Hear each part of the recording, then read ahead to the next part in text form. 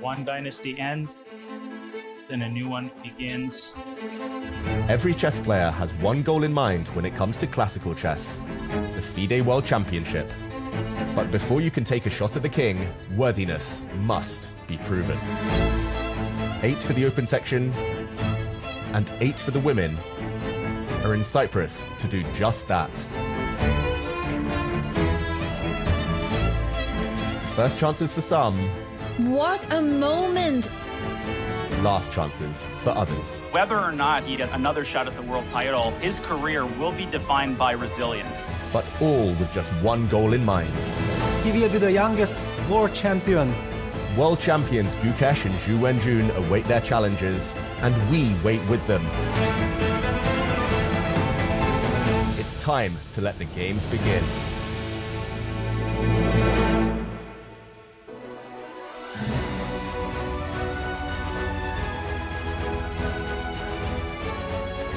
Five rounds in, and the candidates has a player to catch. Vachier-Sindarov returns on 4.5 out of 5 after beating Hikaru Nakamura, while Fabiano Caruana stays within a point by taking down Bluebaum. In the women's candidates, the pressure is everywhere, because Lano and Zhujina joined Anna Muzychuk in the lead, and only a single point separates first from last. So this is where the knives start to sharpen. In the open, the leader now has to prove he can hold the pace.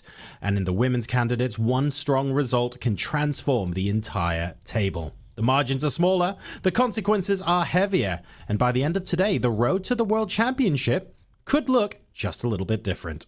Welcome to the 2026 FIDE Candidates, everybody. I'm John Sargent. Joining me is the most unlikely Pokemon evolution ever to hit your screens.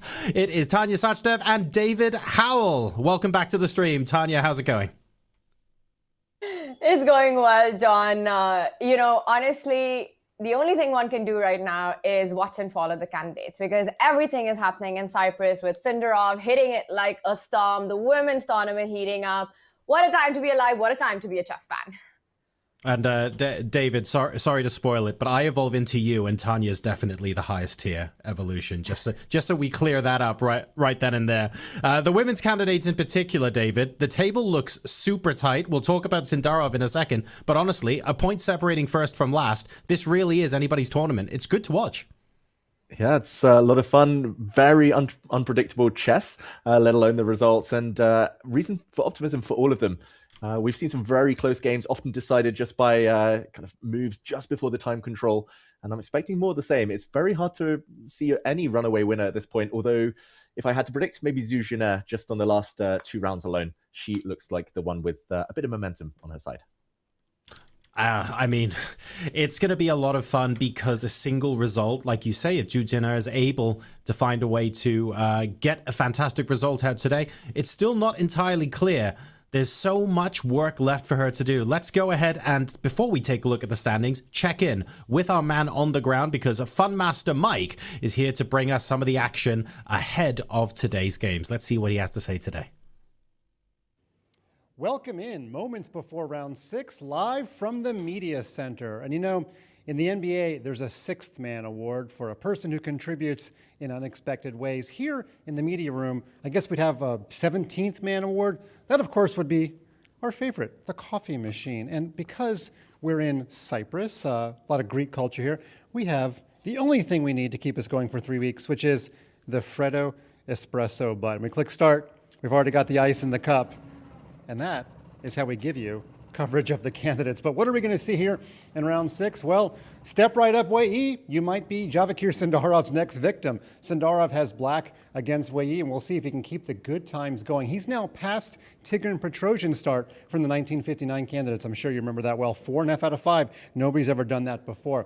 Fabiano Caruana is going to try to keep pace as close as he can. He starts around 1 point behind. He has white against a struggling Esipenko. And of course, Hikaru Nakamura tied for last. We're going to see if he can right the ship. Over in the ladies section, it's a little bit more simple. We've got 3 ladies all on +1 with 3 points out of 5. That would be Zhujina, Anna Muzychuk, and Katarina Lano. Now, Anna is the only one of the 3 who has not lost a game yet. She's played the most solid chess. She will actually get black against Zhujina today. In fact, I look back at all of Anna's previous games. I can't even find a position where she was worse than minus 0.1. So she has completely erased all of those bad memories from Toronto. She's having a very solid and great candidates. And I think my Freddo Espresso is ready, so I'm just going to enjoy this while we kick off round 6. That is what we call a slow news day in the chess world. I think I have a job for chat today. What would the Freddo Espresso Gambit be? I need the opening moves to the Freddo Espresso Gambit, and you're not allowed to say it's the absence of castles in your preparation files. Let's go ahead and check out the standings. In the women's candidates, to begin with, David, you were talking about Zhu Jin just now. She is one of 3 players on a score of 3, but of course this is absolutely wide open. Yeah. Definitely wide open. Today will be fascinating. I think we'll learn a lot as we approach the halfway mark now. Big pairings, though, especially Zhu Jin against Anna Muzychuk, 2 of the leaders colliding. And with the white pieces, Zhu Jin might be a 3rd win in a row on the bounce if she's able to get a good start to the opening. Anna Muzychuk, though, one of only 2 undefeated players left in the field. And Tanya, when it comes to the open section, okay, look, we've avoided talking about the runaway train that is Sindarov for a while. We do have to talk about him now. A full point clear and only 1 person a point behind as well. He's on top of the world right now. He's on top of the world, and the bottom of the world is 3 points away. I mean, that's a completely different leaderboard that we're seeing compared to the women right now. Fabiano, though, keeping him true to the chase with his win against Matthias Blue Bomb yesterday. But Sindarov, 4.5 out of 5, never been done before in the candidates. I don't know if it'll ever be done again in the candidates. What a run. I think few could have predicted this one. Incredible stuff by him, and the pairings that we have really, really crucial today, because Vachier is playing a guy who is winless so far, but Wei is so solid, it can turn around any moment for him. He is hungry for that win. Will he be the one who will eventually put a stop to the Sindarov streak? And Fabiano Caruana will be rooting for that, John. One follow-up question for you, Tanya. Caruana has white against Yesipenko, who hasn't had the best tournament so far. He is a joint bottom of the leaderboard right now, but Caruana is obviously a point behind Sindarov. How must-win is this for him? I think he definitely wants his big chances in this one. You know, we saw his amazing prep with the white pieces. So this is Fabi's double white. Yesterday, he played brilliantly against Matthias, finding those ideas in the Petrov and executed it to perfection. And coming in today as well, playing a player who has been suffering at the candidates. And this is a storyline we see across these events, right? In Toronto, we had Alireza and Abbasov with the cross on their back. Right now, it is Yesipenko. The players are looking to score. And for Fabiano, I think he looks at this as a golden opportunity. And I look at it the same way. I think he pushes today, and he pushes hard, John. Well, just now we saw the man to beat, Vachier Sindarov, or as we might know him at the moment, at least for now, Vachier Windarov. Absolutely incredible run in the candidates so far. And as you can see from this screen, he has taken a maximum 4.5 out of 4.5 points in the first 5 candidates round. The maximum is 4.5, of course, because of the great Bluebaum sweep. It's not actually possible to beat Bluebaum, and therefore 4.5 is the maximum score you can get. But look at those names. I mean, Yesipenko in round 1, then Pragg, Caruana, and Nakamura on the trot. David, that's a statement and a half. Exactly, and he's done it so powerfully, so convincingly. 2 wins with white, 2 wins with black. He's playing on the front foot, he's taking risks. It's hard to imagine him being stopped if he can keep up any semblance of this form. But of course, the nerves at some point surely will kick in. He is young, full of confidence, but he is only human. So we'll see whether he can keep it up. If he gets another win today, though, we might, especially if Fabiano doesn't manage to keep pace, we might start talking about that runaway train even further. Wei Yi is a hard man to beat, though, as we see the ceremonial first move being played. Exactly. D4 on the board, but it might get taken back in just a moment. We'll see what Wei Yi has up his sleeve. Tanya, David, I think the games are about to start. I'm going to throw it over to you slightly early so we can get some predictions on openings. Opening predictions, my favorite part, David, and we're about to have go time as Wei Yi is the one who answers the question first. It is a King's Pawn opening. I will say one thing here, David, before you give me your thoughts on this. I think Sindarov today wants to keep it solid. I was going to say I'll be surprised if it'll be a Sicilian or a crazy opening, but I think E4, E5 to me makes the most sense given his tournament situation. Exactly. I think it makes both sense for both players here. For Wei Yi, he's mostly been an E4 player his entire career. He actually brings his knight out to C3. I was going to predict a Spanish Aurora Lopez. So we could be seeing the Vienna gambit, the Vienna game, if White is able to push his pawn forward now. F4 would be a delayed king's gambit, if anything. But more likely we'll see the white bishop come out, bishop to C4, pawn on D3. I was going to say a slower game, just judging on how Sindarov's been so strong in those dynamic battles. In the kind of hand-to-hand combat, he looks fantastic. So I think Wei Yi just wants a maneuvering position. And results-wise, a draw would be fine, Tanya. I think for Sindarov, even if at this point we're expecting him to go all out, as he seems to be doing with white and black. But here we go, bishop c4. And interesting that Wei Yi's going to dodge all the main lines. Maybe scared of the preparation Sindarov showed in the last 2 days. Sindarov did mention in his interview that he's happy to try to play for 2 results with the white pieces and keep things solid, and with black try to go for the draw. You know, this is the traditional way to handle such a tournament like this. But whenever he's got those opportunities, like you're pointing out, he's really taken them. He hasn't shut down play, and it's really been his range and versatility as a player that's impressed me the most. Whether it's the practical decisions that he's taken to create chances, whether it's been his opening preparation, the games that he's won leading up with brilliant prep, or it's been the tactical fights. He's kind of done it all and shown that he's at the top of his game. And by the way, this is getting very interesting and very fun early on. We see a knight jump. I think first imbalance about to happen soon. There's no way for white to actually keep that light squared bishop alive. So a bishop pair advantage to Vachier. Exactly. And this is very well-known stuff, but already both sides setting out their stalls and showing what they want. The bishop will be snapped off now after this last move. Blue arrow appears. Rare to see it this early. Only on move 5, but the whole point of the knight jumping to the side of the board was to take the bishop. Now it threatens finally to run away. So knight takes on c4. We'll get this pawn structure, Tanya, where white has accepted double pawns, accepted the lack of bishop pair, but gets a great grip on the center. After d takes c4, it's going to be very hard for black to organize any pawn breaks in the near future. And it might get really fun after that, because if we do see that formation happen, we might see the bishop come out, the queen move forward, and a long side castle by white. So it might even have a pawn storm on the king's side. I will say that, yes, king's pawn opening expected by Wei Yi, but the way the game has progressed, I think he wants to create his chances with the white pieces, even if it's against the one man who seems impossible to beat right now. Yeah, exactly. Like, he wouldn't be playing knight c3, bishop c4 if he just wanted a draw, if he just wanted, you know, very symmetrical type of position. The pawn structure is going to change. I agree with you that he's going to play it ambitiously, and I think we can almost guarantee that Sindarov's going to be on his own here. This is such a rare line, especially this pawn to a3 move. I faced myself as black, the white queen coming out to f3. That's a very typical idea. Sometimes the bishop just drops back, where the a pawn could have captured towards the center. But a3, it's forcing the issue. I don't think Sindarov is going to pause too long, but knight takes c4 is kind of a guarantee. But after that, the plan is going to become less clear.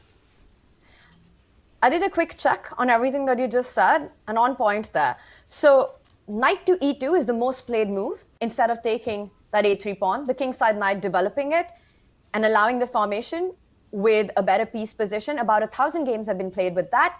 Bishop b3, queen f3, all of that played numerous times. And then I have to really scroll down, David. And the 6th most played move in this position after all the obvious moves is a3, with only 41 games in our database. So definitely the fact that Sindarov has slowed down. He's a player. We've seen him sort of play really quickly, show that confidence that I am well prepared in this when he knows what he's doing. He doesn't take those early pauses. This might be the first time in the candidates that the surpriser has been surprised. Yeah, a3, only the 6th most popular move. Do you reckon Sindarov's going to be telling his seconds off later for not having it in the files? Pawn to a3. That's obviously it was going to be played. The most obvious move. A3 is so obvious. How could you not have that in the files? It's amazing, right? All the drama that's been happening. What do you make of it, David? Everything that we've been watching unfold yesterday. I have to say, I mean, yes, Hikaru with a 67-minute think between knight e4 and h4, and then kind of lost a few moves in. It was a bit of a shocker. How do you unfold everything and the fact that he pretty much squarely just blamed his team for that loss. Yeah, it was a bit surreal. I tried to watch some of Hikaru's breakdown afterwards, but I mean, I'm still struggling to fully understand. I think it was just a very emotional moment. It's high tension. It's one of the, in his mind, Hikaru maybe the biggest tournament of his career. And yeah, to see the self-destruct happen in real time was hard. It was still an equal position, even if he couldn't remember what had happened, even if the seconds had mysteriously forgotten to mention the most natural move, the best move. It was all just odd, but I don't approve of blaming the seconds. I don't think that's the right way to go, especially this early in a tournament. They've still got plenty that they could be helping Hikaru with the rest of the event. And yeah, I mean, as a chess player, like when you're looking through opening files, it shouldn't just be a matter of clicking, right, left, going back, forward, and memorizing the moves. It should be kind of critical thinking, asking yourself questions. Why is this the best move? Why is this move in the notes? What is actually the most natural? Why is this evaluation correct? There's so many questions. You need to be curious as a chess player. But if Hikaru's just followed those opening notes without questioning them, then I'm not sure it's the seconds to blame. So we'll see. We'll see whether Hikaru can bounce back. So far, we've got this position still on the board, Tanya. We'll see where you take back. Do you want to delve a bit deeper here, or should we maybe check out some of the other games? Hikaru also has a double white this round. Let's do it, as we do see the capture happen on c4 by both players. I am predicting alongside castle by Wei eventually once the bishop and the queen comes out. On that, let's pull up our bird's eye view and see all the opening action. We've really seen, we witnessed it firsthand, the importance of prep, or the lack of it. And all the opening ideas that the players have been bringing on. David, we've got our brown boards. That's the open boards, the red hot boards. These are the women boards in our bottom row right there. Quite a fun mix there we see of openings. I'm going to start with the open board, and then we'll do a tour around the world. We do have the 1e4 by Wei, and I believe Fabiano Caruana, if I had to take a guess, either stuck to his reti, something he's employed in the first couple of games here, starting with the knight move first, and then eventually going with c4. And for Anish Giri and Blue Bomb, wow, the queens are already off the board. This probably was the queen spawn opening, and Hikaru Nakamura against Pragg. Another very important fight, David, for our standings.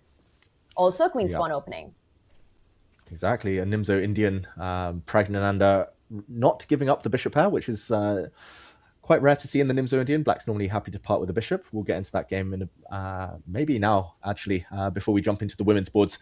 There's a whole range of openings in the open section. Yesterday, Tanya, a curiosity, 4 games. There were 4 different first moves. White played e4, d4, c4, and knight f3. Today, there's 1 e4, 1 knight f3, and a couple of d4s, I believe. And just a quick action replay of this d4 opening, as you mentioned, Nimzo Indian, which starts here. I notice Hikaru doesn't like to go into the kind of anti-Nimzo lines with knight f3 as much these days. He prefers main lines that he and his seconds can prep together. Bishop to b4, e3, and okay, b6 is quite a rare guess these days. It was the old main line. I remember I remember playing through the games, at least, from back in the 70s and 80s when everyone was playing b6. And the reason I guess it's fallen out of popularity is the fact that d5, c5 are in quite good shape. Castles as well for black, lots of choice. But b6, fianchettoing the bishop. And this is the idea, actually. c5, a3, and the bishop goes back. Interesting, Tanya. This bishop, it's slightly annoying that the pin is maintained. White wanted to take with the knight, get the bishop out, and castle. But yeah, what do you think? Will Hikaru go into a 67-minute think here, or is he going to play something a bit quicker? I'd love a 6-7 minute think instead of a 67-minute think right now. I think it is time to pace up. I'll say one thing about this bishop, though. It does maintain the pin, but you have to be careful about getting it trapped as well. There are ideas like rook to b1, reinforcing the threat of b4, which kind of forces a knight developing move. And David, we've actually prepared this in one of our Olympiad camps, in one of the Team India Olympiad camps. I think it was for the Chennai Olympiad, this line with bishop to a5. It's not the most thematic, it's not the most popular approach for black in this opening, but it's a very interesting one-game option. And I think Pragg, again, showing a little bit of fight here. He is somebody who likes that. He knows Hikaru is off form. He's, of course, aware of everything that has been happening, and feels like this is probably his chance to at least try and get the game and see what happens, even if he's playing with the black pieces. Pragg is always ready for these kind of battles. And I think bishop a5, this whole structure of trapping your bishop here for this dynamic rook b1, the knight often comes out to a6, and things get quite wild in this opening. Pragg wants a game, and you keep mentioning seconds for some reason. Do you have any insights on who the seconds for these two players might be? Anything at all, David Howell? I might have spent way too much time in the last 24 hours trying to theorize about Hikaru's team, Hikaru's seconds. I actually know a couple of... I know the identities of a few of them, but none in the top 20, so there must be a secret second. At least we can narrow that one down to 20, I guess. It's probably not Magnus. I doubt it's Hans Niemann, and it could be a few people, but yeah, I won't name names right now. Tanya, how about yourself? Do you have any insight? Well, we of course know about Chris Littlejohn being there, and I think Hikaru very clearly also mentioned that yesterday, the fiasco that happened, he's not going to put it on Chris, but he's going to put it on one of his other secret seconds who are somewhere in the top 20. And I've got the list open for the April list of top 20. So I'm trying to deduce it and trying to make an educated guess here, David Howell. Now, I will say, chat, that is probably not someone in the top 10, because Hikaru would say it's somebody in the top 10, but he very specifically said around top 20. So that kind of narrows it down for me, let's say between 10 and 20, and I'd say closer to between 15 and 20. To me, honestly, the most educated guess that I can make, and I think the one that makes maximum sense, and I see his name, it has to be world number 20, Hans Niemann. I feel like that is the only correct answer to this question. Why else would Castle be missing from the file, David Howell? It would be the greatest double bluff of all time, like Hans Niemann's posts on social media. Just, yeah, putting people on the wrong track there. Maybe that was his reaction to being blamed for accidentally deleting that move. I'm telling you. I'm telling you, David, it's going to be a big reveal, and someone needs to call Netflix and tell them that the real untold is happening right here, right now. Hans Niemann is the secret second here. Quite possible. But I think if viewers at home did want to do a bit of investigation, sleuthing, then I would recommend seeing who's playing in Grenka and who isn't playing in Grenka, because more likely the seconds right now are full-time seconds, and they won't be distracted playing their own tournaments. So I think that might give away, or it might rule out certain names. All right, well, we'll leave chat to playing detective right now, and maybe we'll find out in due course of time. But let's find out more about this position that we've got in front of us. What do you think? How much of a must-win game is this for Hikaru? You know, he mentioned if he loses another one before what happened yesterday, Cyprus will be a vacation. Is he already on holiday mode, David? Or does he believe there are still chances and he can turn the tournament around? Oh, good question. I think he still believes for now. Maybe at the next rest day, at the halfway point, after tomorrow, he'll properly stop and reassess. If he's still on a minus score, -2, then he'll probably feel he's out of it. But he did, in the last candidates, come very, very close to winning the whole thing if he'd beaten Gukesh in the last round. And there he started on 1.5 out of 4. Okay, it's 1.5 out of 5 now, but it shows there's still time, there's still hope. I think a win here would be the way to kickstart that path back to the top. But Tanya, I'm curious. You've got me thinking now. You mentioned the Indian team preparing this for the Chennai Olympiad. Pragnananda, he's on the black side of this. Maybe some cross-pollination there, some teamwork helping to come up with this line. So I want to know how much you're allowed to reveal about what black should be doing in this position. Well, I'll say one thing. As far as I remember this opening, it's quite interesting because very often the black knight isn't taken out on c6. And if my memory serves me right, it does come out on a6. You need to time your trades well. For example, you never want to take in the center, pawn takes pawn, unless there's something concrete happening, because then b4 becomes very strong. You have to play and fight against the idea of b4 at all times. So it's going to be interesting to see knight a6, bishop b7, the queen arriving to e7, just making sure that white doesn't get a successful b4 in. Meanwhile, as black, you're looking to develop your pieces and then eventually advance in the central pawns yourself, either with d6, e5 or even a d5 break at the right moment. David, now I'm just wondering, do you think this is the second time in this tournament that a certain castle has been missed from Hikaru's notes because Pragg just made that move. And Hikaru's gone into a think again. Okay, I need to stop. Don't tempt fate, Tanya. Imagine if he thinks here for 1 hour. I mean, this time I don't think he should be blaming the seconds because castles is even more natural here than it was in that other position. Although, yeah, that other position, it was still probably the most logical move. But yeah, I mean, it develops. And okay, we do see a decision. Hikaru, after not too long, I think, after just 3 minutes, plays the move pawn to d5. And okay, very logical. I've actually seen something similar. I haven't delved as deeply as you probably here, Tanya, but often white does want to take the space since the development of his pieces probably will only reveal itself in the next few moves anyway. I think the white knight will use f4 or g3, and often in some of these lines, white has 3 moves to get castled, and therefore black has a small window to strike. And when you mentioned the advance of the pawns for white to gain space, f3, e4, it also opens up the pieces is an idea that we see often. We see the trade happen. And for black, once white does capture very often with the pawn, I'm expecting Hikaru to go pawn takes pawn in this position. But he does pause.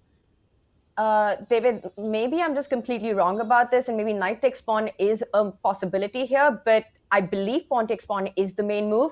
And very often for black, then you start looking for ways of expansion on the queen side eventually, trying to get that a6, b5 in as well. At some point, Pragg will be forced to give, very likely be forced to give his bishop for the knight and get that imbalance, but he needs to make sure he has enough counterplay on the queen side before he does that.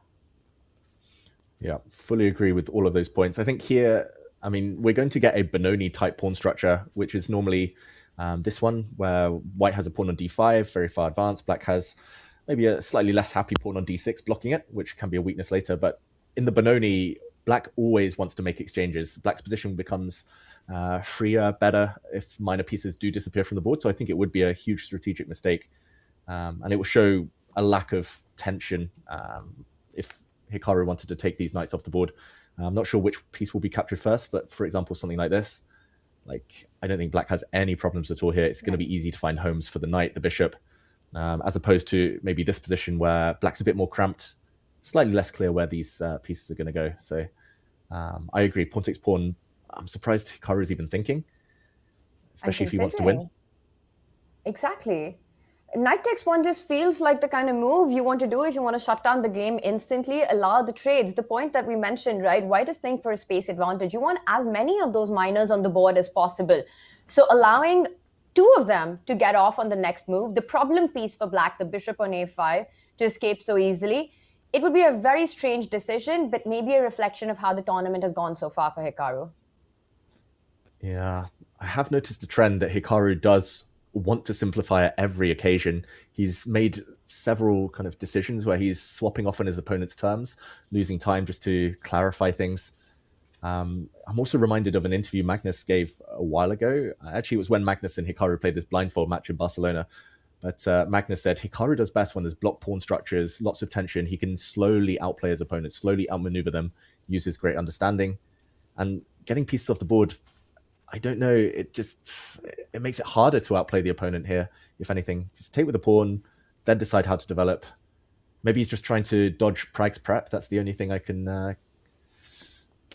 try to reason here, that Hikaru's pausing on such a straightforward decision.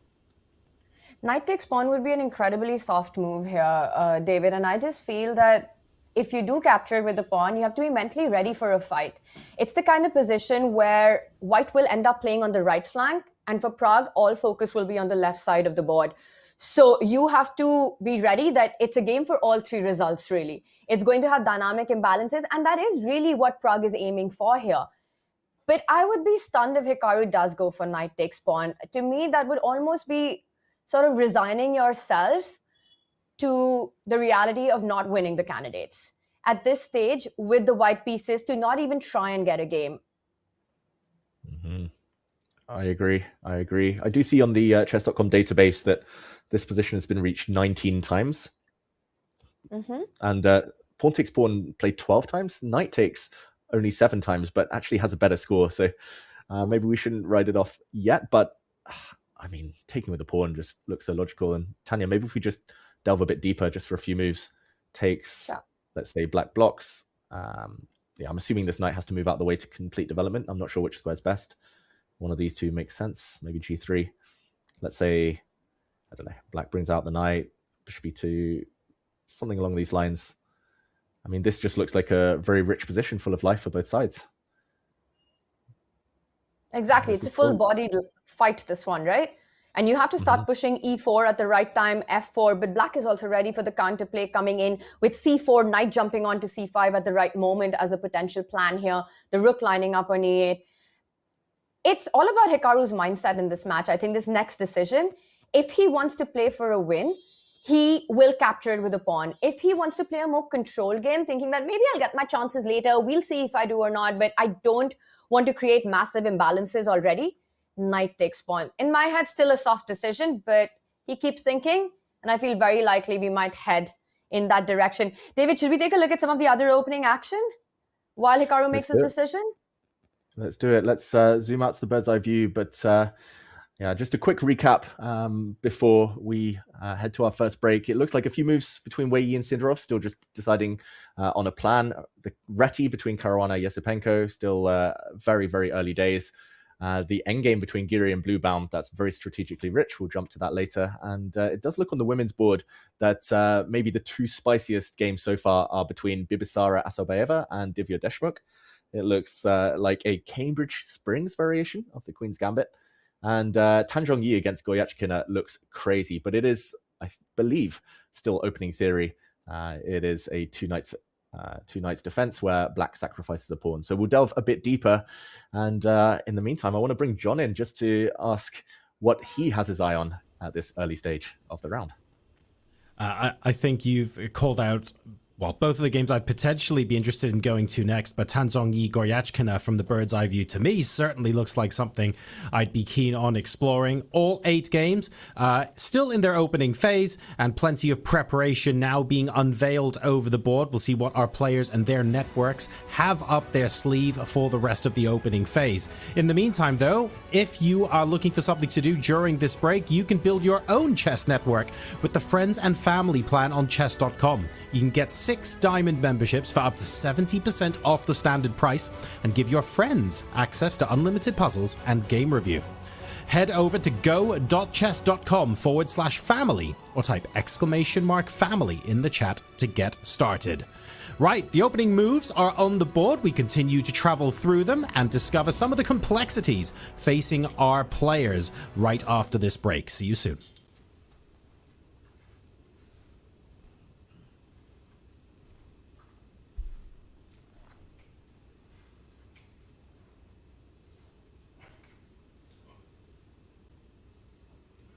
You're one of the most experienced candidates players, and in Toronto you had a lot of winning positions but were not able to convert them. Were there any specific lessons that you learned in Toronto that you will bring with you here to this Candidates? Yeah, it's already my 4th time in the Candidates, and I have played now all of them since the system has been changed. So I have experience. I know like what to expect, what this tournament looks like, and I hope it will give me some advantage towards some players who are here for the first time. The most important thing will be to play well, and as you have mentioned, I had many chances in Toronto, but it didn't work out so well. So I'll try to do better here. Well, as you mentioned, this is your 4th Candidates, and the other 3 were in various sized cities, but here we're at the edge of the world. What do you prefer, being in a city where you can get out and do things in between your games, or a nice resort where you're going to see all your competitors every day? We are just on an island. It's not the end of the world. I like this place. I won my Grand Prix last year in Nicosia. It was a different place, but on the same island. I hope this island will be successful for me. It already brought some good memories. So you've won every tournament you've ever played in Cyprus? So far. I think you're the only player that can say that. I am not sure, because there were also Grand Prix earlier, and so.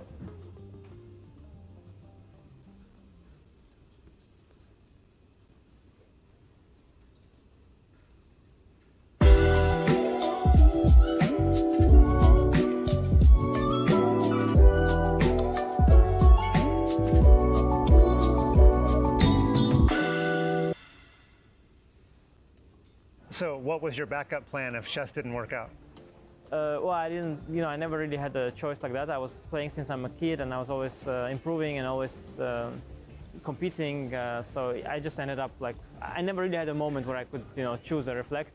But I liked school, a lot of different subjects at school. I was always very curious, and now I like technology a lot. I also had like, for example, I really like history very much. I don't think I would have worked with that. But I just like the stories, and as a child, I like to read. I also liked the stories. So I was very different, different interests. And now, if I had to choose now, like I probably would want to do something with like state-of-the-art technology, just trying to push the frontier in that aspect. But yeah, the way it is, I'm just better. You said you like technology a lot. Have you used AI in any way to prepare for this tournament? Well, I guess you could say so, but you probably mean, in a way, chess engines also could be considered like an AI, but if you mean like the large language model, for sure I've used it. Obviously for like some small things, like basic things, like I think it's very good for choosing a destination. For multiple training camps, I've used it before, like it's very good, or also for holidays, I think it's pretty good. Like you can sort of have a back and forth, because otherwise you would just type in, like in Google, the top, like the holiday destinations, whatever, but you could sort of have a discussion. You could say like, well, I want a little bit more this, a little bit more that, and yeah, it was I had a few interesting conversations like that. In terms of like chess specifics, I've tried to work with it as well, trying to, like really work on like the chess software part. But okay, since I'm doing now the chess monitor, I am working with a professional developer who can do all these things much better than me. So I don't really indulge into it much anymore. But it is a lot of fun nowadays with AI that you can have access, and without any like real skills, you could. Build yourself some interesting softwares in like a very short amount of time by just saying what you want it to do, and it sort of builds itself, and it's not even so bad, and it can even work unless it's too complicated. It can even work. So yeah, I've been definitely playing around with it, but recently not so much. I was really very occupied with the Candidates Tournament, and it's also the temptation, to try to dabble with AI too much. Essentially, it's sort of like for me, it's more like a toy right now. And it would just be a big waste of time to indulge in it too much. So lately, I didn't have time for that now.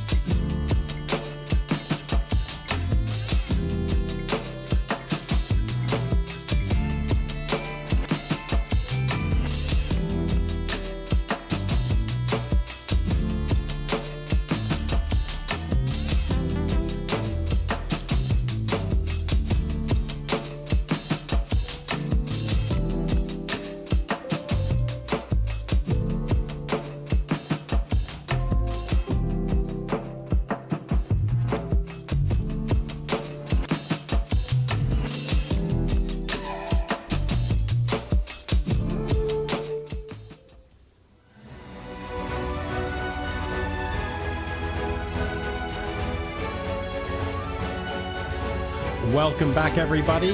We are back with the Candidates 2026. Vachier Sindarov back at the board now for his game against Wei Yi.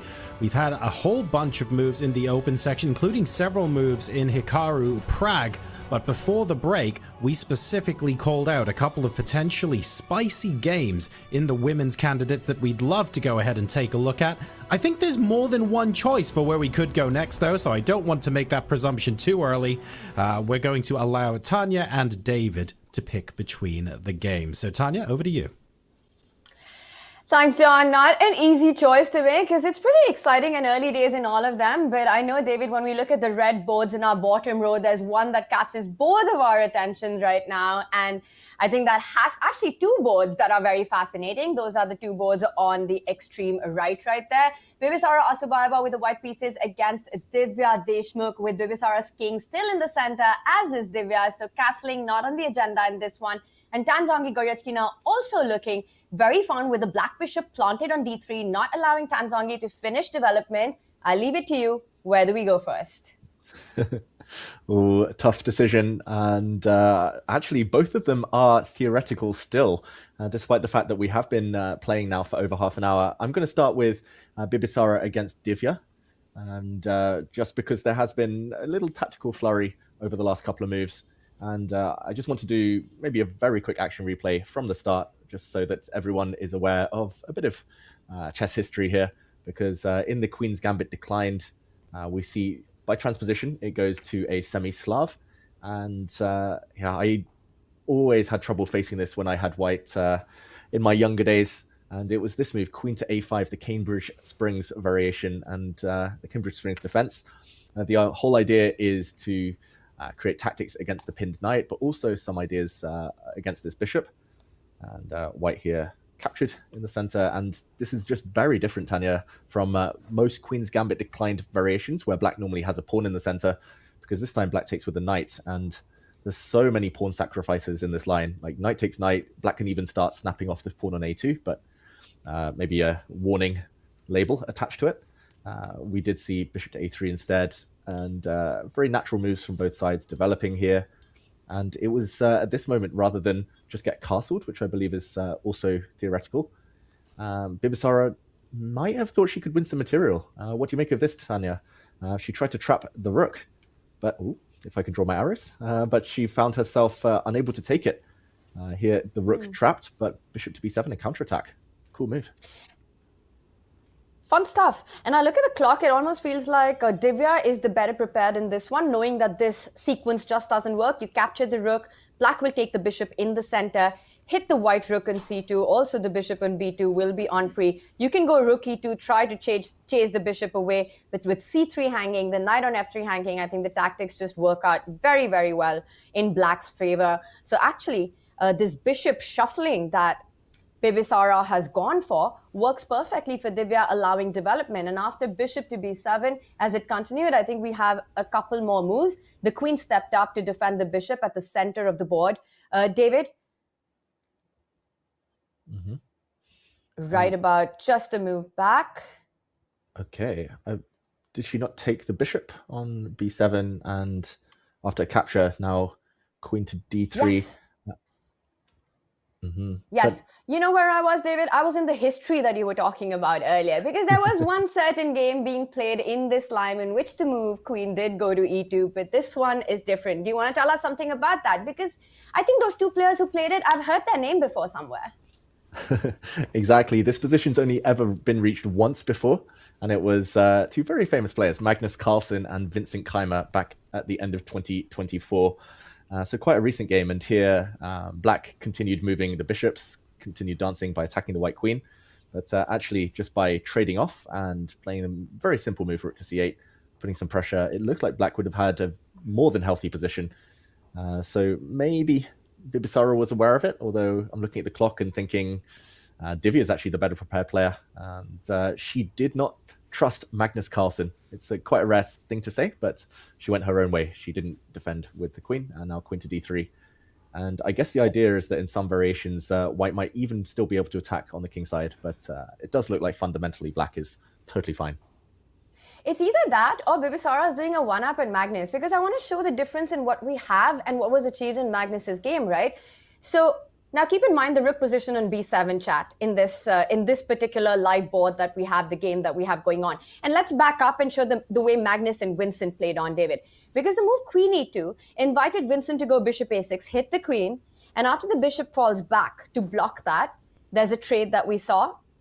And Vincent happily planted his own rook on c8, a really nice square. It's on the open line and it's already targeting on c3. Now, the way that Bibisara has gone about things, Divya does find her rook to be slightly misplaced for at least a couple of moves. Yeah, you're right. It is pretty much trapped. It can't move across this diagonal. Not sure where it's going. Maybe b5 and the rook has to later zigzag out, but even that is coming with some difficulties. Yeah, some ideas of hitting the rook as well. I prefer Bibisara's idea to Magnus's idea, that's for sure, even if it is small details. And Divya does castle. She hasn't used much time, Tanya. Was this another one that the Indian training camp has cooked up together? I'm seeing this position for the first time, so I can confirm that. Divya, in general, as one of her strengths, has always been that she is somebody who's very confident of her decisions on the board, and she's not somebody who double checks and triple checks her line. She's not second guessing herself a lot. She does tend to play fast and put pressure on her opponent's clocks quite often. As much as combative her play is on the board, it is on the clock as well. So not surprised that she does have a time advantage here, but I will double down on that thought that I do like making Divya's rook land in b7 rather than the more natural c line, which is what happened in Magnus versus Vincent. Still a long way to go, David, but queen to e4 with the direct idea of trapping that rook. Not too many ways to defend it. And I'm just wondering, would that force a queen trade, a queen to d5 and going into an endgame? Yeah, I think you're right. Like queen to a6 looks like a clumsy square. Maybe it has the pro of kind of stopping white from castling, but I think the most natural move would be to challenge the queens. And the question is whether this endgame, who it favors. Black has an isolated pawn, white has a backward pawn. Who would you pick? At first, I thought queen d5 and the endgame should be absolutely fine for black. You're a little ahead in development. The rook is lining up on c line or the e line. But it does feel that after maybe perhaps shot castle, white is doing fine for some reason. I'm not really able to decipher why is this so fine for white. I would actually pick black in this position. I like the healthier pawn formation. The d5 pawn is on a light square, cannot be attacked. Meanwhile, white's pawn's fixed on the same color as the bishop. Good news for Divya. Yeah, especially if you could pick up this rook and like plant it anywhere on the c-file. Any safe square, and black would definitely be better. But my question, Tanya, here is why white's thinking, like, castles is maybe the other most natural move other than hitting the rook. I did notice that this is quite a common pattern. White, if she castles and goes pawn to c4, she gets hanging pawns. I used to get this pawn structure a lot from other openings, like the Panov-Botvinnik attack against the Caro-Kann, the c3 Sicilian. And often an idea when you have your queen on or bishop on this diagonal is to throw in knight g5. So I just wanted to ask you about this. It looks caveman-esque to threaten mate in one, but sometimes that's how chess works. What do you make of black's chances if white goes for checkmate? I think the chances are pretty high that Divya spots it and finds a way to get out of it. But it's still an interesting line, right? Because there are ideas like even going h4, h5. For example, if you stop it with a move like g6, it feels incredibly loose. The queen can swoop over to the h line. You've got h4, h5 coming in, and things become quite dangerous in this position already. So you might be forced, I say. But let's go back, David. Let's step back. If not g6, f5, I don't think you want to make a move like f5, weakening e6 as well. Knight f6, there is bishop to e5, continuing that pressure on the defender, still asking some questions. Not an easy choice to make here. I mean, is queen f5 the move? And are you happy with that queen trade that damages the pawn structure? Mm-hmm. I mean, I just wanted to do a quick comparison because queen f5 makes a lot of sense. It's definitely the safest move. But strategically, yeah, it's unclear. Like, if white gets a few more moves, like it occupies the light squares, maybe with a pawn on c4, gets the knight back, gets castled, gets the rook into the center, then white has the, white has a passed pawn already. But I'm not sure about the advantage here. And there was a lot of ifs in my sentence, like white needs 4 or 5 moves. So this would be interesting. I'm just trying to understand why she's pausing. Like, otherwise she might just castle. But the difference would be that if castles, say black moves the rook, and now knight to g5, maybe black gets extra options, such as the super safe knight to f8, just to defend. And yeah, I think now no more attack. I'll point out one more difference. If you want to go for such a line where you want to trade the queens and try to fight for an advantage in the endgame, it's very often important to have your king in the center because castle is not the only way to get it to safety. In some lines, the king can step up to e2 or d2 closer to the pawns, and that could be a way to develop your rook as well. You don't have to necessarily go to castle, and king d2 would be a massive blunder for some reason. Yeah, Did I just get my piece trapped? Yeah, I would think that they're the same, king e2, king d2, because the idea is to put the king in the center on a nice square. But I think you're right, Tanya. Like this bishop is just trapped. I trapped it myself. F4 and a bishop e5, f6. That doesn't help either.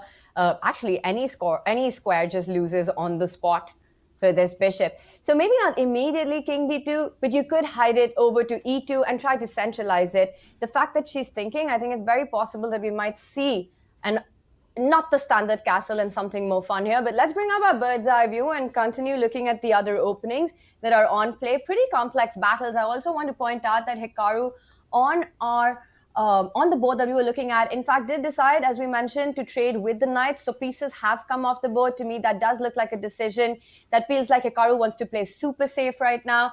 On our top Sindarov Vachier board, Vachier did decide to go short castle, so no long castle fun. But the position, Vachier is still going for the fight. That's the top left board right there. There is a rook on the G line, so relinquishing any right to castle on the left flank by Vachier, which means he's ready for a battle in this one. It's going to be a fun one. Caruana Esipenko also remains somewhat tensed in the center, but pretty much in the balance. Anish Blue Bomb, I think the great Blue Bomb streak will come back with a vengeance today. I'm predicting a draw in that one, given that the queens are off the board, a slightly damaged pawn structure for Matthias, but nothing to worry about with the king keeping things safe. Meanwhile, in the women's board, there are other boards that catch my attention, David. We've got the fight between the leaders as well, Zhu Jin, Anna Muzychuk, a big clash, but I know there's one more board that caught our attention. That's right. And it looks very balanced between Zhu Jin and Anna Muzychuk for now. The same has to be said between Lagno and Vaishali, even if I really don't like Lagno's bishop on b3, that light square bishop, very trapped for now. But Tanzhongyi, Goyachkina, let's jump into that one because that's probably the most dramatic. There's also a material imbalance, and we like those. There have been a lot of pawn sacrifices in the opening in the candidates so far. Not normally working out for the side that sacrifices the pawns. I'm thinking Wei against Fabiano a few days back, losing in 19 moves, a few pawns down, piece down at the end, and Hikaru yesterday. But this one, Tanya, again, very quick action replay, e4, e5. We saw a lot of these in the women's candidates today. Knight to g5, not... Well, I always get confused. The two knights, the fried liver, what's this called? But after a capture, not knight takes d5, because this would be the fried liver attack.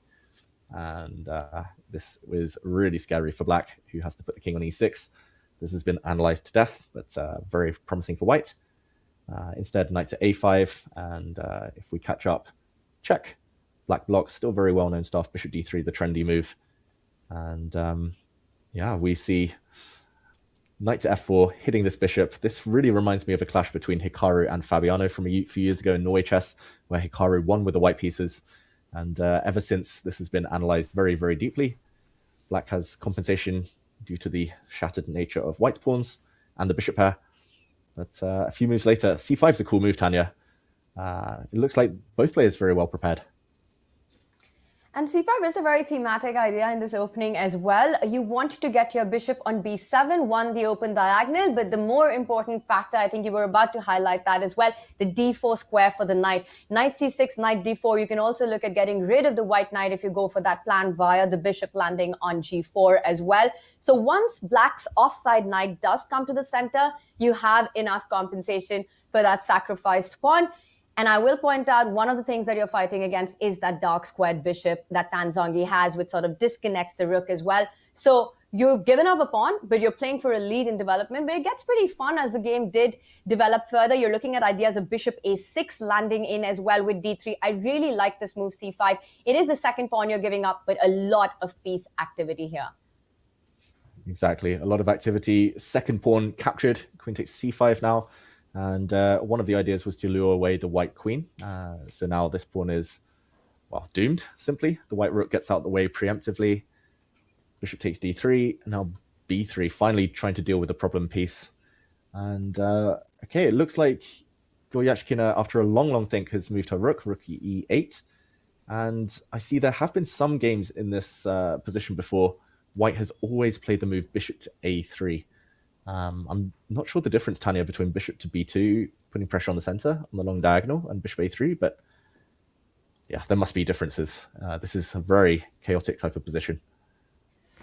And while Goryachkina has picked up one pawn, she's still down a pawn. But I will say, David, I've played these positions from the black pieces, and I love the compensation that you have in terms of the piece activity. White's queen out in the open often gets chased all across the board. Your bishop's about to land to b6 if you're black, the rook lining up on c8.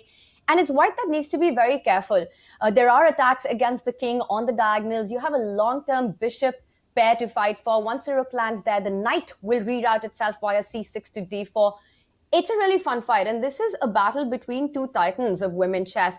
I want to point out both of them have won the candidates in the past. One of them is a former women world champion, Tan Zhongyi, taking the title in 2017. Goryachkina winning the candidates in 2019. Tan Zhongyi winning it in 2024. So they have so much experience in this format, in this tournament, know exactly what it takes to go a long way. And interestingly enough, fun fact here, David Howell, both these players winless so far until round 5, with Goryachkina doing a great Goryachkina streak, 5 back-to-back draws. For Tan Zhongyi, she's had 4 draws and 1 loss. That's a -1 score for her. So both really hungry, starving for their first win in this candidates. Yeah, and often that's the way it happens, right? You're having a tough time, but then eventually you bump into someone else who's having a tough time, and someone has to eventually win. It's either that or you settle for like a very quiet draw. But I think Tan Zhongyi's shown here that she wants to end that streak. She wants to get on the scoreboard, at least in terms of getting those wins. So yeah, it's going to be interesting. The opening choice, though, you touched upon it, but I've only ever played this once from the white side, gone for this greedy lion where you take the pawn and you try and cling on. And I remember I was playing a Dutch grandmaster, and after the game, it was a draw in the end. He was like, "Do you like suffering? Do you like to suffer?" And I was like, "Wait, what? What do you mean? That was an interesting game." He was like, "Why are you so greedy? Why do you take pawns? You gave me bishop pair, you gave me activity, you gave me everything." And after that, I was like, okay, I'm never touching this opening again. Like, his words just had such a profound effect on me. So I think I agree with you. I'm slightly biased towards Black's cause here, especially with this beautiful bishop on d3 can't be removed. But I guess a pawn is a pawn. Some very existential questions there by your opponent in that one, David, but I completely agree with his thought process. I've really enjoyed these positions with the black pieces. It just feels like more than enough compensation, and you either end up winning a pawn back and white gives it up just to neutralize the activity, the initiative that black has, or you just keep enjoying your position. The queen comes out. Sometimes you'll even see a move like f5 land on the board. You know, we haven't spoken about that. Pushing that knight away and then the queen joining the party via f6. It just feels like happy plans for the black pieces. But Tan Zhongyi, she has to be well prepared in it. She's gone for it. She needs to know all the ideas. I think we will finally have a decisive result between these two players, just given the nature of this position. But let's see how it goes. And I believe we do have a move. She's not developed the bishop. Instead, she brings her queen back to c3, preempting bishop to b6, so hiding against any of those attacks and keeping it flexible. I think she heard you, David. She doesn't know whether to place her bishop on b2 or a3. Exactly. And if in doubt, then why not keep the options open? And she's actually prioritizing getting rid of this bishop. Commentator's curse, I just said it's untouchable, can't evict it from this beautiful square. But she wants to play knight c5. That's why she's cleared that square. And she wants to hit the bishop, kick it out. But it does feel superficial, and it does look like it's a novelty. I don't see any games on the chess.com database from this position. So brand new move. And Tanya, she spent just over 10 minutes since the game began, if we forget increment. Do you think this is still preparation from Tan Zhongyi? Yes, actually, let's remind everyone that in the women's section, we've got a different time format, right? It's an hour and a half. It's 90 minutes on the clock is what the players start with, and they get a 30-second bonus time, increment time with every move. And as we can see the clocks, David, I definitely think it is part of the preparation. I think she's taken some time. She's not blitzed it out completely, but this is the kind of opening where you want to take those couple extra seconds every move. It's pretty dynamic from the start. But I think Tan Zhongyi, looking at her on the screen, looking pretty relaxed. She's up a pawn. She knows that black has initiative. I think she knows what she's doing so far. And again, queen c3, not a move that you spend that much. I would take a lot more time to make a move like queen c3 than Tan Zhongyi did if I was out of my book. But the first thing you're thinking about is developing your bishop. So she's got all the ideas. I like the concept of knight c5. We'll come back and check in with this game, David. as it progresses, and Goryachkina fighting for her first win as well. Let's bring up our bird's eye view as moves are happening all across the sphere right now. And speaking of untouchable bishops, there's an untouchable player in the opening that in the candidates, that's Vachier Sindarov. Lots happening on our top left board as well, David. And I think let's do a roundup of what we have in front of us, but let's head there because Sindarov's decided he doesn't need a castle today against Wei. Exactly. Lots of players not needing the castles. Hikaru has also just moved his king to F1. That was not a mouse slip. He's just recaptured a bishop. So Hikaru not castling, Vachier unlikely to castle. Let's go to the tournament leader as, I mean, this is what confidence does, Tanya. There was a nice post on X from Garry Kasparov talking about how confidence plays a role and how impressed he is by Vachier Sindarov. And I mean, with Black, he's taking huge risks. Like he said in an interview, he's happy to be solid, but I mean, he's doubled his own pawns. He's refused to castle kingside. Should we do an action replay of the last few moves? Let's do it. Let's take it from where we left it last. It was around the time the bishop on c4 was picked up by the Black Knight. So it almost feels like eons ago right now. And knight takes bishop happened here. Pawn takes knight. And, you know, while we go through this action, I just want to point out as well that Vachier's run of 4.5 out of 5, it reminds me, we've never seen anything like that at the candidates. But I was thinking about it, you know, when you think about top-level elite runs like that, it does remind me of Topalov 2005. San Luis is what I want to say. And at that time, the format was different. It was still an 8-player event, but it was the World Championship. At that time, the world was divided, and you had the FIDE, you had PCA, and that was the FIDE World Championship. He went on to crush the field in the first half with 6.5 out of 7 in a double round robin. And it was such a massive score, David, that drawing the rest of the games, just keeping it solid, was more than enough. And he won with 10 out of 14 at the end of the tournament with 1 game to spare. And at least for the first part, you know, the first half, the opening chapter, for me, Sindarov is a story like Topalov 2005. Whether he finishes it in the same way remains to be seen. Yeah, exactly. And whether he can show the same kind of gear change and just start cruising now that he's done most of the hard work, he's won so many games. I just wanted to highlight this one moment, Tanya, because here, maybe a less brave player like myself would have just taken this knight off the board. I would have been like, okay, this pin is super annoying. There's extra pressure now on this knight. Yes, I'm attached to bishops in general, but just removing this piece and then maybe castling, for example, it can't be that bad. It just looks like a position where white has a little bit more space, but not too much damage has been done. Instead, Sindarov says, nope, I'm going to be the most ambitious possible. And he hits the knight saying, double my pawns, please double them. Open up lines for my pieces. And I guess I've seen pawn sacrifices for worse, for less, and he's not even a pawn down here. He's opened up a file where he bravely castles into it. And very important here that bishop h3 looks like a nice pin, but white can block that file with the bishop. And instead, just pawn to a4, he's slowing white down on the queen side. But he's also saying, yeah, what are you going to do in the center? This bishop might be here for a long, long time. Black has pawn breaks. It feels risky, Tanya, but he's got the confidence, enough confidence now to take those risks. And that can be such a double-edged sword, right? Because like you mentioned, that do you have it in you to also switch gears when it's necessary to do that? And you can ride high on the confidence, but that can make you take certain decisions that might backfire. The optimism rises, goes sky high, and then are you able to curtail that in that moment? Incredibly gutsy of Vachier to go for this. In fact, I won't be surprised if we see his king in the center for the rest of the game. He might feel safest there. The way he's expanded on the queen side, I don't know if long castle is even on the agenda anywhere with b4, b3 coming up so quickly. He keeps the king in the center, finds a way to perhaps line up his queen and a rook. A crazy idea, but I'm going to mention it, David. I don't know what are the chances we might see it, but will be really fun if it happens. The king stepping up 1 square with black, and I want to just start threatening checkmate with queen f8, queen g7. Exactly. I'll just put that on the board. Like if white just doesn't do anything special and just starts making moves, the queen could come across. And I mean, the bar agrees, Tanya. Like the black king, surprisingly safe in the center, even stared down by a bishop, holding a doubled pawn on its own. And white just lacks a plan. Like maybe white should be playing for b4. Maybe I shouldn't have moved the rook away, because if without this pawn break, there's no chance of getting rid of this bishop, which is both a great attacker and a great defender. This knight has got nowhere to go. Maybe the bishop can block, but how long for? And this type of position looks fantastic for black. Maybe eventually building for pawn break. Sorry, David.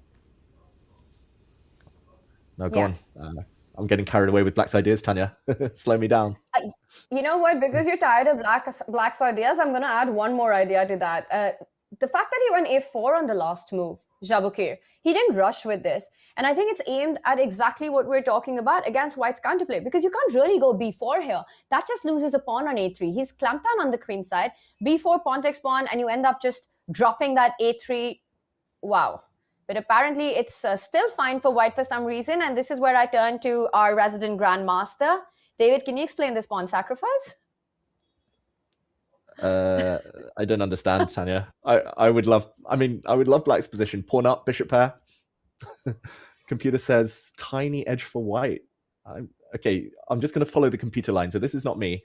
Rook to d1. What's that even do? What's that threaten? Or maybe it threatens knight takes e5. That's clever.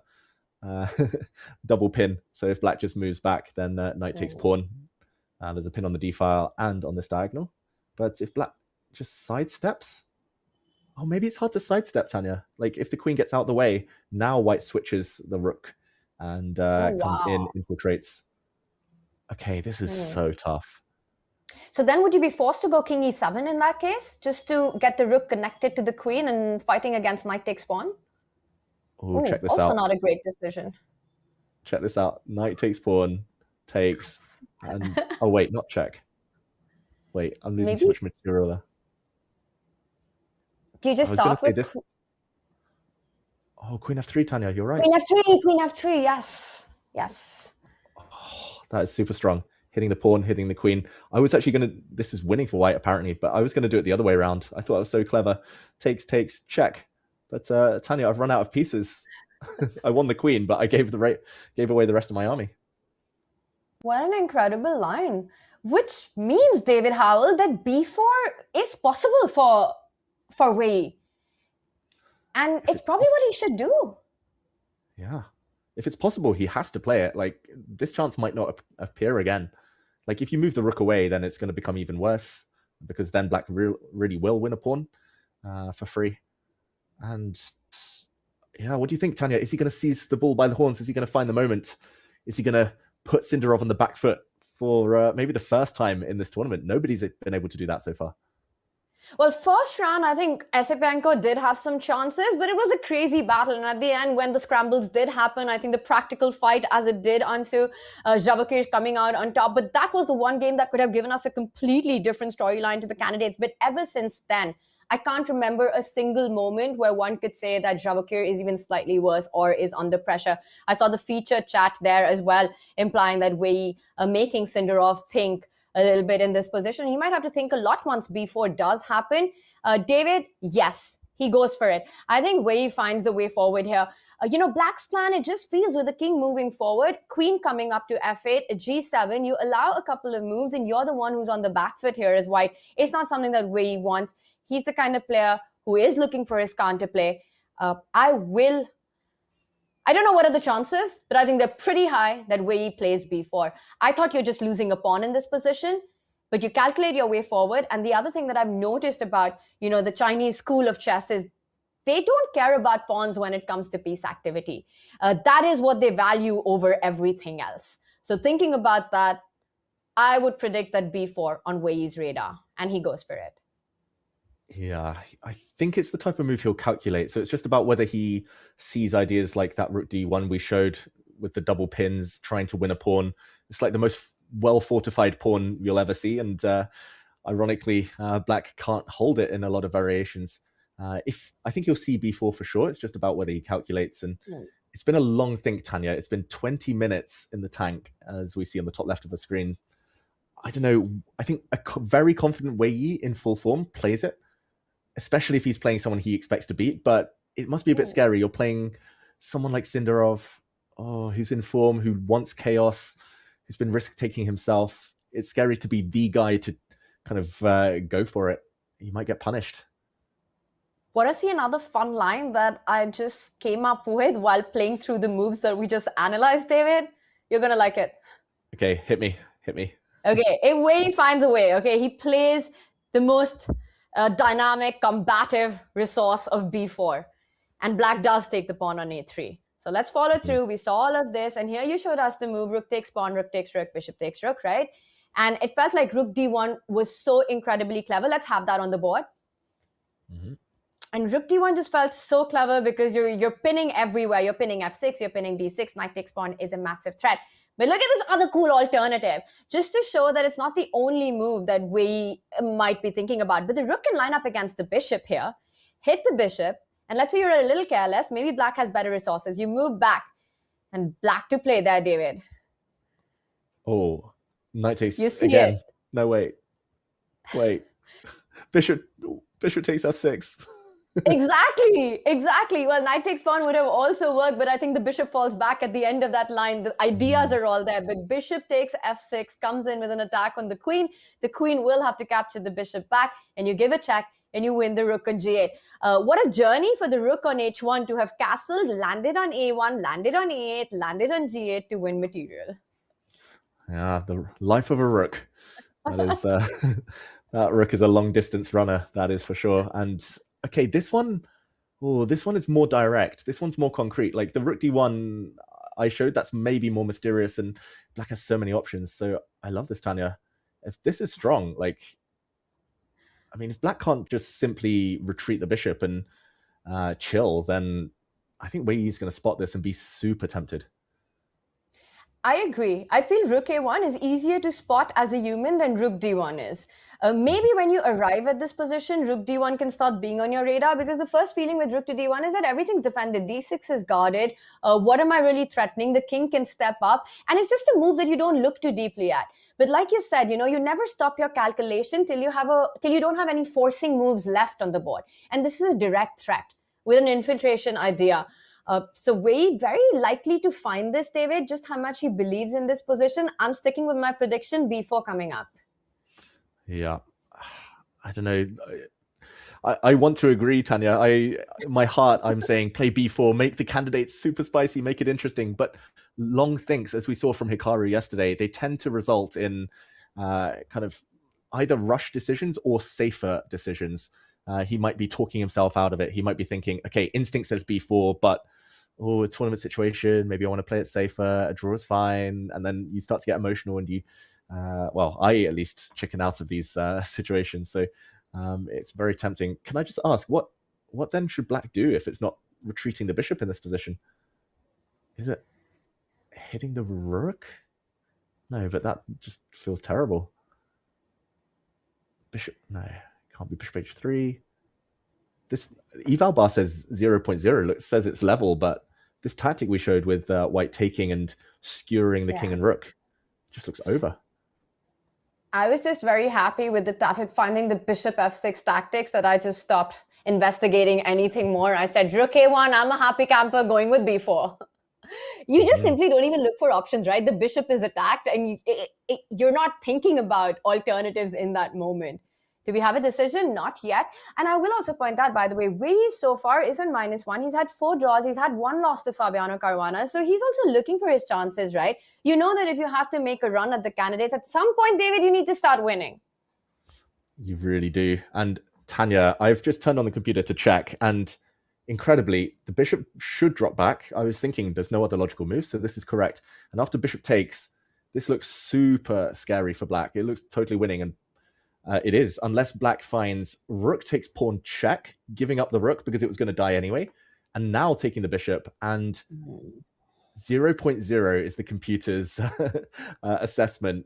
But black has given up the exchange. Black has the bishop pair and the pawn. Oh, this could go either way. So maybe Wei Yi's seen to this position, and he's like, wait, is this too risky? How do I even evaluate this? White's king is quite open now. Maybe he feels there's more risk than reward.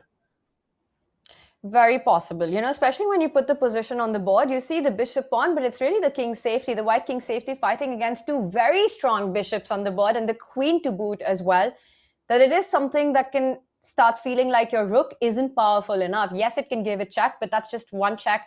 Black's king steps forward, and maybe you can follow it up with rook to b8, trying to hit the b pawn. Is there anything to be said about this line, David? And maybe this is what's going on in Wei's brain right now.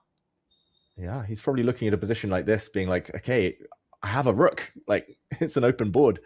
But yeah, maybe he's also in the back of his mind got those past Sindarov wins just emblazoned in there, and he's just thinking, okay, Sindarov's mated a few opponents now. He's really good in these dynamic situations. I think he's talking himself out of b4. I'm going to predict no, Tanya. I'm going to disagree. Sorry. No, I love it because I've generally noticed, David, that every time I predict, it's usually the opposite of that happens. And every time you predict, it might not be the most exciting thing, but it's usually the correct one. So I think we might be heading into that direction, that storyline one more time. I do hope to see b4 happen, though. It'll be some fun lines. And it's funny, right? You speak about the Vachier bias.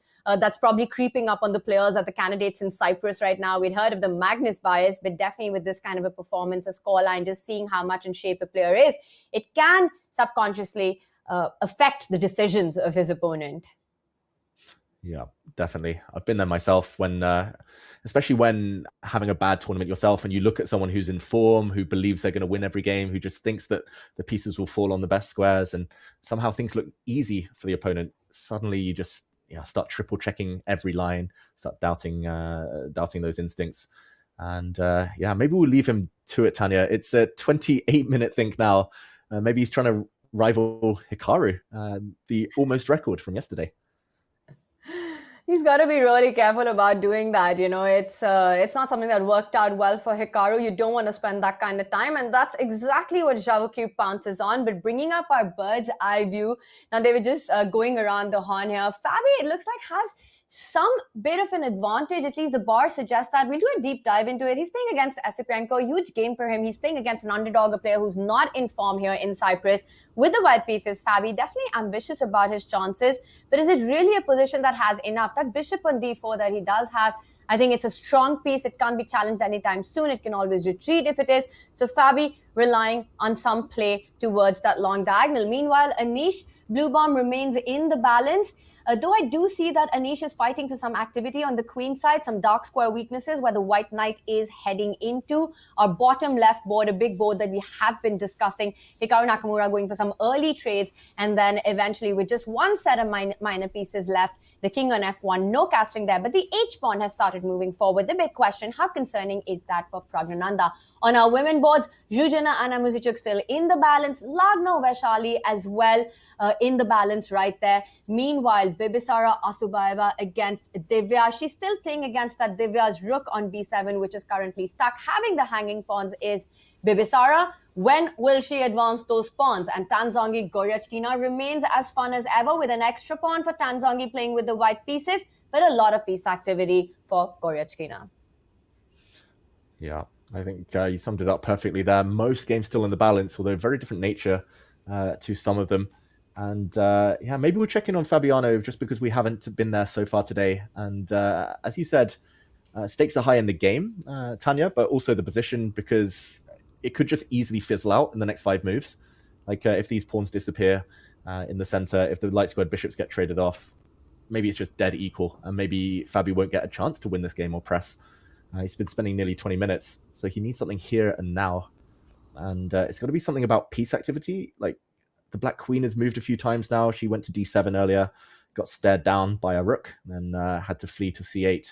So white's a bit ahead in piece development. It's got to be that, or maybe damaging the black pawn structure, but I don't really see how yet. What moves come to your mind first? Well, I just kind of checked in how the queen arrived at c8. It was already on d7. And I think it's interesting because that tells us a little bit about what Esipenko wants in the position. And we'll back up and take it from where we left it. And right around here, we see the strike, the tension being created at the center of the board. d4, we see the pawn trades, the knight captured back, a pair of minors off the board. And right here from d7, he steps back to c8. I think Esipenko is getting ready for pawn takes pawn. Notice how that was not possible in the previous move. The rook would open up against the white queen and then bishop takes knight. Thank you, game over. Now, for black, I think it's really ideal to be able to get rid of the light squared bishop in general in these kind of setups, David. It solves a lot of problems, the more pieces that are off the board. So first and foremost, Fabi needs to fight against the immediate idea of the capture in the center, the bishops coming off the board. And is there a good way to do that? Yeah, it's not easy. Like, I can only come up with one way of keeping the bishops on the board. I mean, the most natural move to my eyes would be to kind of allow the tension to persist and just defend this pawn with the knight. But I think, as you pointed out, Tanya, like this type of position, let's say the bishops come off, black gives a check, and I just don't think it's enough. Maybe a check isn't even the most accurate, maybe rook to d8 or something. But a position like this, maybe you can grind, maybe you can hope that eventually the white knight gets around to c6, but it's a tiny advantage. Black should be fine with best play. The only way I can see is to take this pawn first, and either the knight will capture and, okay, the bishop stay on the board a bit longer, or I think black might take with the bishop. But then, okay, you can block it with e4, and the question is whether white's bishop is happy to kind of have been blocked by its own pawn here. Yes, it's still on the board, but maybe not on the best diagonal. That being said, at least he keeps more pieces on. White gets the knight out. Black's queen is still caught in the crossfire. Maybe this is the most ambitious from Fabiano right now. I like it. I like the idea of pushing ahead, and then maybe you don't stop there. At the right moment, that pawn will go to e5. And you know, when the knight is removed from there, you can look at the makings of some kingside pressure eventually on those 8-7 tender spots at the right moment, or even advancing your pawns further on that flank. But again, it just comes down to how much of a fight Fabi wants today. And I think he wants a big fight today. You know, you're playing in a tournament where there is this debutant, Sindarov, who almost feels like he's crushing everyone, running away with it, a point ahead of you. But as Fabi is the most experienced, one of the most experienced players, at least, but maybe even the most experienced players at the candidate here this year. He is, it's his 6th candidate, I believe, in Cyprus, David. So he knows exactly what it takes in a tournament like this. He's finished second twice. He's won it once. He's played a world championship match. Somewhere in his mind, I think there has to be this feeling that there is a big possibility of a Sindarov stumble. There is a big possibility that a lot of things will happen with so many rounds remaining. I mean, at the end of it, we've still got 9 games, including today, to be played. And with that, given the roster that we have, Esipenko is definitely one of the opponents that he wants to maximize his chance against. So with that thought process, the idea of developing your knight and going into the absolute symmetry with no pawn advances, nothing coming with tempo, again feels a bit soft. Very likely Fabi might go for it and think that he just wants to play this on. But I think it's more likely that we'll see a maximalist approach by him in this position of trying to get that e4, e5 idea in. It's just his mindset. He's playing against Esipenko. He wants to catch up with Sindarov, and it might be the only way that he can really push for an advantage in this opening. Yeah, I agree. I think we'll find out so much information just on this one move alone. It might look innocuous, like not that much is happening, but if Fabi is in that must-win mode and is thinking about bigger picture, tournament, Sindarov, then he'll take this pawn. No matter what black captures back with, knight, bishop, he'll play e4. He'll kick it back, and then, like you said, Tanya, e5 maybe, or knight c3 first, one or the other. And the game is still fully alive, and tactics, queen still on. If he wants to play it a bit safe, if he feels that, okay, maybe he's not in the mood today, or he wants to have his hand on the break just in case, then he'll play knight to d2, allow a bunch of exchanges and try to grind. But I'm not too optimistic. I don't think that works against Esipenko, who's very good technically in endgames, in defensive positions where it's symmetrical. I think Esipenko is quite good there. So yeah, I think Fabi really should take on d5. But the longer he thinks, the more, again, I'm inclined to say maybe he'll take the safe option. Come on, Fabi. You got to give us a fight today. I mean, this is really the moment, right? No time for safety when you're playing with the white pieces. Take your chances. And it's not to say that the idea of capturing the pawn and pushing the e-pawn is anywhere close to a big advantage. But at least it creates questions and poses problems for Esipenko to solve, direct threats for him to deal with, and a more open dynamic position at boot as well. It keeps the bishop, light squared bishop alive. You'll have more pieces left on the board. So Fabi, let's go. pawn takes pawn, and e4. Yeah, let's go. And let's go to the bird's eye view, Tanya, because there's some good news for you. You're on point today with the predictions. Wei Yi, after a long old think, has gone for the chaotic b4. We're going to see tactics in that matchup, Wei Yi against Sindarov. That means maybe we'll see action here as well, because Fabi will potentially be influenced by what's in the air out there in Cyprus and feel if Wei Yi can go for it, then so should I. And we've spoken about the first phase of the candidates being done before the first rest day. And now the next one, there are 2 more games, including today, to be played before the players call it an off for a day, right?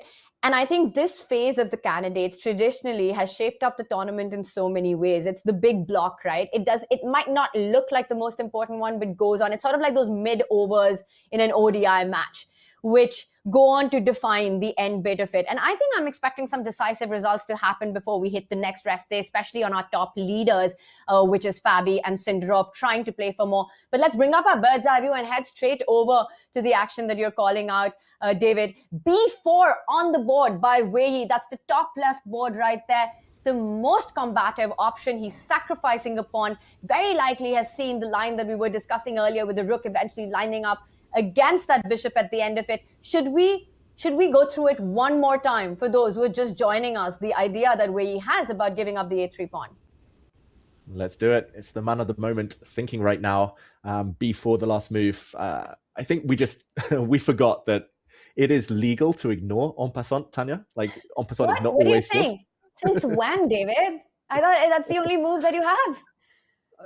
I forgot for a second. I need to refresh the rules in my mind. But Black could step back.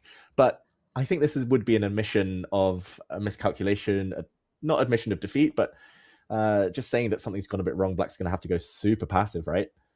Bishop c7. This just looks really sad compared to what we've been analyzing. White now has the finger on the button, can start pushing forward at will. I think this would be last resort for Sindarov. So, okay, Tanya, let's go through it again. En passant, let's go back to thinking it's forced. Take. And, okay, bishop takes pawn or rook takes pawn? We only really looked at rook takes pawn, right? Fair. And now that you mention it, I mean, bishop takes pawn is an option, but it just feels a bit loose somehow. I think there might be something even stronger after bishop takes pawn. The queen overloaded defending that rook on 8 and the pawn on f6 feels like the makings of tactics everywhere. I would even consider the idea of just doubling up on the A line. Might be a little slow, but it's on my radar. Ooh, that's a cool move. That is ice cold. Just rook to a2. And yeah, as soon as you say it, Tanya, that makes a lot of sense. That is a deadly threat. And I mean, if Black's forced to go back, then we can play that same tactic, right? Bishop takes pawn, even stronger than before. And the Black Queen, the overload, is in effect. Yeah, rook to a2. I just don't think you leave a rook on this a1 square, on this line. You don't kind of self-pin yourself or almost self-pin. So rook takes a3. Let's go back. Take. And now we mentioned 2 moves. Rook to the center, threatening some tactics to do with pins, or rook to a1. And after all the analysis we did, I will say rook to d1 feels objectively stronger. The idea of sacrificing that exchange at the end of the line, if you do attack the bishop instead, and the follow-up, the bishop falls back, tactics everywhere. And now really cool in-betweener, an in-between move. Instead of taking the bishop, you first give up your rook, open up the white king. That rook was about to fall anyway to a check. And then evaluating this position, you've got a bishop pair, you've got a bishop and a pawn. That's 4 points to the rook having a 5-pointer rook. But king safety and the bishop pair, that adds up as well to intangible points, right? You just start feeling the open diagonals, the black queen into play. I mean, from a human perspective, I would like to play this position from the black side. Mm-hmm. I agree. Like, there's already threats of especially if the white rook goes away, there's threats like just a queen check, then the bishop coming into h3. And I could easily see this backfiring on white. Maybe at some point the white king needs to kind of run towards the center. But if we compare it to the other line, take, and rook to d1 at the end. Subtle plug in there. Exactly. I mean, this is very sophisticated, and I just like that. This is definitely something rook to d1, for example, that Wei Yi could have thought about in that long pause he had. but maybe Vachier had missed when he first allowed b4. In general, Tanya, I love b4 because it accelerates the play, and that's what we're always taught to do against the bishop pair. Before the bishops settle, long-term become weapons. You strike before they can get comfortable. And Sindarov does look uncomfortable right now. You know, he played a4, and one would just imagine that you make a move like that and you take a pause from your plan of doubling up on the G line, thinking you've stopped all counterplay on one flank as the pawn's about to fall. And your opponent just ignores that and goes ahead with it anyway. He's gone into a bit of a think. It's been about 6 minutes right now. I'm expecting him to take a little bit more time. But at the end of it, you have to go for, well, the only move, the forced move. There's nothing else that you can do. En passant here, everything else is illegal. But even if it was legal, if you were to fall back with the bishop, like you said, it's just an incredibly passive position that you land up with d6 being weak, the expansion on the queen side, the bishop on h4 looking incredibly strong, attacking f6, and the plan of king e7 just starts looking very, very slow in those positions. So Sindarov, thinking about it, slightly surprised with this pawn sacrifice. David, I think this is going to be a really fun battle. And if Wei finds rook d1, he might be playing for a push for an edge against Wei in that position. Yeah, great call. Wei, psychological edge now. He played a move that Sindarov thought was just impossible. And yeah, he's got some tricks up his sleeve. So we'll come back to this, Tanya. I'm expecting a long think from Sindarov now. Yes. 7.5 minutes and counting. Let's do it. Let's go back to our bird's eye view. And as Sindarov navigates a complex battle that's on his board, what catches your attention, David? Ooh, a couple of things. Maybe I do kind of want to delve into Giri against Bluebound, but that looks like it's going to be static for a long time, lots of maneuvering. So I don't think we'll miss too much. But there have been developments in the Hikaru game. You touched upon it earlier in a kind of an overview, but maybe we delve a bit deeper because I see a king on f1. I know the game's going to be fun. And Hikaru, he's made some big calls in the last few moves. Okay. Very interesting position. Should we just back up from where we left it? Because it was around a decision of trading on d5 that we felt would tell us a lot about Hikaru's mindset. And at least in my head, I thought pawn takes pawn was the fighting move here. Hikaru goes for the other option, which does trade off a bunch of minors. Knight takes pawn, and we saw the liquidation happen. The bishops came off the board as well. And a developing move. And it doesn't stop here, right? More trades. And Hikaru just decides that he's going to choose a very non-standard way of finishing development where he doesn't need to connect the rooks. He recaptures with the king. So that king isn't getting castled for this game at least. And then he starts pushing the h-pawn, not only looking at an aggression with h5, h6, but maybe a potential rook lift if he gets the time to do that. Meanwhile, Praggnanandhaa, I would say, has not made any questionable decisions. You know, he's played very logical. He's traded when given the opportunity. He's developed all his pieces. Now the queen comes out, the rook looking at the e8 square, the knight eyeing the e5 jump as well, eventually expanding with b5, c4, maybe planting the knight on d3. It just looks healthier for black to me, David. Yeah, it just looks easy for black. Like, objectively, we see it's fine. Like, white hasn't done too much wrong either. But, yeah, I don't know if this is the way to play for an advantage. I don't know if this is the way to knock Pragg off balance. Like, yeah, I don't want to be too critical, but that knight takes d5 move earlier, unless it's some kind of preparation, which is unlikely due to the clock usage. I just think it's Hikaru. Like, he can't stand the tension. Like, any opportunity to trade off pieces, this whole event, he's going... Trade, exchange, please, like, keep the kill the tension. And that's normally a sign that a player is a bit nervous or not very confident. I've been there myself. Like, these days, especially because I don't play so much when I sit down at the board, if I get given the chance to trade off queens, sometimes I am a bit too eager. Same in middle games, openings. I'm just too keen to kind of make it simple, because in my mind, it's like, okay, I can control that. Otherwise, I feel out of control. Otherwise, there's too many variables. But the best players, they keep the tension. They only go to endgames when it favors them, like Magnus. And yeah, we'll see. I love your plan, by the way, of especially c4, plant a knight into d3. That's a hard one to stop. In these Benonis, Tanya, like 3 versus 2 on the queen side, these 3 pawns are going to march. That's why black loves trading pieces. Long term, he's the one for choice. It looks, again, coming to the point that Black has just not made any questionable decisions in this game so far. By the way, I did see Hikaru reaching out for a move, and he does take the decision to plant his rook at the center file.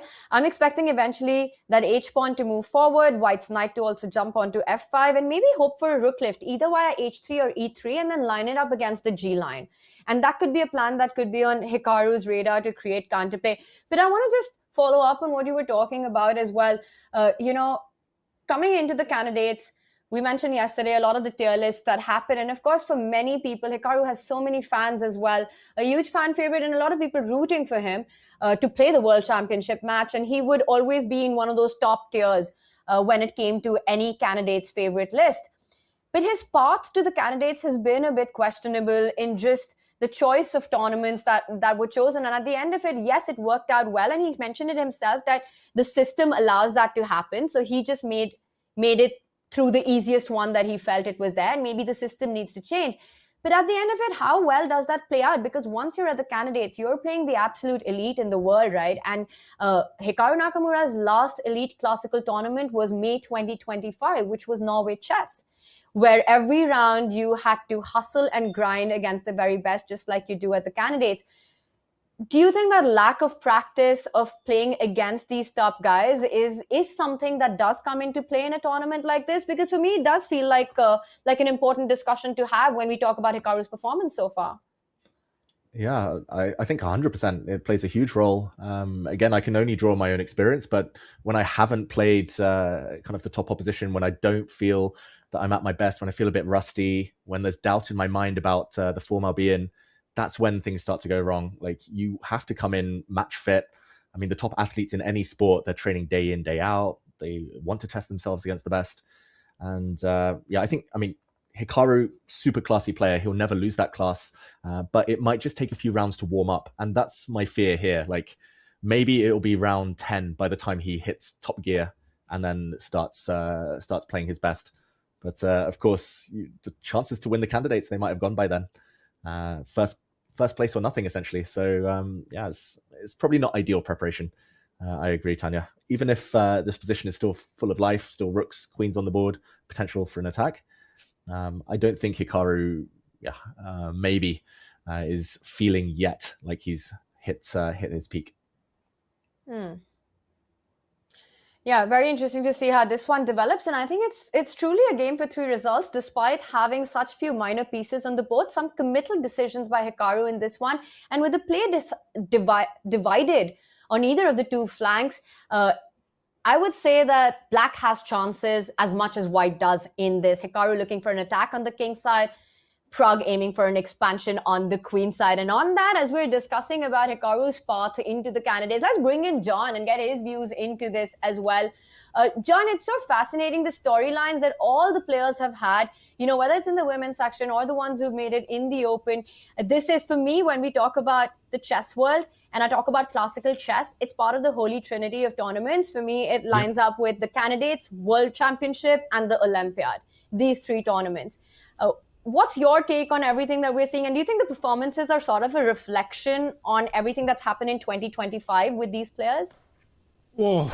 How many hours do we have for the broadcast to answer that question? Oh, unlimited, John. Take it away. Okay. The floor is yours. So I think that a part of what makes these tournaments so difficult is that in a standard open tournament, you can have a bad round or come into your stride.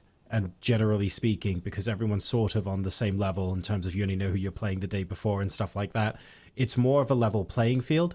I feel like the consequences of not coming into your stride earlier on in the tournament gets felt more heavily in the candidates, gets felt more heavily in a world championship, because you know who you're playing. They probably have a team that are prepared far in advance, and you need everything to click from day one.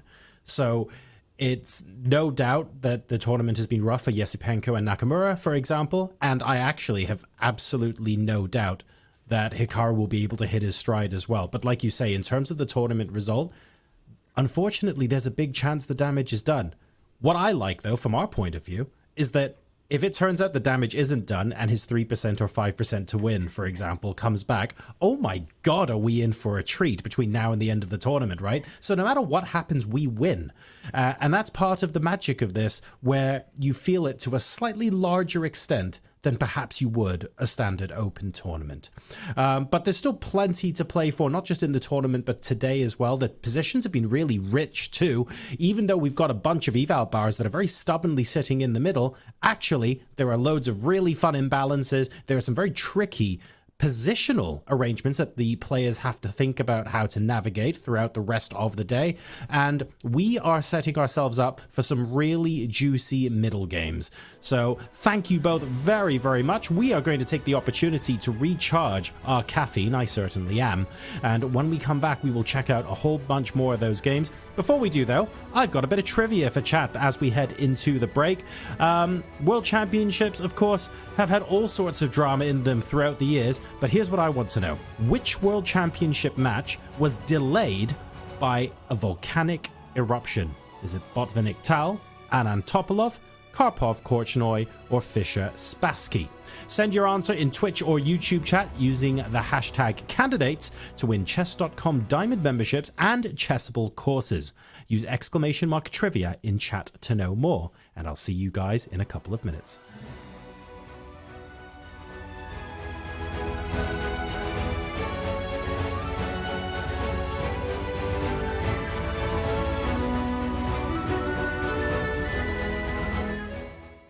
Aman, you're a grandmaster and I'm a retired IM. So I'm gonna actually use this board to have the advantage. If I'm touching a piece, it's gonna show me whether it's a good move, a bad move, or a decent move. Okay, okay. What if I touch this? Oh, taking is not a good idea. So what's a good idea? It's ridiculous.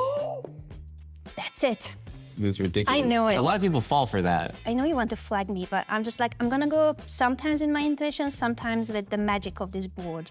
I think we need to try to bring the pieces back.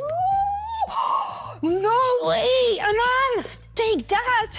There's just no way this works. I calculated it till the end. I mean, I have to, you know, out of respect for the move. I got it. It's not a good move to take it. Is it Queen H6? It's Queen H6 first. Of course I knew it. What? I don't know how I stop this. I got nothing here. I can't even move. Anna. Thank you, Aman. Good game. What do you mean, good game? Good game. It's the best game of my life. You are actually now 1-0 against me lifetime. Yes. Does that make me a grandmaster? Not that I want to talk about this too much, but this is new information for me. When you were in Dubai, did you see any results? Yeah, of course. I hear something. There was a lot of fake news. We hear a lot of things, yeah. But in general, it wasn't so bad, even in Dubai. Great. And you did make that bus to Oman and you flew home out of Muscat? Yeah, it was really hard road for me. I think I cried 4 or 5 times during these days. But everything good is if it's good and good. I'm glad that you're here. Yeah. How would you rate your current form? I don't know, actually. I think the tournament will show in which form I am. I just want to show good chess.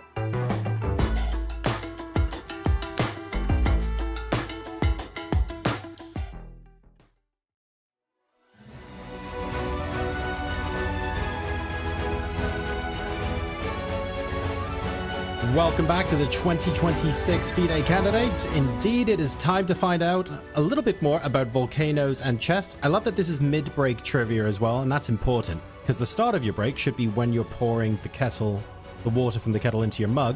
The end of your break should be when you're taking the tea bag out and adding the milk, which means you get to sit down and contemplate trivia in the middle. Which World Championship match was delayed by a volcanic eruption? You had your answers in chat, and we can now reveal the correct answer is Anand Topalov, all the way back in 2010. Very well played to Beatrice Villata on YouTube. You will be contacted very shortly with your prize. Congratulations, and well done to everyone who got the correct answer in Twitch or YouTube chat. Back to the chess now. I am still joined by Tanya Sachdev and David Howell. We have some very exciting, very tense positions on the board. Nothing massively one-sided just yet, but plenty of fluidity and lots of rich positions to choose from. David, I'm going to go to you this time. Where do you fancy going next? Ooh, I'm honored to be trusted with this call because it feels like a big one. It feels like we're heading into the crunch moments of all the games. And here we see all the boards. Hikaru pushing forward that H-pawn, going for the attack. Giri Bluebaum, still very solid play from both sides. Fabiano has allowed some bishops to leave the board. I'm really surprised at that.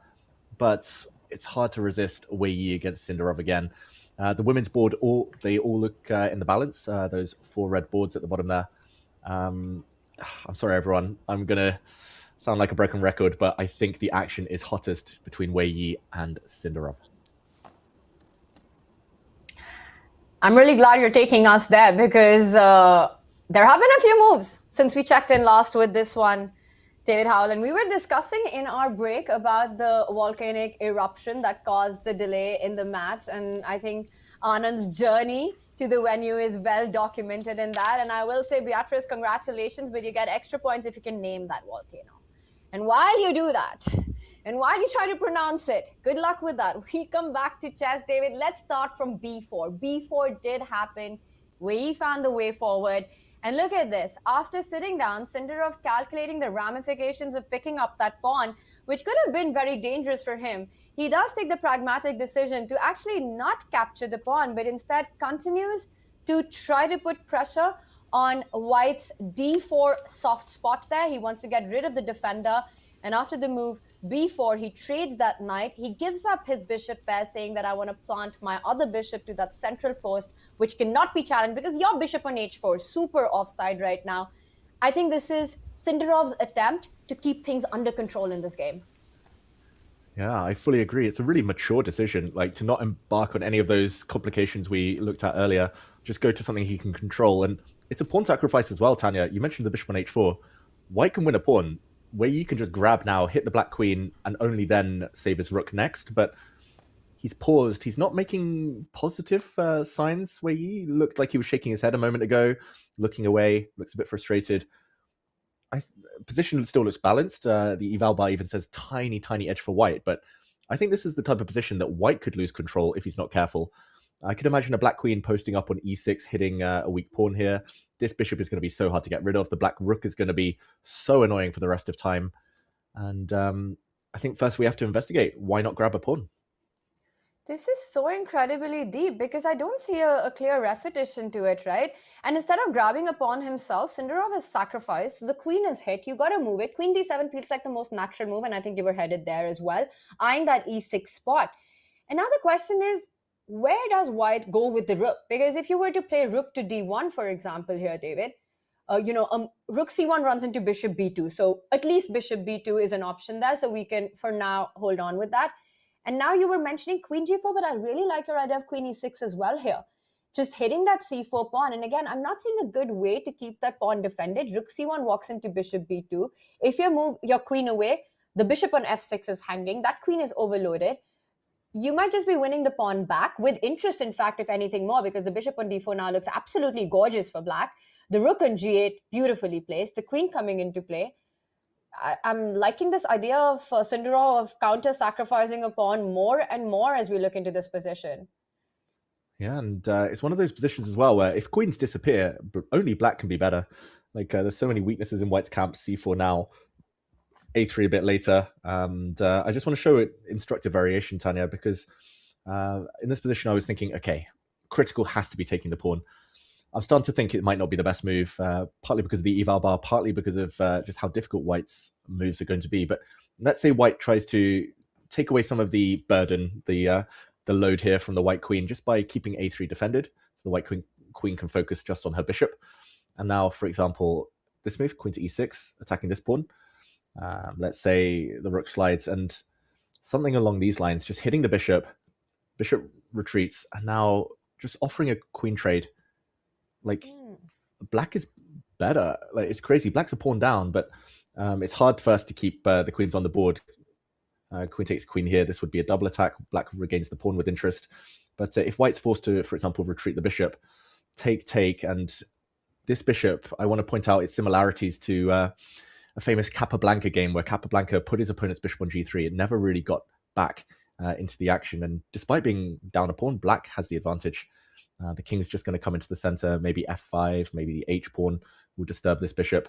The MVP is black's minor piece in the center. You know, I'm going to say this is absolute genius by Sindarov. He was surprised by b4. You know, he took his time and then goes for a very counter-combative sequence of moves, where he's not thinking about picking up material himself, but he's so far away off. I mean, it's really hard. And I checked with the engine here, David, that in fact, all of white's best moves here, the top two moves that I have in front of me, bishop takes pawn is not one of them. White needs to actually not allow the black queen, this path that we're discussing, either via e6 or g4. Bishop takes pawn gives huge initiative to Vachier. So in fact, Weyi should just pause and simply move away his rook. And that's not an easy decision to make, because for Weyi, bishop takes pawn has to feel like that pawn's is screaming to be taken. It comes with a tempo against the queen, and then you simply move your rook away. Yeah, it's crazy that a pawn is worth a full tempo here. But what's also crazy is the fact that Weyi, there's so many memes about him. His expression is always the same, no matter whether he's winning, losing, whatever emotions there are, time trouble. But he has looked a bit unsettled just the last few minutes. Ever since Sindarov went for this line, I think in Weiyi's mind, he's struggling to equalize with white. And look at him, he's staring up at the sky, at the ceiling now. I think that Sindarov, that flow that he's in right now, it's disturbing everyone. And I think Weyi, it's getting in his head a little bit. And it's fascinating with Sindarov, right? Because that flow that we're talking about has got little to do with, you know, with his demeanor or his presence on the board. I think everybody just realizes the magic in the chess that he's showing right now, how he's finding these ideas. And it starts from the opening, you know, it starts from the opening up until the way he creates chances in the middle game. And also his execution so far has been close to flawless. I mean, we've seen those high accuracies, taking down Pragg with 99%. Fabiano Caruana close to that as well. Yesterday's Hikaru's game, I think it was around 97%. Just incredible accuracies is what he's playing with. And again, to find this idea with the black pieces, and this is, of course, all over the board. This is not part of Sindarov's preparation. I am just amazed with what he's showing, with what Vachier is showing, with the fight that he's showing. It really brings back, is reminiscent of Gukesh 2024 Toronto in so many ways. Just not caring about what color you're playing from, what is a tournament situation, who's sitting opposite you. All you care about is creating your chances and playing the best move that you're finding. And the form is so good that you're finding them move after move as well. The optimism that is there regardless of the color. The fight that he wants to bring on regardless of the score and not trying to shut it down is just incredibly impressive. And for Weyi also, this has been his debut at the Candidates. I will add to the point you were making. This tournament has been slightly different like that. I remember the 19-move loss that he had to Fabiano Caruana a couple of days ago, where he had this incredible preparation, and then 2 moves later, as soon as the preparation ends, 1 mistake, 1 blunder, game over. It was the miniature of the Candidates so far, and you could see a devastated Weyi. I think the Candidates just does things to you that, you know, it's just a whole different ball game as a tournament. You know, just watching these players in action, as a fan, as a commentator, you can feel the stakes, you can feel the pressure, you can feel the tension and the energy in the playing hall. What it does to even somebody who's the picture of calmness, usually, they give away emotions. Yeah, exactly. As we're finding out now. And Tanya, just one more instructive variation just to show that it's actually easier to play black here. Yes, it's equal probably objectively, but easier to play black than white. Check this out. If white plays the move rook to a2, keeping the pawn defended, I think quite natural. Just, again, taking some duties away from the queen. I saw the computer wants to just forget completely about f6. Doesn't care at all. Even a move like queen to c8, this is crazy. Allowing white to take the pawn with tempo, threatening checkmate, and just saying, okay, I don't care at all. I'm just going to play queen to e6. I'm going to say you have to trade queens, and probably white has to agree. And this position, black's a full pawn down, but the eval is just saying 0.0. If anything, black is better. This bishop is so strong. Potential for passed pawns. Rook is coming. Backward pawn here. This is mind-blowing to me. Like, yeah, I struggle to understand this, even with an engine, even with the eval bar. I'm not surprised, therefore, that Wei Yi is also struggling to find his bearings. It's incredible. And I think a lot of the compensation in all of these lines that we're seeing were so counterintuitive that black being down upon is happy to take the game into an endgame has a lot to do with that dark squared bishop of Wei Yi. It's basically never coming back into the game, right? The f-pawn is pinned. Do you really want to place your king on h1? You'll have back rank problems to deal with later. And then also it's a far way off. Where are you really finding a path for that bishop to come into the game? It's cut off with its own pawns as well as Wei Yi's chain of e5 and d6, taking away any counterplay. And meanwhile, for Wei Yi, for Vachier, the plan will be either you double up on the A line, start targeting the a3 pawn, or maybe play on the king's side. On the other side, when the king moves away, you can decide where you want to switch up the rooks, which pawns you want to attack. But rook a7, rook a8 also feels incredibly natural in this position with the a1 square under control by the black bishop. It's not going to be the easiest task to keep that pawn alive. Very, very fascinating. But what is, I think to me, what blows my mind is that, you know, we have the luxury of take-backs. We can play variations and understand things in retrospect as commentators. In hindsight, moves make sense when we've got the evaluation bar and the engine helping us. The fact that Vachier has figured this out over the board, David, that he's sacrificing this very critical pawn, a key pawn in the position, and is just going to play against the white bishop, very often in endgames, and he thinks he has enough to play for here. That is incredible stuff for me. Yeah, this is world-class stuff from Sindarov.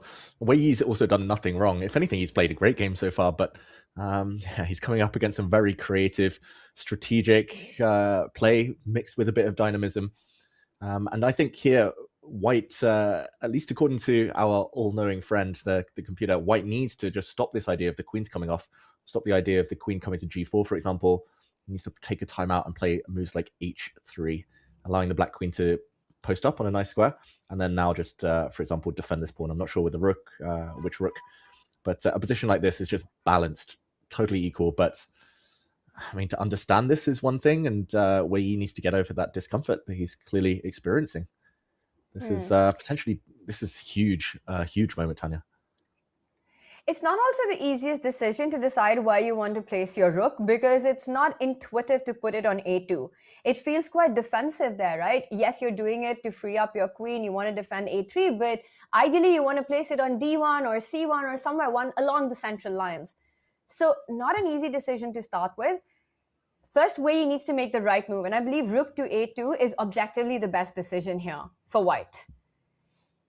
But subjectively, practically, from a human perspective, I would say that I would be so tempted to plant that rook on d1, also eyeing maybe some kind of exchange sacrifices in the center to get rid of that monster bishop.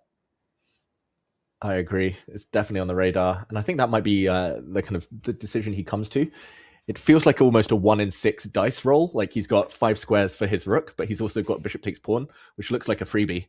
So you roll the dice, you just say like, okay, anywhere. And they're probably all...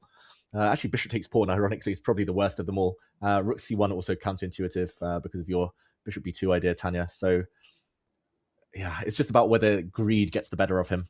But the first hurdle is not touching that pawn, not taking it off because black gets a tempo, will trade queens, or will get a bit of an initiative. So maybe we let Wei Yi ponder here. He's not looking like he's enjoying this moment. So maybe we give him a bit more time to think. And it's understandable, right? You make a move like b4, you're expecting to grab the initiative, and suddenly your opponent plays inspired chess and finding all these ideas on the board where there's a counter sacrifice you need to deal with. As Wei thinks, let's go around the horn here right now and see, take in what all is the other action that's happening. Once again, brown boards are the open, the red boards are the women. We'll do a quick roundup, David. Let's start with Fabi versus Asipenko. The queens have come off the board. The pawn structure is symmetrical. And to me, yes, white's bishop more active than black's bishop. For Asipenko, the bishop on e7 so far not doing much. But I would say balanced and draw the most likely result. It just doesn't feel like you'll have enough until you're able to get that a-pawn rolling and create a second weakness on the board. Yeah, fully agree. Draw a very likely result. Maybe this is a good time, Tanya, for us to make some predictions, and might have to call upon John as well. How many decisive games are we going to see today? It's that time of the round. Ladies first. Oh. What? Yeah. To be fair, Tanya, if you think about it, that's an advantage. That's an advantage, Tanya. You're doing well there. If you guess first, then David and I can't pick what you pick. So, if anything, you get the most freedom here. But John, I need time to go through. I wanna look at all our positions, because again, I want to make an informed prediction and not set myself up for failure one more time. Well, so I'm gonna try to do this in real time, okay? But then if you take too long, I'll just be uninformed and correct again. Which I'm happy to be. Don't get me wrong. Fine, I'll try to rush through my decision-making process here. Not going to be easy, chat, but let's give this a go. All right, so I think in the open section is where I'm going to start with.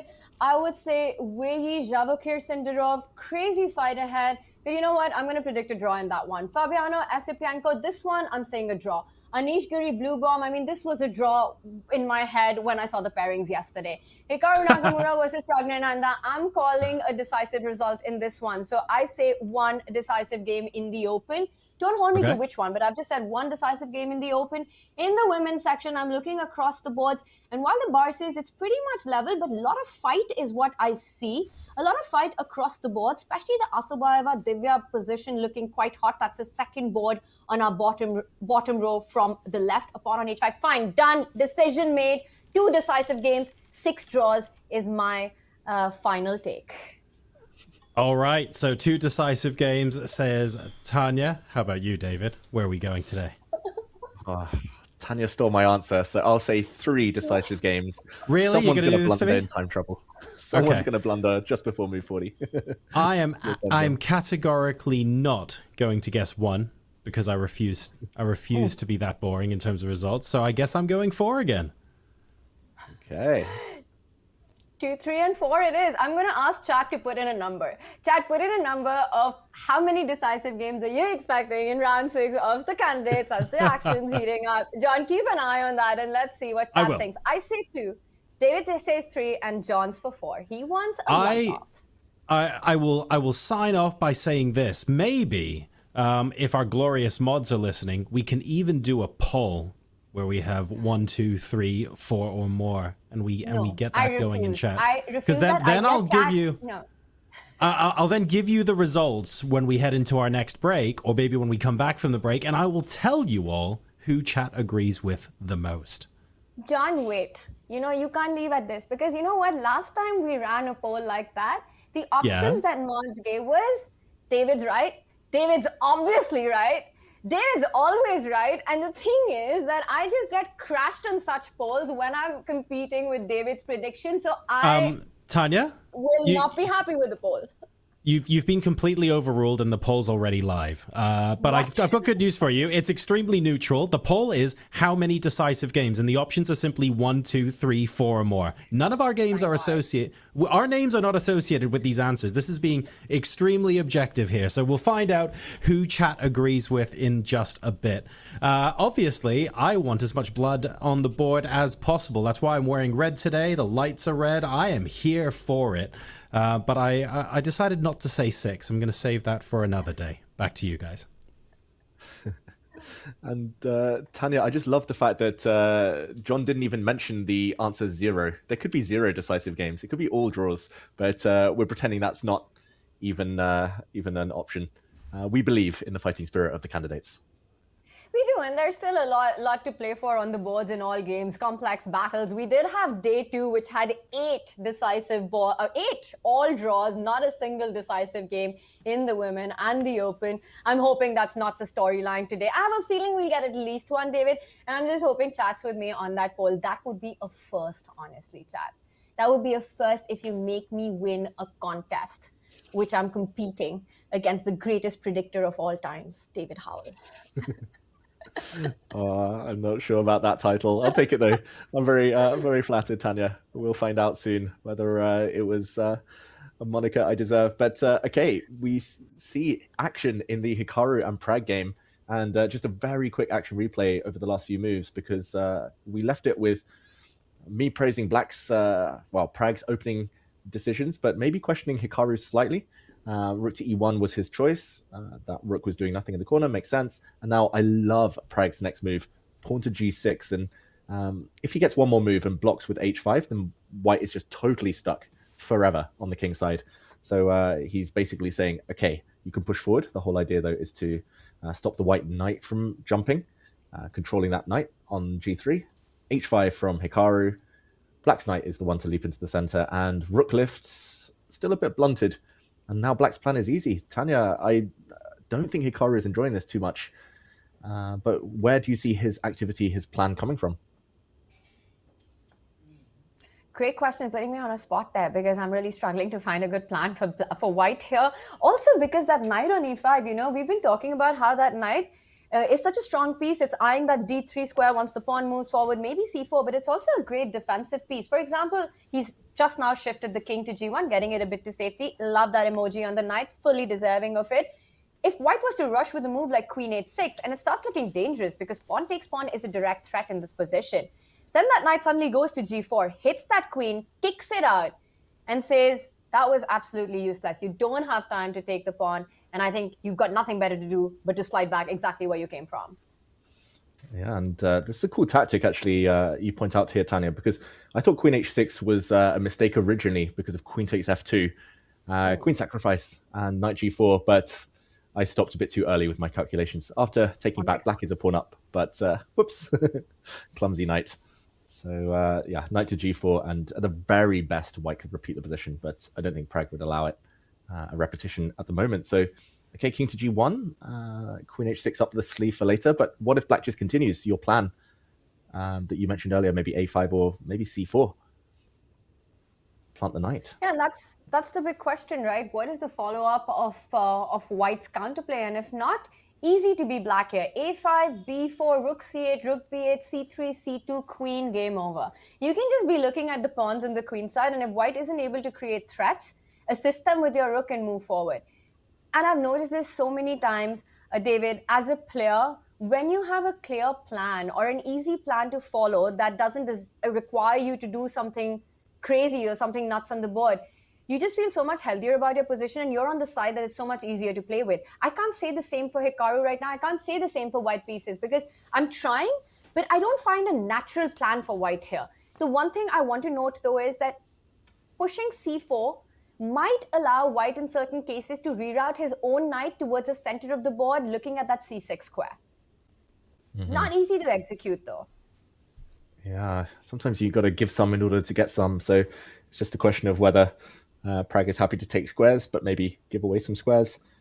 It feels like Hikaru's all in on checkmate. And I found it really interesting that when you were playing the prediction game, Tanya, you were going through every single board. This was the one. This was the one in the open candidates where you said decisive result. And I have to agree because, yes, it says 0.0, the engine, but it's such an imbalanced pawn structure that it's hard to imagine a draw. You know what would be hilarious is, David, just talking about what a joke my predictions usually are. Let's say black goes c4. Let's say black goes c4. And queen h6. Knight g4. You know where this is headed. Queen d2, depending f2. And knight e5 because that's the best square for the knight. Queen h6, knight g4. And I said this is the one game that's going to be decisive, and it might be the first one that ends in a draw in round 6, David Howell. Don't tempt fate, Tanya. Don't say that. Like, as soon as you mention, it actually makes a bit of sense. And just to show why, like c4, like the knight coming in is such a big threat, but white can't fend against it, so white needs to create threats of his own. I think the only way Pragg plays on is maybe to offer a queen trade. And yeah, actually the endgame quite promising for black, so maybe he can play on there. But knight g4, if the queen goes back, if black doesn't play knight back to e5, if black like takes a time out, then suddenly this knight could find itself in trouble. Maybe f4 and there's no way home for that piece. Wow, computer actually points out e5, which is a scary move. Ooh. Knight e4. Maybe Hikaru will see knight e4 today, even if he didn't yesterday. And this could get really spicy. So maybe you're right that equality is still here through very precise means. But I'll give you the counter argument to what I just said. I think if Hikaru wanted that bailout and wanted to go for this idea, he would have done it maybe without king to g1. He could have, if he really wanted a shutdown of this game and was happy with the draw, this repetition idea could have been played a move earlier. Again, keeping all the other angles of the game as you just discussed, with e5 a threat, the knight belongs on e5. It's probably objectively the best decisions for both these players if queen h6 was played. But Hikaru showing a little bit of fight there with the move king to g1. So maybe perhaps we do have a long game. Let's see what Pragnananda eventually comes up with. Even if it's not c4, I am expecting something on the left flank for him to come up with some idea, maybe start with a5 or the c pawn. Could you also think about lining up the rook behind the pawns right now as Pragg goes into a thing? He's about an hour on the clock. The clocks are pretty much level. It does feel to me that while Pragg is comfortable in this position, I think Hikaru knows that he has a bailout with queen h6 at any moment. Mm-hmm. We'll see if he does try to bail out in the near future. Okay, maybe we move to a board that we haven't checked out at all really so far today, Tanya. The one between Anish Giri and Matthias Bluebaum, two crowd favorites. We've got to give them some love. And yeah, maybe we jump over. And here we see the live position. We're already 26 moves in. So this is the most developed of all of the games in the open candidates. Yeah, we won't delve the whole way back, but enough to say that it was a Queen's Gambit declined. Tanya, white gave up the bishop pair for the doubled to double the black f pawns. But who would you pick here? Would you take the slightly better pawn structure with white, or would you take black's kind of inherent strengths of the bishops? You know, it's the kind of position that I would need at least 15 to 20 minutes to really judge and evaluate what I want, because it sort of feels like a queenless middle game to me, with only queens and one set of minor pieces off the board, so many pawns still remaining. I don't see a way in which the rooks will actually get traded off. There are dynamics on the queen side with the dark square weaknesses. I do like the healthy pawn formation, and in my head I'm thinking at any moment I jump with my knight to c5. You know, the bishop on d6 restricted by the white pawns. Though I'm biased towards the bishop pair, I do like the activity on the queen side. And also notice, David, how that bishop on e2 just puts a lot of pressure on that one h5 weakness. You know, it's not just the double pawn, but it's the h pawn as well for black. And the black king has to be stuck to that. If I had to make an instant decision, I'd say I'd want to be white in this position. Mm-hmm. I think I agree. And not just because maybe white has a small objective advantage, but black just has no plan. I think black is forced to wait. Like, I'm trying to think what black pieces can move. He just retreated his bishop, Bluebaum. That's a very deep Bluebaum kind of move. But the rooks are going to stay here forever, just minding the A file, just in case white ever breaks. I don't think white can ever play b4 with the rooks like that. Like, the knight has to stop the white knights coming in. They have to it has to protect the c5, b6 squares. The black bishop, dark square bishop, can't be improved. The king can't move, like you said, protecting h5. So I think Bluebaum is just going to wait. His next moves are probably bishop g6, bishop f5, bishop e4.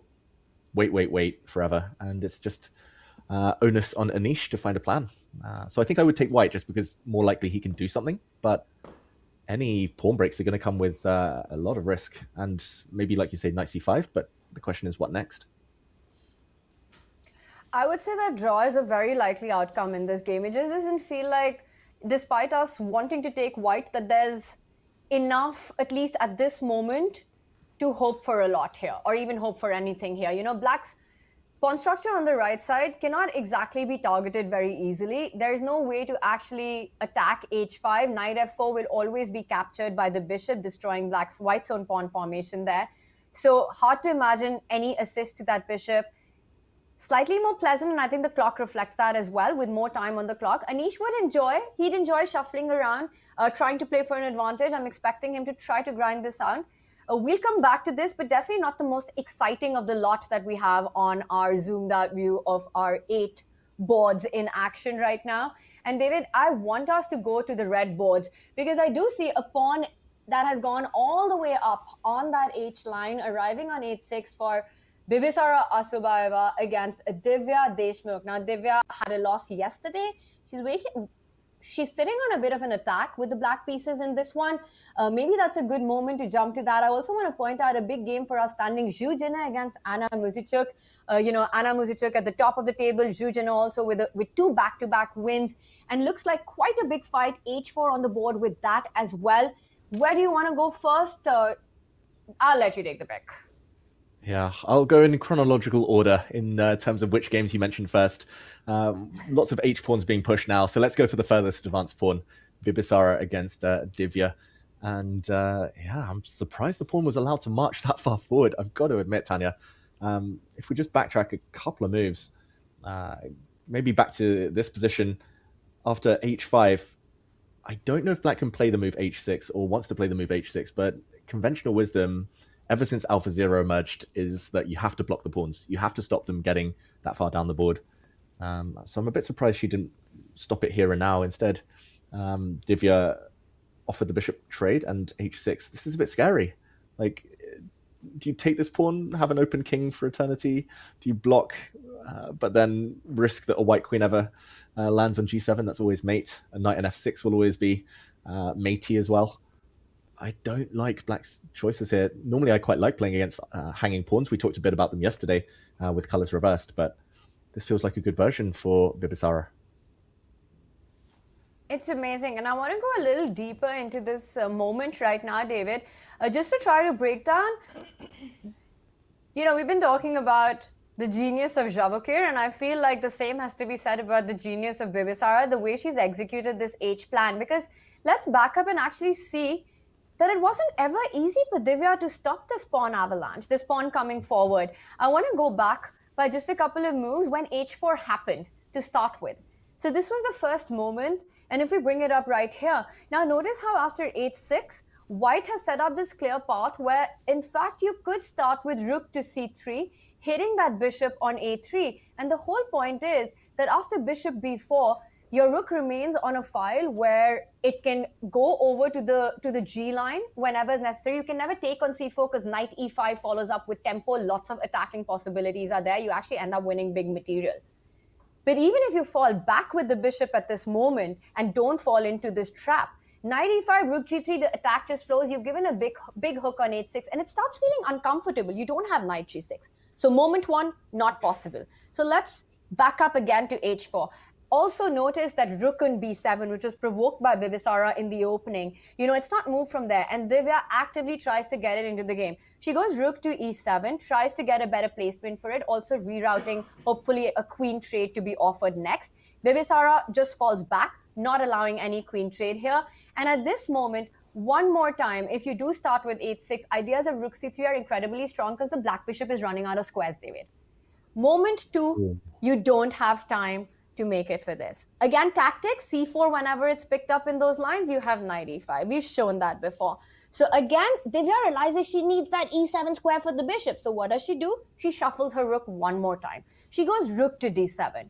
And this is where Bibisara doesn't stop with the H-pawn. H5, H6 is coming up next, right? Last moment for Divya to try to play H6. But now H6 falls to the idea of knight E5. And the problem is that Divya's rook just has absolutely no good squares. You can go rook to E7, but there are so many moments in this position that you could capitalize on. Apart from the idea of the queen sliding over with big attack, there's queen G3 ready to come in. H6 is a big threat as well. I see it's not the best move, but it keeps the pressure on. And apparently C5 instead of queen G3, as I'm looking at our engine right now, is super strong right now. And H6 in many of these lines, if the queens are not off the board, becomes a big hook in White's position, or you have a great attack where you're trapping that black bishop on A3. It's got no way home. So Divya Deshmukh essentially had no good moment to stop that H-pawn from getting to H6. And that's how Bibisara planned the whole play. That is incredible, Tanya. That's a perfect breakdown. And you're right, like move by move, that's how to kind of gain these strategic edges by using tactics. Like the best strategic players are so tactical, and she's achieved this goal of playing h6, yes, with the hanging pawns, but the opportunity to push one of them forward later, that could just tip black over the edge, tip her off balance. The pawn was captured, and she's now thinking a while. I would say the most natural move is maybe to jump in with the white knight, but it feels like there are options. At some point, this rook has to come into the game. Maybe the white queen is the one that will hunt back the pawn. And I don't think Divya is going to be able to relax the rest of the game. Like, she's going to have to use her knight as a blockader and hope that it's enough to cover her king. Yeah, and the reason I wanted to break it down was, David, simply because, you know, many times we watch these games and we're like, wait, why would anyone allow 8-6? You got to stop that. You know, even I would play 8-6, and that's the sort of thought process that you have when you look at it from a linear, from sort of a very single-minded perspective. But actually understanding how deep and how deep chess is and how difficult it can be over the board, and to understand just how much the players are looking at is actually really, really instructive, I think. And now Divya, who probably thought that she would be able to stop this plan, but failing to do so, has to deal with this position. This is a tough defense. Divya might be facing her second loss in a row today. Yeah, it's a tough position. Yeah, very impressive play by Bibisara. Let's zoom out of this because drama is happening on all of the women's boards right now. It looks like we've seen big mistakes by Tan Zhongyi, who's having a tough tournament so far. Zhu Juna as well. David, Tanya. Look at what's happened on the bottom left board. We don't have to go there, but I just want to say bottom left, Hikaru versus Pragg. We'll go to the women's board. But I really hope this doesn't end in a repetition right now, right here with the black knight chasing the white queen. Just saying. Oh, this is almost a draw offer from Hikaru. Like, Hikaru, if his queen gets kicked back, knight g4 we mentioned, like that would only be the second time if Pragg starts repeating. So Hikaru could still play on, but I think Hikaru would love a draw right now in this position. I don't think he's better. Just a very quick peek into that board, maybe just before we go back to the women's. I really want to go to the Tan Zhongyi position. There's tactics there, but just for everyone at home, such a big match for both players' chances. Queen h6. Tanya, like you mentioned, h6, g6 is a big threat. The h-file opens, so black has to react. Knight g4 is the most natural. And we talked about how here black has to be a bit careful of threats like e5 and knight e4. Black's knight is a bit offside, so maybe going back and a draw. But I'm actually going to predict Pragg plays on. Maybe he'll repeat once, but I think he plays queen g7. I love it. I'd love to see that happen. I want to fight on this one. We'll come back to this decision. We'll keep an eye out on it. If we see that knight jump, chat, don't worry. We'll be right back on it. But David, you were mentioning big action on the Tan Zhongyi board. I see that she's just picked up the knight. That's the bottom left board. Bishop's hanging. What on earth is going on? Back rank issues as well for white. Yeah, this position is really turned, and I'm really reminded now of Predrag Nikolich's words to me. Do you like suffering? Because white's whole opening was based on grabbing a pawn, and the suffering has begun. Okay, we'll go back to actually the position we left it. It's only half a dozen moves since we left the white queen going back to c3, bishop b6. You mentioned, Tanya, the most natural, locking in on this diagonal, trying to deter white from playing knight c5. She actually played this anyway, and very instructive that the bishop on d3 is the one, the MVP that needs to be removed. So black says, okay, you can take one bishop, but leave my light square bishop on the board. Every move comes with tempo. The white queen, I've lost track of how many times she's already been kicked around. The queen retreats, the knight comes in, bishop b2 only move already. I mean, knight to b4 also looks very tempting here, but f6, and it looks like a one-move blunder from Tan Zhongyi after e4. She needed to...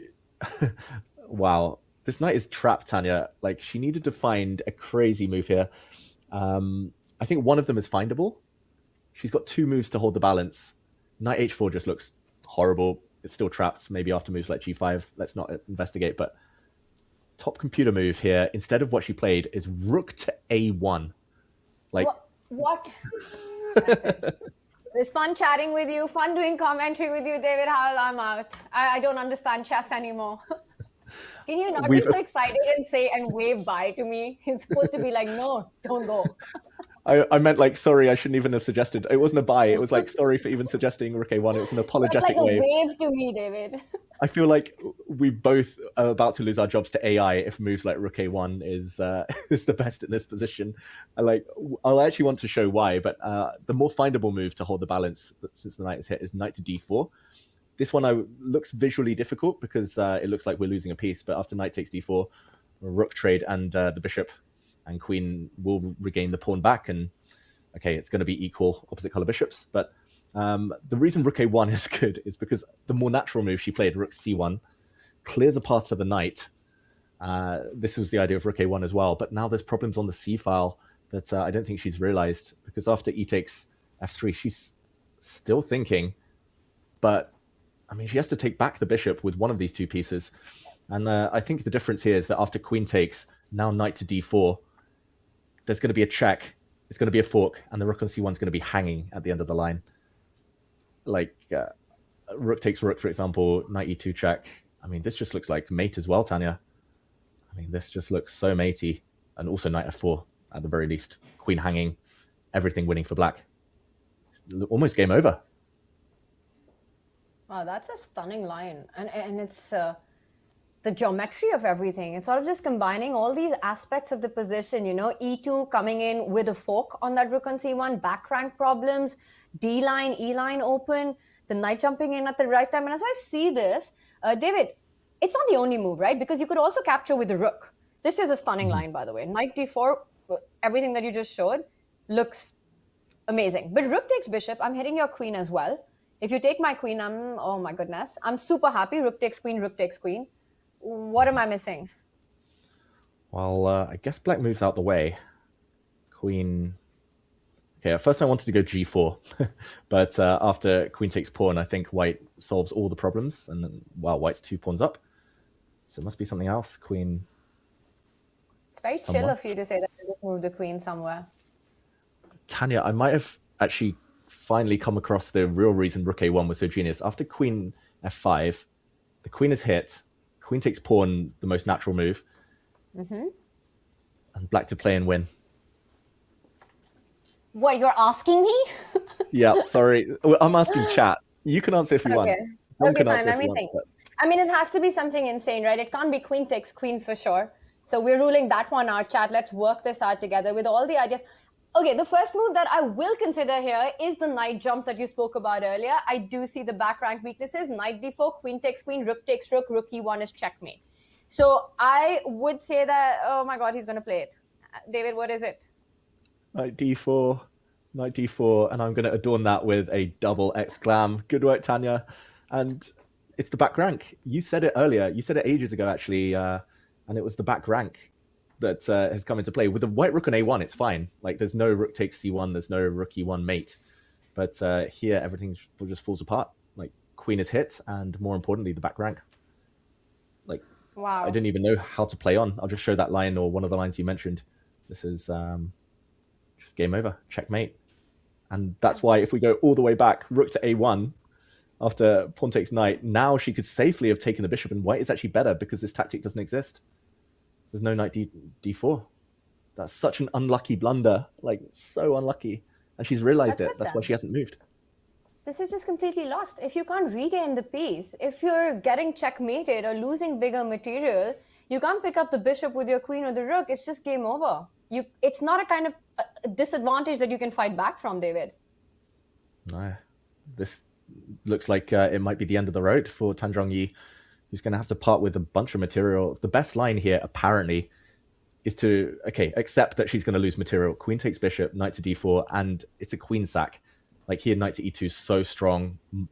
Family fork there. Rook takes rook, knight e2 check, and she has to just give up her queen.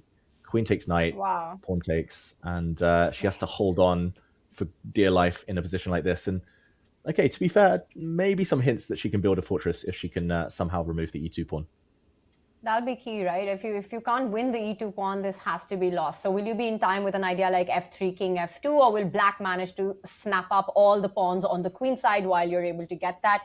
The bar does suggest that it is close to a winning advantage, this one. So fortress, first she has to find this. Firstly, she has to deal with the shock of realizing that she could have that she's lost that knight. And there's no good way to pick up that bishop on d3. And then deal with all the consequences with the lines. What beautiful stuff here. John, I'm going to bring you in on this one.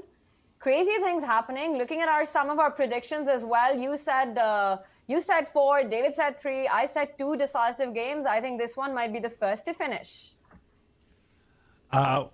It might very well be, Tanya. I have a feeling I know why you brought me in as well, but I might have a little bit of bad news for you. We ran a poll on Twitch and on YouTube, and Tanya was extremely happy when the poll numbers from Twitch came out, and it turns out the 2 decisive games won the poll. By the way, it was extremely close, 4%. So 35% said 2 decisive results, and 31% said 3 decisive results. So very, very tiny, the differences there. However, when we add the YouTube poll, 3 decisive results comfortably wins. It won by a good 3 to 4% overall, not even just on YouTube. So I'm afraid, Tanya, David has just edged you in terms of agreeing with chat, but neither of you have to worry because there are going to be 4 decisive results and I'm going to win anyway. So really, we're just fighting over second place and it's not really worthwhile. Just like the candidates, you know, it's all about the first place, John. It is indeed. And I'm loving the fact that we've got these kind of positions here. A very tricky position for Tan Zhongyi to have to deal with right now. And some of the variations you guys have just shown us are absolutely fantastic. Will we see any of them on the board? There is still time to do so. I will remind chat that Tan Zhongyi has 45 minutes on the clock. Goryachnik has 22 minutes. So, you know, with double the time, we could see some more complications yet.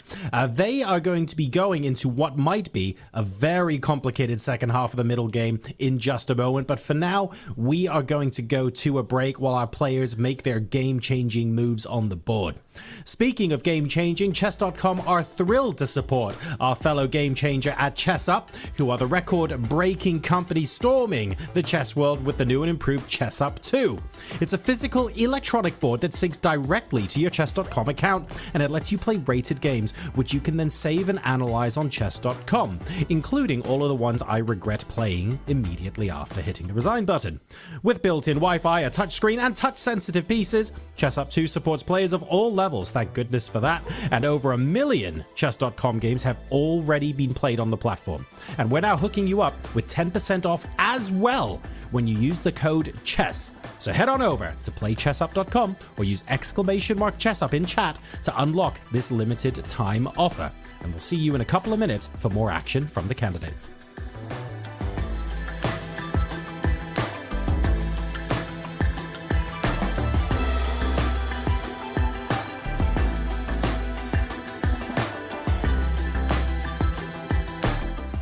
Has this ever happened to you?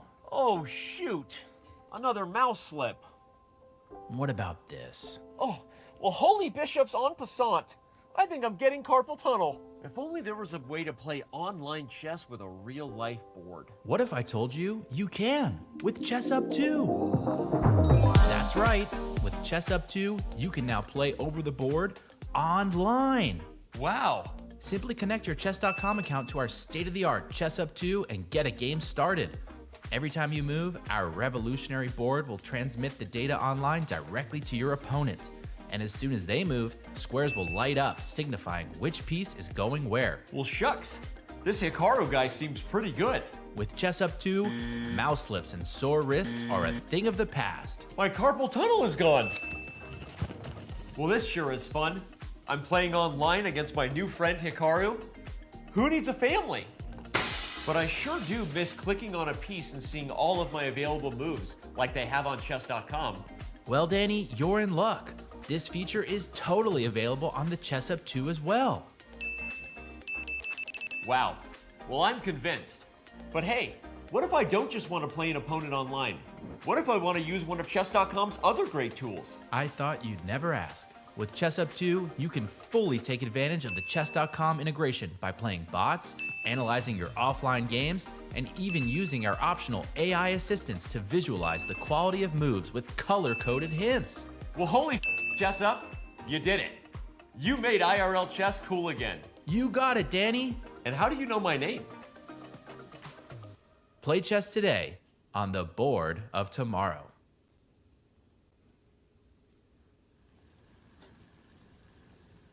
There are actually rating prizes in this tournament. And in the 2500s, the player who's been doing very, very well is Matthias Bluebaum from Germany. He's doing quite well here and probably in contention for the rating prize in the 2500 category. I was always more or less increasing rating until I became like 2600, and then basically I hit a hard wall. Like when I was 19 or something, I got to 2650, but then I also fall back down to like low 2600s. And yeah, it's basically 2600s were for me like the hard stop where, yeah, like really it was tough to keep improving. Like level is already so high, and I mean, yeah, some of the very talented crews through to 2700, but that was not the case for me. So yeah, like the 2600s area is where I was stuck the most. Welcome, we're in Karlsruhe. This is the Grenke Chess Classic 2017. We've got some local heroes, one of the stars of German chess, Matthias Bluebaum, who has jumped the ranks recently. I think Carsten would like to get chances to play, but actually Bluebaum plays ambitious chess, so really interesting to see what's going to happen. So this is Matthias's first ever 2800 player. It's a good guy to break that record. To be honest, my first game against Magnus, it was basically also the first time I played like a really, really top player, and I didn't even know at that point I was qualifying with winning the Open in 2016, because back then there was no Classic, and in the next year I started asking the organizer if I can like get conditions to play in the Open, and then he told me that's not the plan, you're going to play the Classic, and like Magnus, Fabi and everybody is playing, and I was like a bit shocked. So in that first game I was like really starstruck when playing Magnus, and I just wasted all my time, had a horrible position. Matthias is down to 17 minutes. Bluebaum only has 6.5 minutes. 3 minutes now. 30 seconds for Matthias Bluebaum.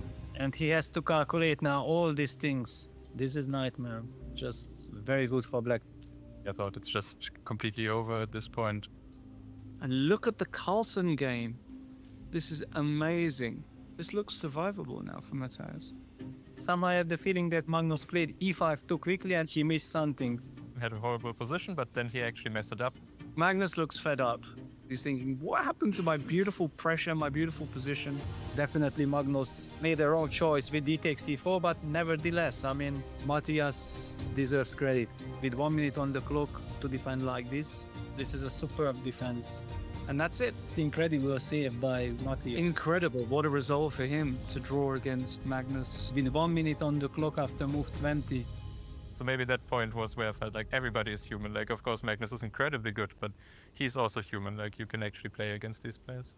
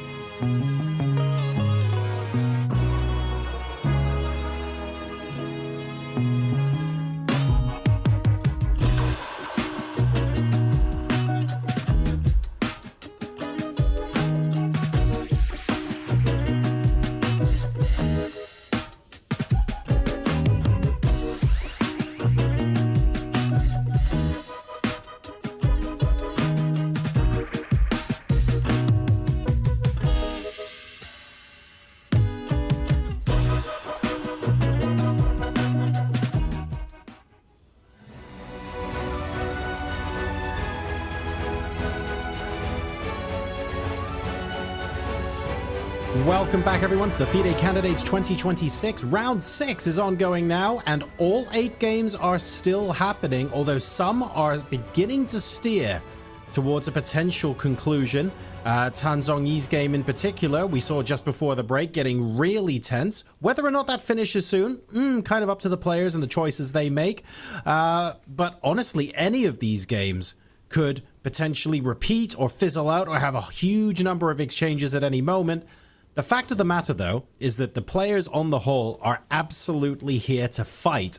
And that fighting spirit means that all of them could be going on for quite some time. So, Tanya, David, I'll throw it back to you to decide where we go next. Who's going to be the first to score a result today? Yeah, big question. To me, it does look like it could potentially come from the Tan Zhongyi board. All the lines that we saw right before we jumped into the break, the big blunder that happened, and now Tan cannot pick up that bishop on the board. So she's struggling with that, as we saw on our bird's eye view. A lot of action on. But David, we are going straight into the Hikaru board. And I believe he did go queen to h6.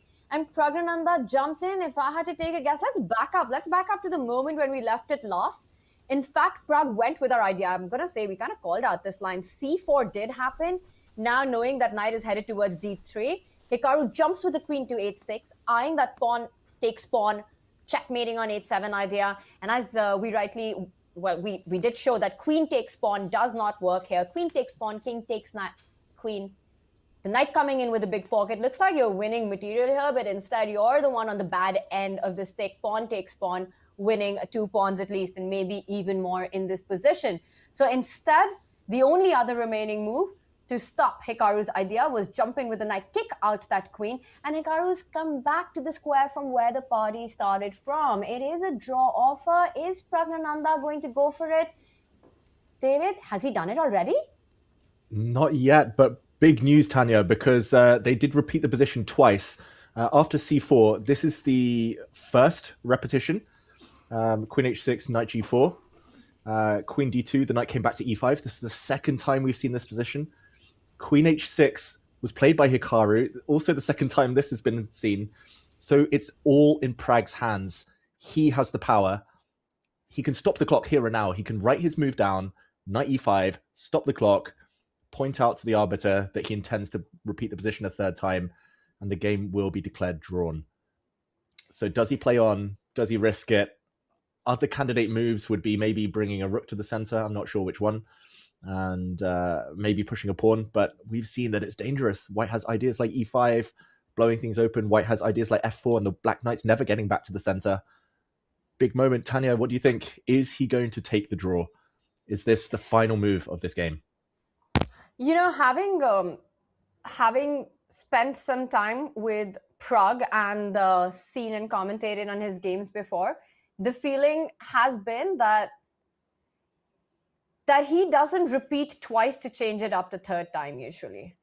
He's not the kind of player who has that. It is well known in the chess world to have that philosophy where, you know, you repeat it twice, put your opponent under pressure or under this false narrative that you're going for a draw, and just to get them a little casual, and then you bounce back with a move and continue the game. I haven't seen Pragg employ that too many times.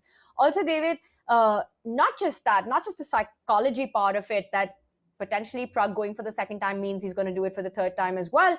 It's also the dynamics of the position. e5, knight e4, the moment you point out that idea, it starts looking incredibly scary, the attack on the king side as well. I'm also thinking about Pragg versus Esipenko. That just happened yesterday.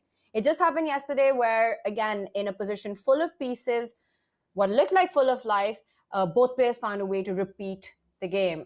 And maybe with the black pieces, with what's happening on the board, the psychology of the situation, Pragg just feels knight e5 is making a prediction. Yeah, I think it happens. I think this one ends in a draw right here, right now. Yeah, it does make sense, Tanya. I think if there were easy moves that didn't risk too much and that maybe totally rebuffed the white attack and just kept the game going, then he would play it. But yeah, the more I look at it, the more I think maybe. I'm very different. Like, if I want to play on, I will always repeat twice first. And I've actually missed wins because I've been repeating and then not realizing there was actually something stronger. And then my opponent is the one who doesn't repeat. But I will always try to assert psychological dominance by saying, okay, I'll tease the opponent twice, but not thrice. And yeah, it's interesting insight that you think Pragg will not repeat on principle just because, not because he's trying to gain dominance or gain time towards move 40, but purely because he believes it's the best moves. And I don't see anything other than rook e8. Like, now that we've seen e5, and I don't know whether we put that on the board and show how scary it is, show why Pragg might not repeat, but it looks like Hikaru as well is expecting a repetition, Tanya. Hikaru there looked like he was ready to go and film his recap, join his stream. He's happy with the draw. He's shown that. Yeah. I mean, unless you're fighting for the extra time on the clock, I generally haven't seen Pragg employ the repeat twice, change the third time strategy. And here in the open, there is no extra time to fight for, right? You want to get to move 40, but he does have enough time. I could be proven completely wrong and the fight might go on, but I do think that Pragg, he's thinking more and more about it. We can deep dive into it. And talking about Hikaru thinking about the recap or joining his stream, it did happen yesterday, right? Where it felt like the game was still going on because of delay, but Hikaru was quick to join his stream and go on talking about it. So maybe chat can tell us, chat, is Hikaru already on it? If he's already on it, then we know this one's ended. Exactly. People would get a peek into the future. But I did see a featured chat saying Pragg needs to go for the win. Ideally, they both want to win. The leaders might increase the gap if Sindarov wins, if Fabiano wins. So a draw doesn't really suit either of them. It's not a terrible result, but here we see another featured chat. Pragg doesn't want to draw, otherwise he would have done that already. He's calculating. And that's the thing. He'll calculate, Tanya, but if his calculations aren't favorable, or if he's not sure, then maybe a draw is likely. What do you think? Is it worth showing this e5 line to try and figure out what's going on in his head? Yeah, let's do it. Let's do it. Let's take a look at e5, because if Pragg thinks that's not dangerous, he very well might continue the battle, because he's got clear direction on the left flank. So should we try to make a move like maybe a5, continuing with the plan here, David, and see what happens after the e5 break? Yep, very logical. Like, Black's superior on the queen side, so keep playing on that flank. And Pragg's body language giving something away there maybe, but e5. And this time I have a feeling Hikaru will see this knight e4. I kind of joked about it earlier, but I believe it's so powerful, so thematic in this pawn structure. And the whole idea is that the queen gets hit. Suddenly, if you go back the wrong direction, you could get your queen trapped in the corner. And this just looks way too scary. The queen can come.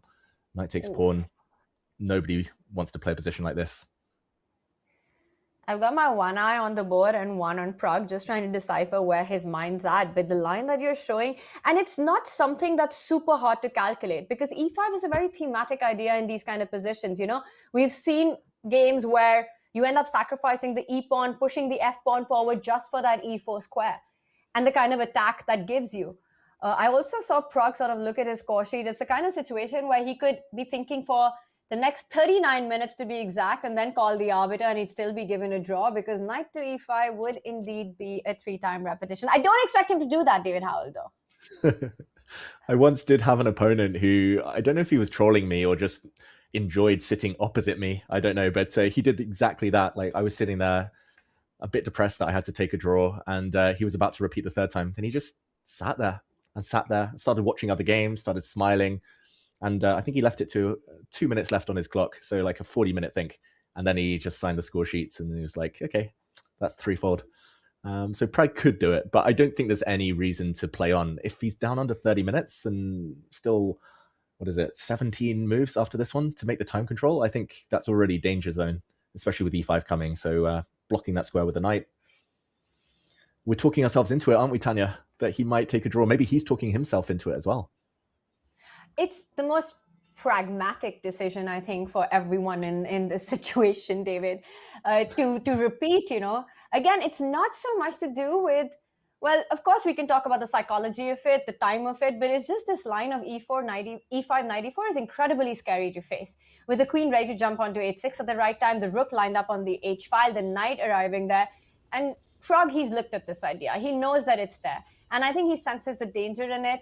The fact that he went twice in with it is when it clicked into my head that I think very likely that we'll see a 3-time repetition here. For Hikaru, I would say with the white pieces, this draw might hurt a little more than it hurts Pragg in the tournament with the black pieces currently. Again, it's still a long one to go. Pragg is at 50%. He's won 1 game. He's lost 1 game in the tournament so far. Tomorrow, he faces Fabiano Caruana. With the black pieces, to have this kind of a solid draw where you haven't had to face too much danger, I don't think it's a disaster for Pragg in any way. You know, it's a long tournament ahead. He needs one win. It could come from anywhere. He doesn't need to rush and make this one the big battle of the Candidates 26 for himself. Yeah, that all makes sense. That being said, I still want Pragg. I'm on the side of chat. I want Pragg to play on Rookie 8. It's a fine result, but Rookie 8, come on. Sense the opponent. Sense that Hikaru doesn't want this game to continue. Pragg, you can do it. Keep the fight alive. So Rookie 8, I think, would be actually quite nice, David, because after Rook E8, E5 suddenly is not that strong, because then you just capture everything with a piece, right? So it's really the only way to fight against this idea. Knight on E4 is only super strong if you're forced to capture with the pawn. Yeah, exactly. So I think it's a 50-50. Pragg plays on with Rook E8, stopping or deterring this E5 idea. Or he takes the draw here and now. But, oh, he stops the clock. Tanya, I think we're going to get the result. He's talking to the arbiter. And it's a correct claim. Arbiter puts that knight on E5. It's the move that Pragg has written as his third repetition. The arbiter will make sure that's correct. And indeed, it's the correct claim as it's being pointed out. And right there, it's handshakes. And well, at least on the face, David Howell, neither of these two players look too disappointed. Maybe we can listen in.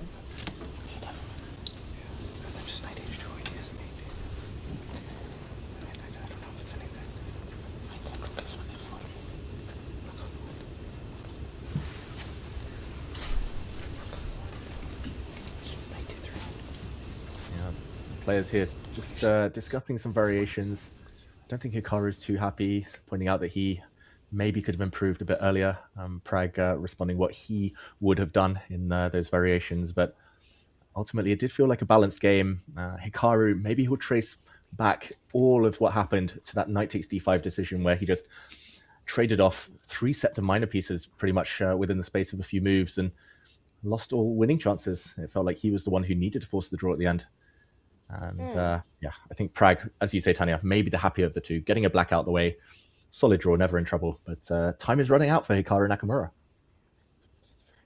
You know, when he took that decision of capturing on d5 with the knight and allowing the trades that you just referenced to it, almost to me feels like in his head time has run out already at the candidates so far. I just didn't see a very ambitious Hikaru start to finish in this game with the white pieces. There wasn't any big opening idea to be shown by him. He traded as many minors as possible, as quickly as possible, and he went in with the first repetition that presented itself on the board. As we go to our bird's eye view, David, lots of action, and I'm especially eyeing that top left board right there. Exactly. There was a shake of the head from Hikaru Nakamura, and not just running out of time because he needs to start winning, but also because the leaders, they keep impressing. Sindarov has an advantage now with black. Wei Yi losing his way in that labyrinth. And okay, there we see both players actually turning around, both looking at what was happening with Hikaru. Sindarov, he's playing like a man possessed right now. He's playing like a genius. Let's backtrack, Tanya, because just a few moves since we were last here, but big moves and huge consequences to them. The rook was attacked on A1. We left it here saying 6 logical moves for white. The one you don't want to do is to take this pawn, but it's also the most natural. He took it. The queen moved. He put his rook on d1. We were saying this looked normal a bit earlier, but after queen to e6, almost impossible to defend this pawn now while keeping the bishop protected. He just gave it away. He said, take that pawn. h3, giving the white king some breathing space, but I've got to say I'm not so impressed. And question mark to this last move. Unless he's lining up an exchange sacrifice, I don't really see what's going on. Rook to g6 now, hitting the bishop. Sindarov at some point is going to start moving his pawns forward. And this bishop is just such a beast, Tanya. Yeah. I think if you have to fight the idea of rook takes bishop at any point, because it really does feel like with the last few moves, that's Wei's way of trying to defend this position. At any moment, Sindarov can play c5. Either after hitting the bishop, pushing it back, or right now. And then you never have to worry about that problem of giving up the rook. And you really reinforce the bishop on d4, also coming in with threats of your own pawn. The biggest problem in this position for Wei is his own bishop. You know, David, you pick up that bishop and you put it on e3 or anywhere else on the board. You put it on c1 as well, anywhere else. We're looking at a completely different position. I think that would be so incredibly easy to hold as white. Simply your bishop will challenge the other bishop. You're looking at a game of majors. Here, there is no target. there's no way for that bishop to come back into the game pretty much for the rest of the game, I would say. So it's not just the monstrous bishop that Sindarov has at the center of the board. It almost feels like an extra piece eyeing the queen side. At any moment, the queen can swoop into from e6 all the way to a2 and start targeting, looking at the f2 pawn, eyeing the a3 pawn as well, c5, c4. The bar just confirms that it's big advantage Vachier right now. David, it would be insane if he was to go on 5.5 out of 6. I mean, the way he's been playing, he deserves 5.5 out of 6. Way he's going to put up a fight, there's still a lot of work to be done, but I'm also drawn to the clock, Tanya. 15 minutes for white, and he's got to make 17 moves. People keep doing this against Sindarov. They keep leaving themselves with no time, and he's so brutal, he's so efficient, and he's so tricky that it's impossible to play like that against him. I saw him reaching out on the board right now, and it felt like he's reaching for the king, David. Is he about to move his king? And if he is, then he wants to put it on f8, where he feels it's safer, but does that give Wei that one window of opportunity to, in fact, give up his rook for that bishop on d4? Yeah, Wei has to play it. I think he just has to take this bishop and say, okay, at least I can breathe. At least I'm not cramped. I don't really believe in it. Like, rooks look so great in such an open board, but Tanya, I think that's what he's been building up to. You can breathe and the bishop can finally come to life, right? One can imagine giving up the rook for the pawn and the bishop, and then when the white bishop falls back to g3, and let's show that on the board, at least you have a target to fight for on d6 as well. Suddenly, you've got some plans and maybe potentially easy play, but never an easy decision to make because you are giving up material long term. You're not winning that back anytime soon, and the a3 tender spot still remains. That's going to be a Achilles heel in white's position for a long, long time. And I think the reason, just to explain why Sindarov didn't protect his bishop, which otherwise would be the most natural move, the most desirable one, the blue arrow actually appeared a bit belatedly there, but c5 would have increased the advantage because after capture, Wei was relying on a switch of attack, opening up the b file suddenly. Black can just push. Black has got such an ambidextrous rook here, just covering everything, covering the king when it eventually lands on g8 or g7. Covering the 6th rank, and it's just unstoppable. The c-pawn is going to motor forward, protected pass pawn. It's I think long-term this was just almost game over.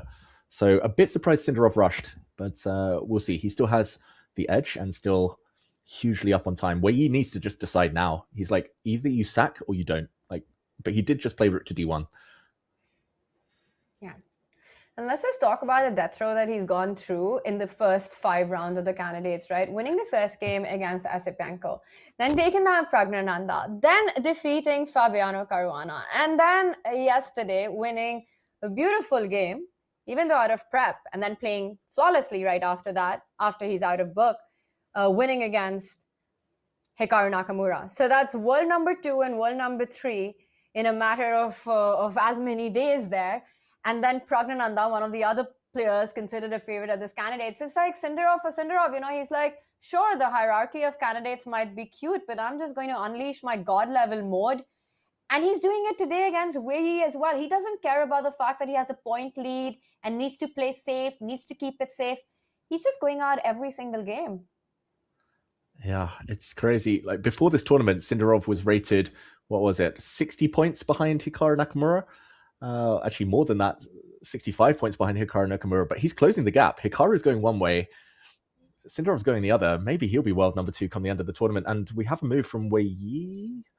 Queen to h5, I believe. Queen to h5 hasn't appeared yet, but Queen h5. I don't on understand the cameras, it. that's the square that it looks like, David. Does he want to switch his rook across? What is the idea? Okay, black wants to play king to g8 anyway. And I want to just point out that actually even queen takes pawn, David, is not a threat. King g8, very logical. You keep everything defended. But yeah, let's just show that. Let's say you make a move that we've been advocating for. You take the pawn. I believe rook h6 just loses on the spot. You have f5 square, but you lose the bishop on h4. Oh, that really compounds it. And that's what I mean, like the clock situation, Tanya. I think he's already in kind of well, red line territory, danger zone. Like, you start making moves like Queen H5 because, okay, firstly, there's no obvious moves if you're not going to sack the exchange, which I think in practical terms he really should have done. But no obvious moves, so much choice. You start guessing at some point, and it's like you start playing vague moves. I've been there so many times myself. Many of my losses when I'm in time trouble is because I start playing like moves on general principles, no time to calculate. And Sindarov is going to keep moving his king across. Doesn't need to, but that's also going to throw the ball back to Wei Yi. And he's played so quickly, Tanya. He's still got nearly an hour in the bank. And I've seen him do this time and time again, you know, even in the games where he did get his prep. I think today was not one of them, that the moment his opponent has this huge gap, he's so alert and so focused and sort of so efficient with the way he's spending his time when his opponent's thinking that he's ready with his response. He plays it confidently, he plays it quickly. Just not giving time or clock to your opponent and keeping pressure on that aspect as well, where with no increment, that just becomes a decisive factor. It's like blunders at this level just happen because you crack under pressure, continued pressure, not because it's a one-move blind spot. Very often it's what happened to Pragnananda throughout the game. And having no time for those final few moves, you know, eventually Queen F7 falling to rook takes bishop in that position. Here, it doesn't matter if objectively there are better moves for black. I think the fact that Sindarov's making good moves and not taking that much time is far more important from a practical perspective. Exactly. As long as Sindarov doesn't blunder, and he nearly never blunders, at least tactically, as long as he doesn't, then he's a massive favorite now in this game. And I was actually, just before King G8, going to point out, Tanya, that we could have seen echoes of Nakamura against Pragg, because in this position, I think Sindarov could have just started repeating. He didn't do this because Wei Yi would gain time on the clock, or at least get closer to move 40. But he could have played here rook to h6. Oh, my mouse going funny. Queen g5, rook g6. And he could have been like, okay, draw. But Sindarov's not in a drawing mood. He's in a winning mood.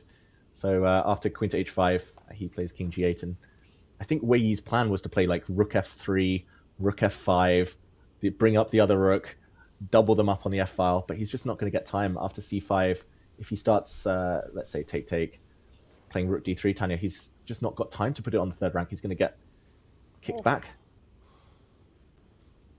No time. Yeah, suddenly it's like the 4 versus 3 on the right flank has nothing to show, but Sindarov's pawns on the queen side, once they start moving forward with c5 and the trades that you pointed out, will be incredibly strong.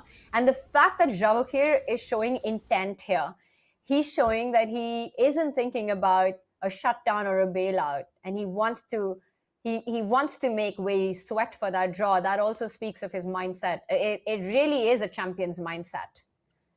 Yeah, and as our featured chat pointed out there, now it is 30 seconds per move average for Wei Yi.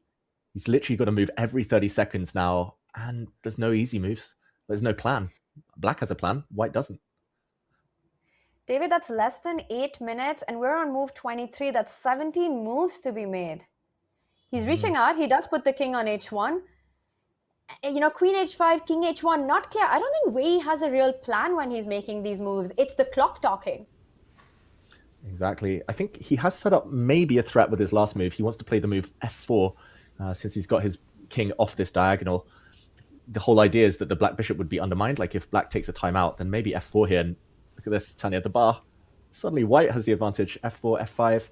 But the problem is black's next move is c5 anyway. I think finally he's forced Sindarov to play the move he wanted to make all along. And the bishop is defended, so now f4 just doesn't work. He'll just take it.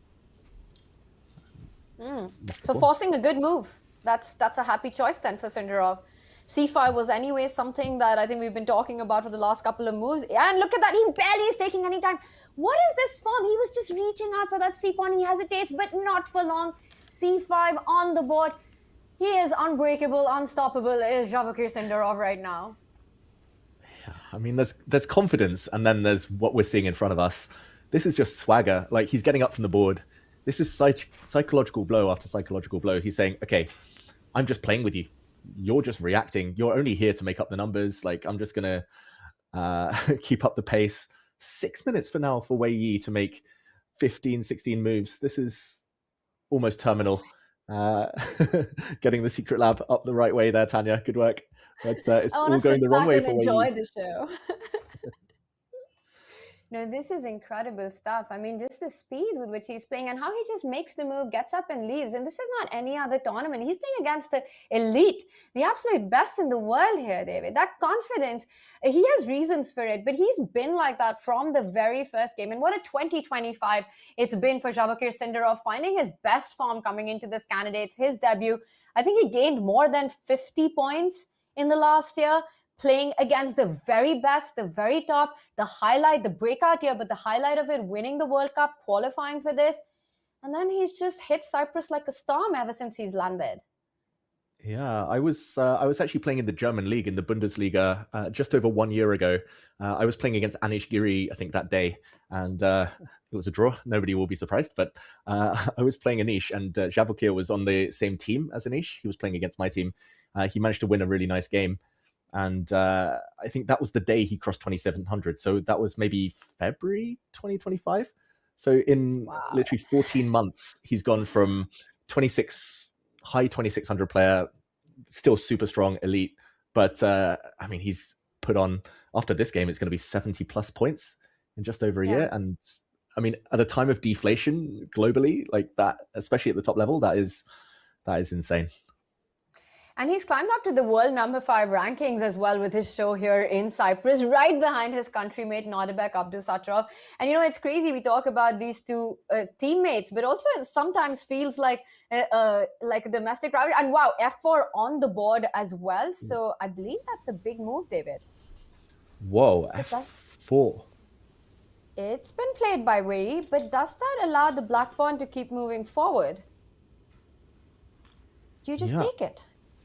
I don't understand. That's a clear pawn. That's pure desperation now from Wei Yi. It is. I don't understand it, Tanya. That's a free pawn, no? It definitely optically looks and feels like one. I'm not really seeing a refutation for it. I don't think you should rush with c4 in this position because white is also threatening f5. If you try to hit the white rook, you can just avoid that. But why not just pawn takes pawn? What is the problem here? And look at this, Vachier-Lagrave, he doesn't need more than a minute. He goes for it. He goes pawn grabbing because he doesn't see a refutation either. And if Wei goes into another think, David, 3.5 minutes on the clock. He can't even go into another think right now. This is going from bad to worse. Yeah, I mean, he's not going to be able to make the time control at this rate. This game is not going to go past move 40. Like, Wei Yi's either going to lose on time or he's going to be toast on the board. Like, I think the final chance, Tanya, was to change the momentum, sacrifice the exchange, rook takes d4, back before going off with his queen, playing this f4 bluff stuff. Rook takes d4 earlier, tiny material investment, but at least he changes the trend and then makes it more difficult, asks questions of Sindarov. But now he's just making it simple. Sindarov's blitzing, and that's impressive, but it's because his moves are easy. It's just inexplicable. But I think it's panic. Again, it's the kind of move that comes because there's so much incremental pressure every single move that you're dealing with. For the past 10, 15 moves, you've had to be accurate. And then you play f4 with no time on the clock. I think he's going to bring his queen back to attack the pawn to try to win it back. If nothing else, Vachier-Lagrave, after queen to f3, can at least drop his own bishop back to the central square and say, I'm not giving that pawn back anymore. Yeah. That's exactly what we're seeing unfold.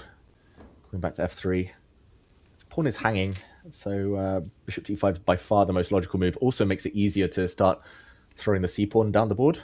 I think the only thing he'll have to double check and calculate, knowing him, he's already calculated it already, so we'll see bishop e5 in 3 seconds. But bishop e5, Tanya, take. He does allow the white rook in, but it's just one check. Like, this check is nothing. The black king will hide, and he's going to move instantly. The king looks very safe here. Very safe, but it wasn't the bishop he was reaching out for. It was the rook. I think he's going to put pressure. He's going to double down on that e4 pawn, David, saying that you snap up f4, line up the rook with the queen, and eye the e4 spot. That makes a lot of sense. According to the computer, though... Oh, sorry, go on, Tanya. Go on. No, what was the computer saying? Rook to e8 would be a big inaccuracy if Sindarov does reach for that rook. Wow. Rook to e8. White would have the resource, finally, of bringing his bishop back. This bishop's been offside for as long as we can remember. Bishop to f2. And due to the fact that there's tension on this diagonal, black can no longer save his bishop because c5 would be hanging. Take, and white is back in the game, level material, but after bishop to f2, at least the white rooks break free. Maybe he'll get a rook endgame, a pawn down that he can hold Wei Yi.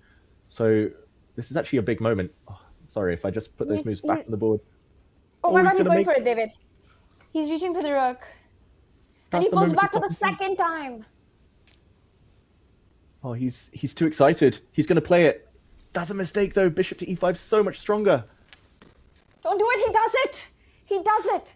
It's an inaccuracy in Wei Yi has a way back into the game if he brings the bishop all the way to f2 to try to trade off the monstrous bishop on d4. Vachier-Lagrave, just a bit of rush there. But wait, 20 seconds on the clock, no increment? What? No. Oh my god.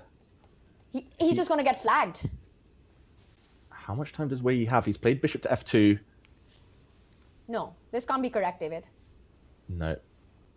He does have more time than this. I believe he still has a couple of minutes left. But move 28. He's still got to make 12 moves in a couple of minutes. We'll ignore the clocks for now. But Tanya, the advantage is almost entirely gone. Sindarov has butchered his advantage in one move. He was too excited. That was the moment to slow down. Oh. This might be the moment where the tournament momentum changes. If he doesn't win this game now, Sindarov, he's only got himself to blame for not slowing down, spending one of his 57 minutes on bishop to e5. The most natural move, winning advantage. And I'm just gonna relay what we're getting from our production that actually Wei Yi does have 6 minutes on the clock to complete the rest of the remaining moves, and he's got about, David, what move number are we on right now? How many moves in 6 minutes does Wei Yi need to make? He's got 12 moves to make. This is move 28. 30 seconds per move. 12 moves to go. 6 minutes, and you just find a way back into the game. Can Wei Yi survive and hold this? And I think now Vachier realizes that he's given him this opportunity, but he has to fight back. Vachier-Sindarov is a very practical player. Mm-hmm. I don't think he can control his nerves right now, though. I think he got so overexcited. He thought he was being gifted a point, just like he was against Hikaru yesterday. A free gift, but now he might be realizing it's not so easy, and he's slowed down a little bit, but he looks eager to move again, Tanya. And it really reminds me of, a couple of months ago, I played a game, and at some point I was 75 minutes up on the clock, totally winning position, or big advantage, and I just couldn't control myself. I was blitzing and let things slip. I think that's happening to Sindarov right now. He takes the bishops. He's just thinking that he's going to... He takes the bishop. He can take the e4 pawn at the center of the board. Notice how Wei Yi can't actually pick up that c5 pawn because g2 will be checkmate at the end of that line. So actually for Vachier, this could have just been part of the plan, right? Where you end up being not one, but two extra pawns on the board. Mm-hmm.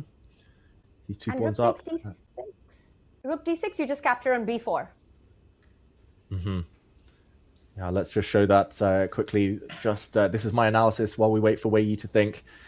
We should mention there are relay issues from FIDE's side. So this is us trying to reenact what we see on the camera. Bear with us. But rook takes pawn, rook takes rook, rook takes, and now Tanya, black has a winning move on the spot.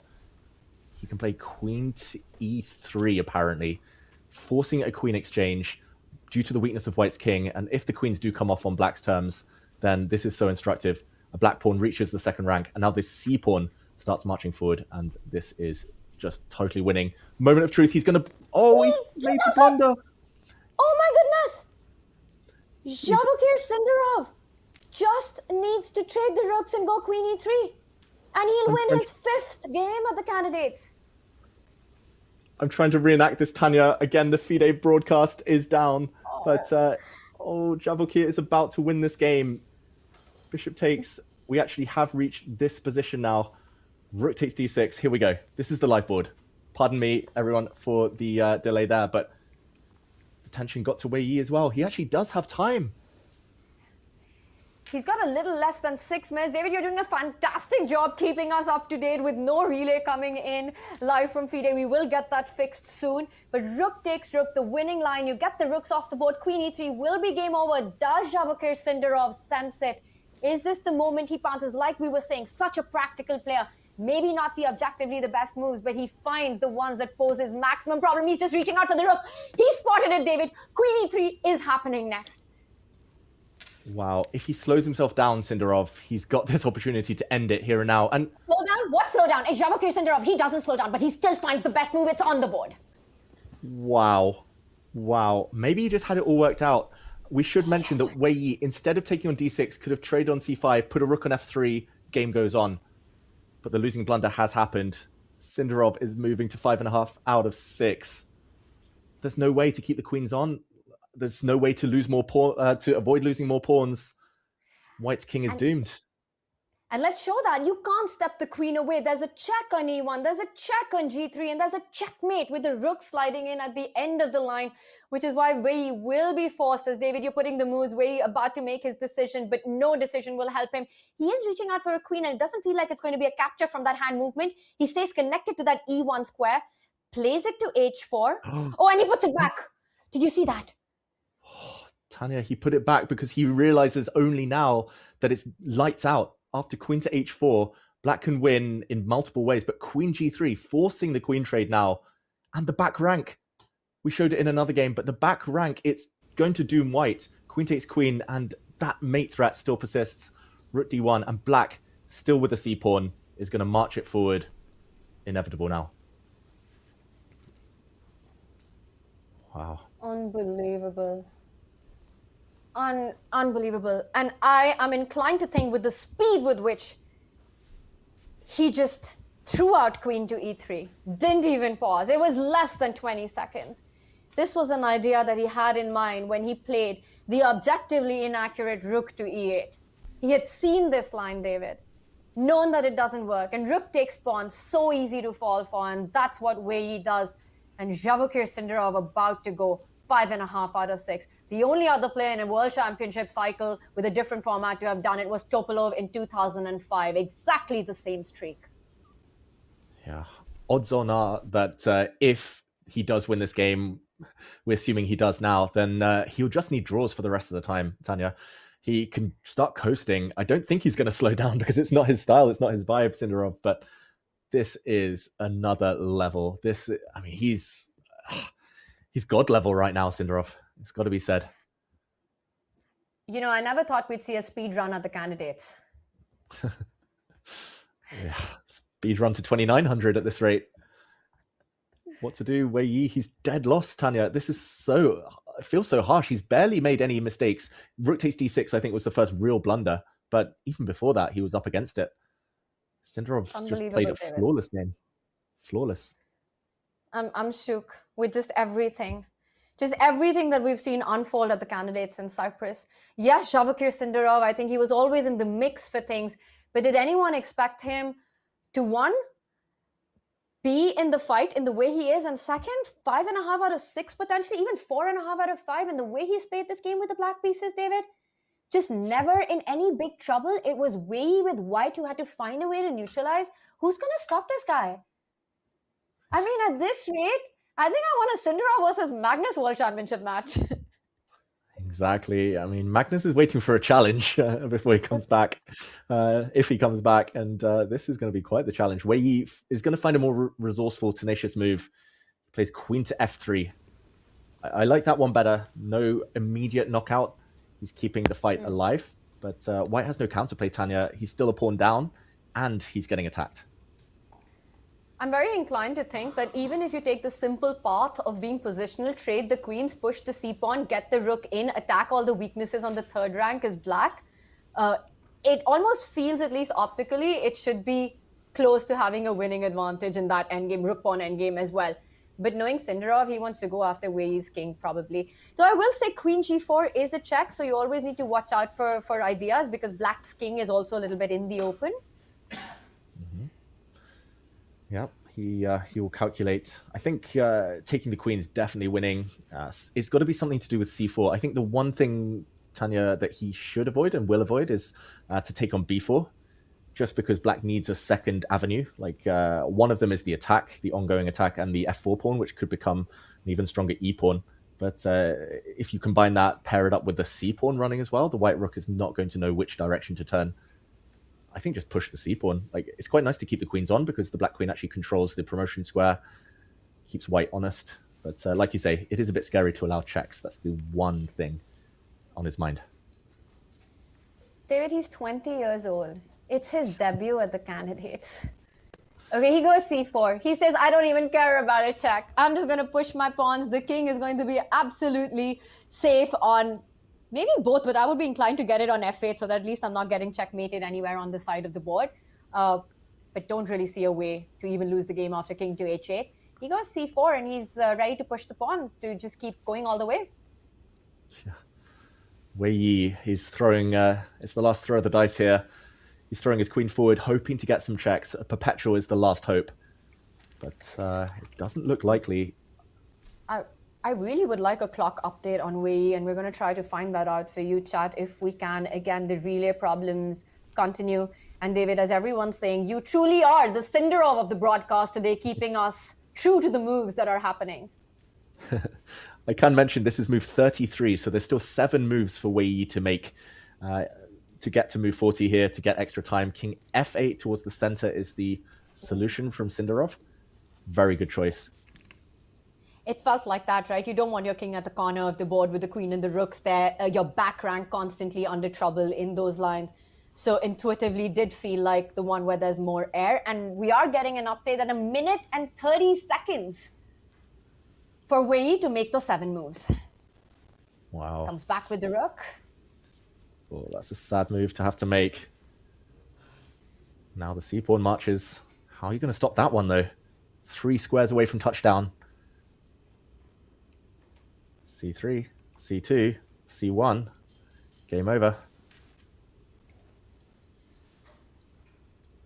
I don't see it, Tanya. I think this might be it. Like, queen exchange winning now. Rook exchange winning. Like, white's king on the back rank.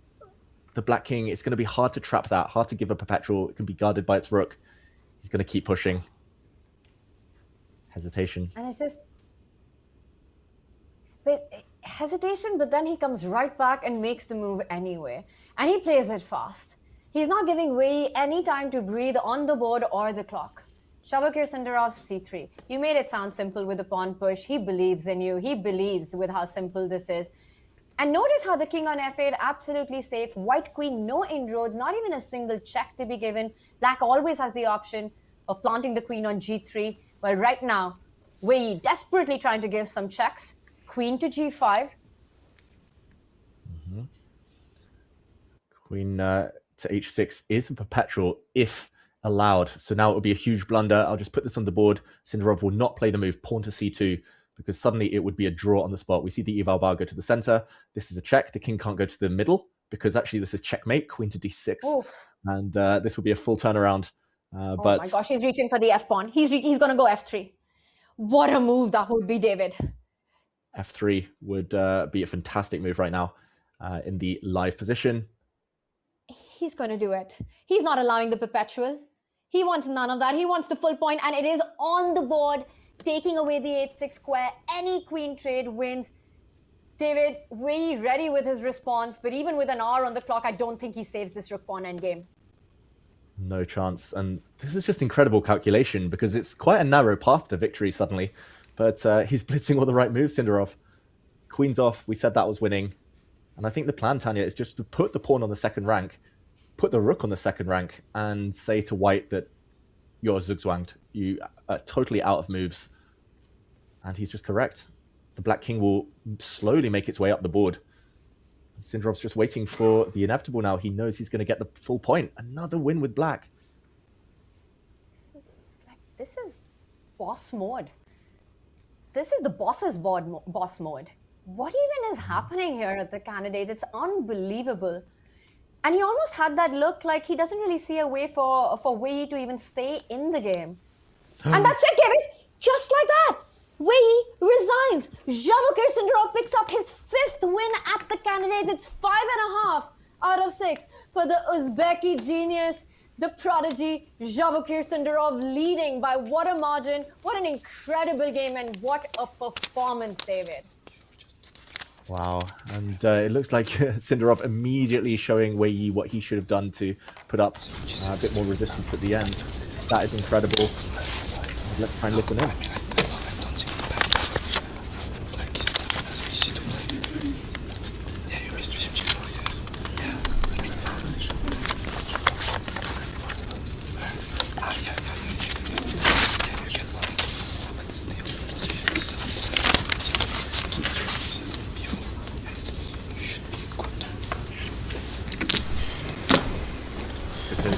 Sindarov there, Tanya, with his last words before leaving the board, said to Wei Yi, maybe king to h1 instead of b4. But we were saying b4 was the best move. The computer was saying b4 was the best move. But Sindarov made it look like it was like an error. That is incredible. And I mean, the boards have refreshed. Thank you, FIDE, for finally giving us the moves back. But it looks like that was the first decisive game, maybe of many. But extra pressure now on Fabiano Caruana, who's a pawn up. And Tanya, maybe we can just show very quickly why Wei Yi resigned in that final position, because there was still some work to be done. And let's just jump in. And this was the final position. Again, incredible play by Vachier Sindarov. I'll just take it back a few moves to the final mistake, because in this position, after queen takes e4, here, Wei Yi could have put up more resistance if he had a bit more time on the clock. He should have taken these pawns off the board, simplify a little bit, and realize that, okay, he can't take this pawn because of a checkmate on g2, but just that he needed to go for a fortress instead. Putting a rook on f3 solidifies everything. The f4 pawn will likely drop. With it, white will get counterplay on the f-file. Just stacking up all the major pieces on the f-file could have kept the game alive. Sindarov maybe underestimating this, but Wei Yi totally missing this led to rook takes d6, a blunder that was predicted by Sindarov. Take, and after queen to e3, there was nothing to be done. And we saw the queens come off the board eventually by a roundabout way, the c-pawn marching down, and in this position, f3 was the killer move, just protecting the h6 square, covering this diagonal. White has no checks. Queens had to come off the board, and Wei Yi resigned here due to a capture being met by, for example, pawn to c2, rook to e2, totally cutting off the second rank, and white is paralyzed. Black here can just play with his food all he wants, or he can just go for the immediate killer blow, and game over. Tanya, the calculation, just incredible. 95.5% accuracy to top it off in such a crucial game. He found all the star moves when it mattered. It's just mind-boggling, and it was very interesting what he mentioned to Wei Yi at the end of the game, coming up with another plan. Maybe at some point we can show it. I don't know if right now it is, but I wonder how much of today was something that Wei Yi had Sindarov had prepped. Because David, let's not forget, he walked into the structure of the doubled F pawns from the very opening, right? He played rook g8 quickly. He went for a4, and that moment when he said that king h1 was probably the move that you had to play, it was with an idea that white can eventually start pushing the f-pawn. Do we have a second to just show that idea that Sindarov just had on his mind? He didn't reveal too much, but to me, the fact that he said it, it did feel like it was part of the prep. Right about now, I think before you go b4, he just wants to go king h1 and then eventually move the knight away and then play f4 and say that this is the way white needs to fight. And notice the evaluation bar does not shift. It's like Sindarov has some super god-level prep. He's playing god-level chess. Yesterday, he mentioned that he had prepared this line, the castle against Hikaru, for a game in the World Cup, not the candidates. It's like, where do you find holes in a guy who's playing like this and who's got no problems when it comes to absolutely any opening? I mean, he even knew the plan for white, for Wei Yi in this game. That is incredible. And just to follow through, like if black does the exact same thing as the game, then first of all, white has saved a tempo because, yes, the rook is hit, but b4 is much less useful than king h1. And now, for example, a capture, and it will be very different because the c4 pawn's protected. That dropped off in the game, Tanya. That fell off very quickly. And as you said, the f pawn is no longer pinned. So even queen exchanges, which we said earlier were favoring black, they can now be met by just a simple protection as the white king is off g1. Like, to see this deeply, to understand all of this, yeah, this is another level of chess. We've very rarely seen this, and this is even comparing to the likes of Magnus at his peak. Like the streak he's on right now, this is, I mean, he's going to be a massive favorite against Gukesh if he can keep this up. You know, the deeper you go into Sindarov's games and the analysis, it's like peeling layers, right? There's so much depth to everything that he's playing on the board, the openings that he's coming up with, how he's executing the plans, his knowledge right now, how confident he's feeling. David, I don't know who has it in this field to take this guy down. I mean, who's going to do it? Hikaru failed. Fabiano failed. Pragg couldn't do it. Today, Wei collapses. We'll see. Second half, there's still a lot of chess to be played, and it all might depend on Fabiano Caruana this round, whether he can eke out a win or whether he gets held, because the eval bar is staunchly in the center of the board. But Tanya, he is a pawn to the good. He is a pawn up. So can Fabiano grind out a victory? We left it a while ago, and he has won a pawn. Should we do a quick action replay to see how we got here? Let's do it. Let's take it from where we left it last. Yeah, we left it a while ago. We saw actually that the bishops came off. Black gave a check on the diagonal. Fabiano thought his best bet was in the endgame, getting queens off, and very symmetrical looking. But White's piece is slightly more active than their counterparts. This is an odd move to me. Rook to d3, the knight goes back, and the rook goes back. I think Fabiano losing some momentum there. He's relying on the trap that if the bishop gets hit here, no squares, but the white knight can leap forward, hitting the undefended bishop, and the white bishop escapes. Instead, f6. And this is where the FIDE board, all of them froze a moment ago. But we saw a few clever moves from Yesipenko. a6. Clever moves from both players. Bishop back to b2. Discovered attack against the knight. Mini tactics. And Yesipenko said, okay, no more fun for you. I'm just going to simplify. Taking, allowing this doubled pawn structure for black. But he realized that the b4 pawn alone clamps down on everything. And to catch up, this is the live position, Tanya. And I think he's right. The b4 pawn does a fantastic job of holding up White's foot soldiers. And the black rook's just going to sit nicely on c2. I'm just going to add to that point a little bit, because looking at all the pluses and the triumphs that you have for the black pieces here, David, I actually don't think this can last too long because of that rook on a1 so badly placed. You have to take the rook on d6. Rook takes rook has to be the move here because the bishop on d8 is hanging.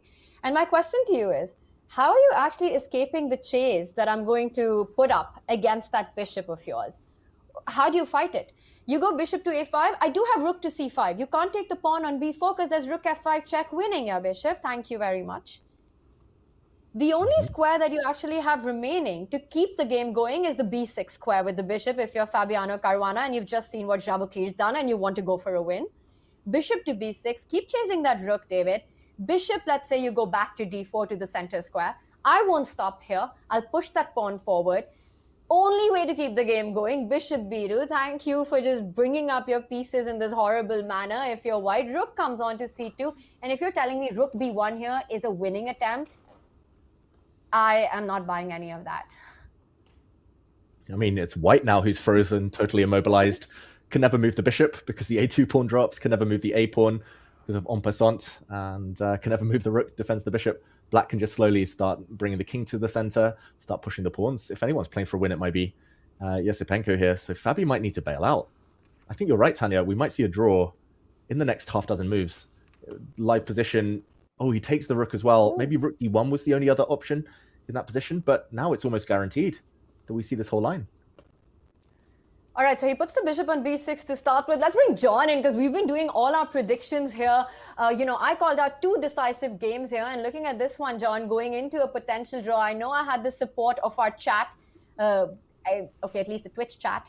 What do you think? Are you sticking to your prediction? Do you want to change the number? I'm still happy with my 2 and decisively. Oh, I'm sticking to my number, Tanya. Are you going to change yours to 2 decisive only in the open? That's what I want to know. But we are good to go, I think. And actually, to be fair, there's an incredible amount of pressure in this game, right? The fact that Yesipenko was able to thread the needle, stay calm under pressure, and get to this point is, let's not take any credit away. We can joke on the broadcast, but he has managed to do some fantastic work here. The game is not over yet. There are still potential for mistakes to be made, but I think if he comes away with a half point here, it's well deserved. I think fair to say? Yeah, fully agree, John. I think a draw very likely here. I have a reasonably important announcement to make. If anybody happens to have a spare sub to the channel, now is an excellent time to use it, and I'm going to explain why. We're about to go to a break, but we managed to catch Hikaru Nakamura for an interview after the end of his game, and his interview is so long that we have no choice but to simply play it all throughout the break. So if you would like an ad-free break, uninterrupted listening to the Hikaru interview, you've got about 30 seconds to hit that sub button now, because we will be going to that break and you will get to hear that Hikaru interview in full. As a reminder for the predictions that we were referencing earlier, I believe we had Tanya predicting 2 decisive results for the day, David predicting 3, and I was the sacrificial lamb, where I was forced to go 4 because I refused to go 1 or 0. All 3 of those results are still technically possible.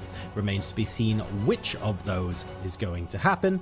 For now, though, we're going to hop into a break as we listen to Mike Klein interview Hikaru Nakamura, and we will be back with more action from the candidates after this.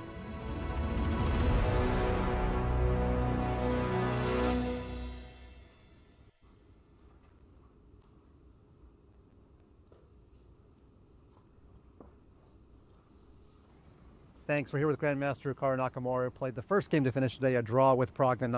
First of all, you said that you're a fan of Pragg and Sindarov. What did you mean by that? Why are you a fan of those 2 players? I mean, they're part of a new generation of players who are up and coming. I mean, I would say I don't think either of them have reached their peak yet. And they're fun people to talk to and play against. So I mean, with Pragg specifically, he's been around actually a lot longer than Sindarov on the scene. I remember playing him in 2018 or 2017 in India. But it's just, I mean, it's kind of nice to be around people that you haven't been around for the last, like, decade or 2 decades is what I would say. Because, you know, nothing against Fabi or Magnus or any of these guys, but I've seen them far too many times. And it's just a breath of fresh air to play and talk to people who actually, I would say, on some level, view the game differently than the older generation. And, of course, in round 5, you threw the kitchen sink at Sindarov trying to win. Going into today, is your mindset still that you can win first place in this tournament? I mean, it's hard to judge. I think what I would say is that it's going to require something weird happening. And the reason I say that is not so much because the Sindarov is so far ahead of the pack, or Sindarov and Fabi are ahead, but it's because everybody else is doing badly. And generally when everybody else is doing badly, you're in a situation where you have 2 players who are going to be fighting every game, and I think a lot of players aren't going to be super excited, shall we say. So objectively, I think it's fairly unlikely, but if I have a chance to win a game or 2, you never know what can happen. And it sounds like you're in a different situation than most. You still want to play fighting chess because I know you don't want to go home and analyze a 20-move repetition draw. You want to have something to show your fans. Would that be right? Yeah. I mean, I think certainly when I play these games here, I definitely want them to be interesting. I mean, obviously it's not fun to lose, but playing interesting games is certainly probably my top priority. Also because, frankly, like, who knows how many more classical games of chess I'll play after this tournament. So, you know, without like endless tournaments ahead, I think that it's good to at least play some stuff that, you know, isn't going to be boring. I do need to ask you some comments about you made after round 5.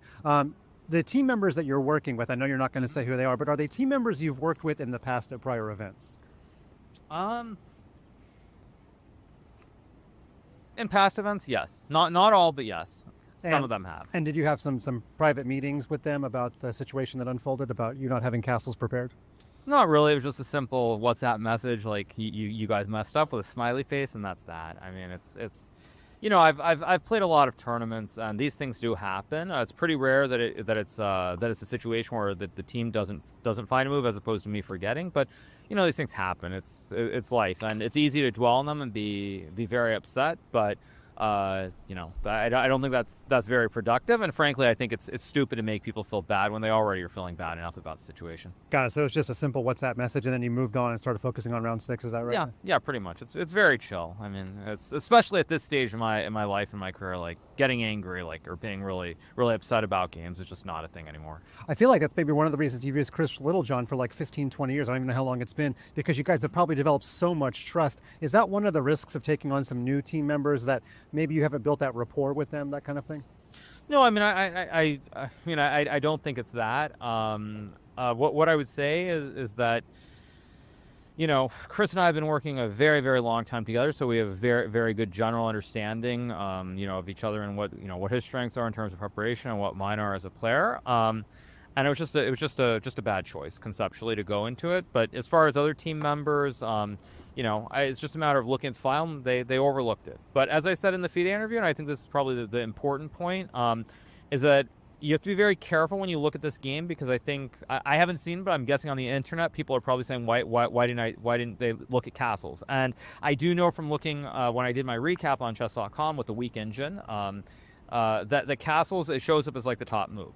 But in reality, if you use like the really strong computers with a lot of cores, it gives white a big advantage. And if you let it think, eventually the advantage comes down and you see that it's a playable move, but it's not the top move, not even close to it. And so I think that's very important to note, because it's very easy to look at and be like, well, castle's top move, how do you not see it? But that's just not the reality, because of course the players who are playing this tournament are using much stronger computers than the basic one that you see on chess.com.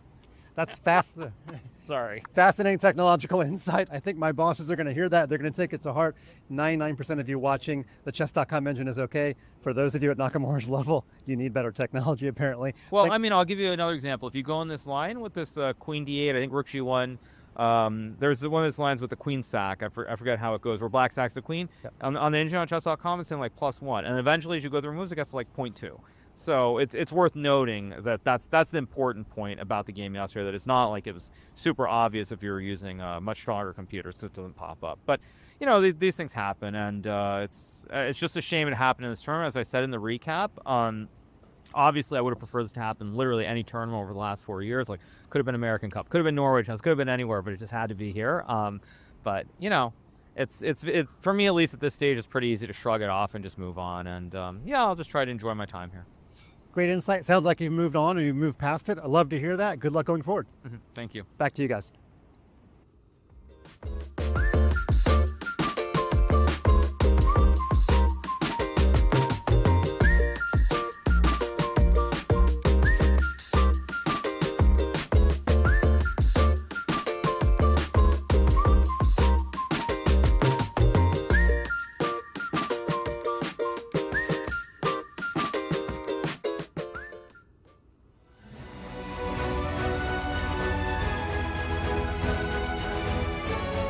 Welcome back, everybody. We are back with round 6 from the candidates. A lot of action went on while we were listening to that incredibly insightful interview with Hikaru Nakamura. A huge thank you to Hikaru, and a big thanks to Mike as well for being on site and getting us that interview.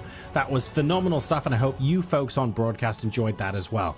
Now, as you probably noticed on the bird's eye view while that interview was going ahead, we do have some rather fascinating swings in eval bars, but the most important one in the game I think we should probably head to next is Muzychuk Zhu Jin Very important board as far as the candidates are concerned. A very interesting result that could shape up how the tournament goes from this point through to the end, and it looks like Muzychuk might be about to win. David, Tanya, over to you.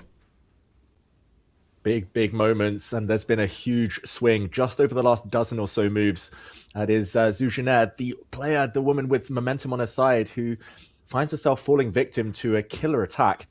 And Tanya, normally we say that 2 knights can fight against a rook, but here black has an armada of pawns. She has 3 extra pawns, and the white knights superfluous, getting in each other's way. No stable squares, no outposts, and the black rook queen look so strong together. It looks incredible. It's the black attack of the majors with the queen and the rook ready to line up. Queen g3 looks so strong. You don't even need to get greedy with that extra pawn. Already you've got rook and 3 pawns if you're Anna Muzychuk against the 2 minor pieces. Do the math. That works out for you. But more than anything, it's the king's safety. I love queen g3. It comes with the idea of rook h4 as well. Feels almost like a killer attack brewing on that side, David. For Anna Muzychuk, she's on 3 out of 5. Alongside Zhu Jin right now. These are 2 of our leaders, and I think this would be a massive win for her going into this round with the top seed, taking her down with the black pieces if she's able to convert this to the full point. I don't see white surviving after queen to g3. Exactly, and the fact that the women have increment means that her 30-something seconds here is more than enough. This is move 37. She just needs to make 4 more moves if we include this one. This is her 37th move. And You're yeah, just I mean, the losing fact a that- piece, no? yeah, it's lights out, I think. Queen G3. We'll does see a it. handshake, Tanya. She plays Queen G3. She finds it. Anna Muzychuk on her A game in this candidate so far. She started with a couple of draws and then picked up a big win against Katrina Lagno. And then now here she is about to take down the world number 2. David, I think you're on the money right now. I don't see how White can keep the fight going. Knight to G4 only runs into Rook takes G4, taking advantage of that pinned knight on F2. You're about to be down in exchange and a whole bunch of pawns. Mm-hmm. Yeah, they say that knights are a king's best friend, or at least I say that too much as a commentator, but here the knights really don't help at all.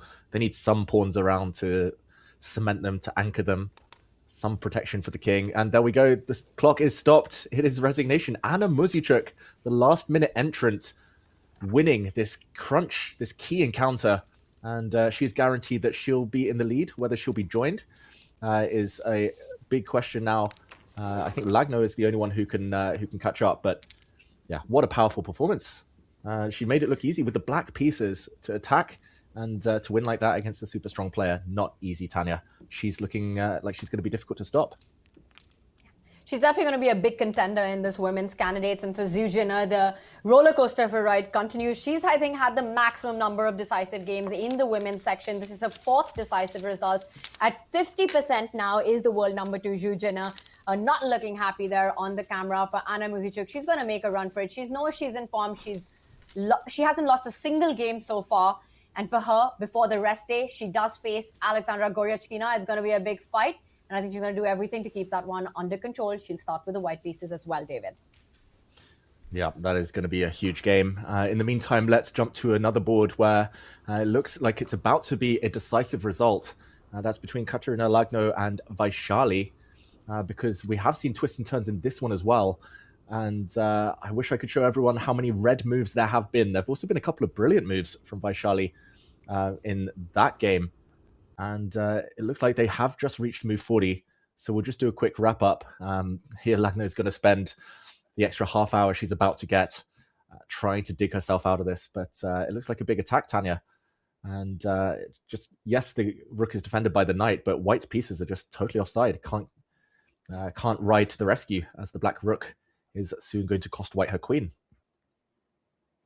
Yeah, you're up a piece, but it's not even about the 2 pawns for a piece in this position. Rook J5 is just a power move coming up. I don't really see a way to actually stop that. You can only sidestep the pin that's about to happen, but it doesn't really help your cause. The queen will be overloaded. Black's queen will step in either via H3 or the F2 square once White decides where to place her own queen here for Katerina Lagno, one of the leaders going into this round. I think she's about to indeed face a big loss in this one. And for Vachier-Lagrave, if she's able to do it, David, that would mean her first win of the candidates. She lost yesterday to Zhu Jin. So getting a win against Lagno will be exactly the kind of confidence boost that she needs at this point in the tournament. The rook coming in, the queen coming in, I don't see the white king surviving. Yeah, this is just over. The white queen will give itself up and no compensation, no fortress. And yeah, maybe Vachier-Lagrave will go on a 5-game win streak or more, like she has been known to do, very streaky player. Just while Lagno thinks, I just want to take us back a few moves just to the beginning of the time scramble, where it looked like quite a packed position. But after a mistake from Lagno, already passive for White, queen to D2, Vachier-Lagrave played 2 brilliant moves within the space of 4. Bishop takes pawn, first of all, destroying the shelter around the White king. And I think just untouchable. If this bishop is captured, then Black can play many moves, even just queen takes pawn. The knight is soon going to come. The rook is actually going to block things up, and White's king can never get out of dodge here. But bishop to h6, I just want to show one more move, Tanya, because here Black kept the extra pawn. And another brilliant move, bishop to f3, sacrifice.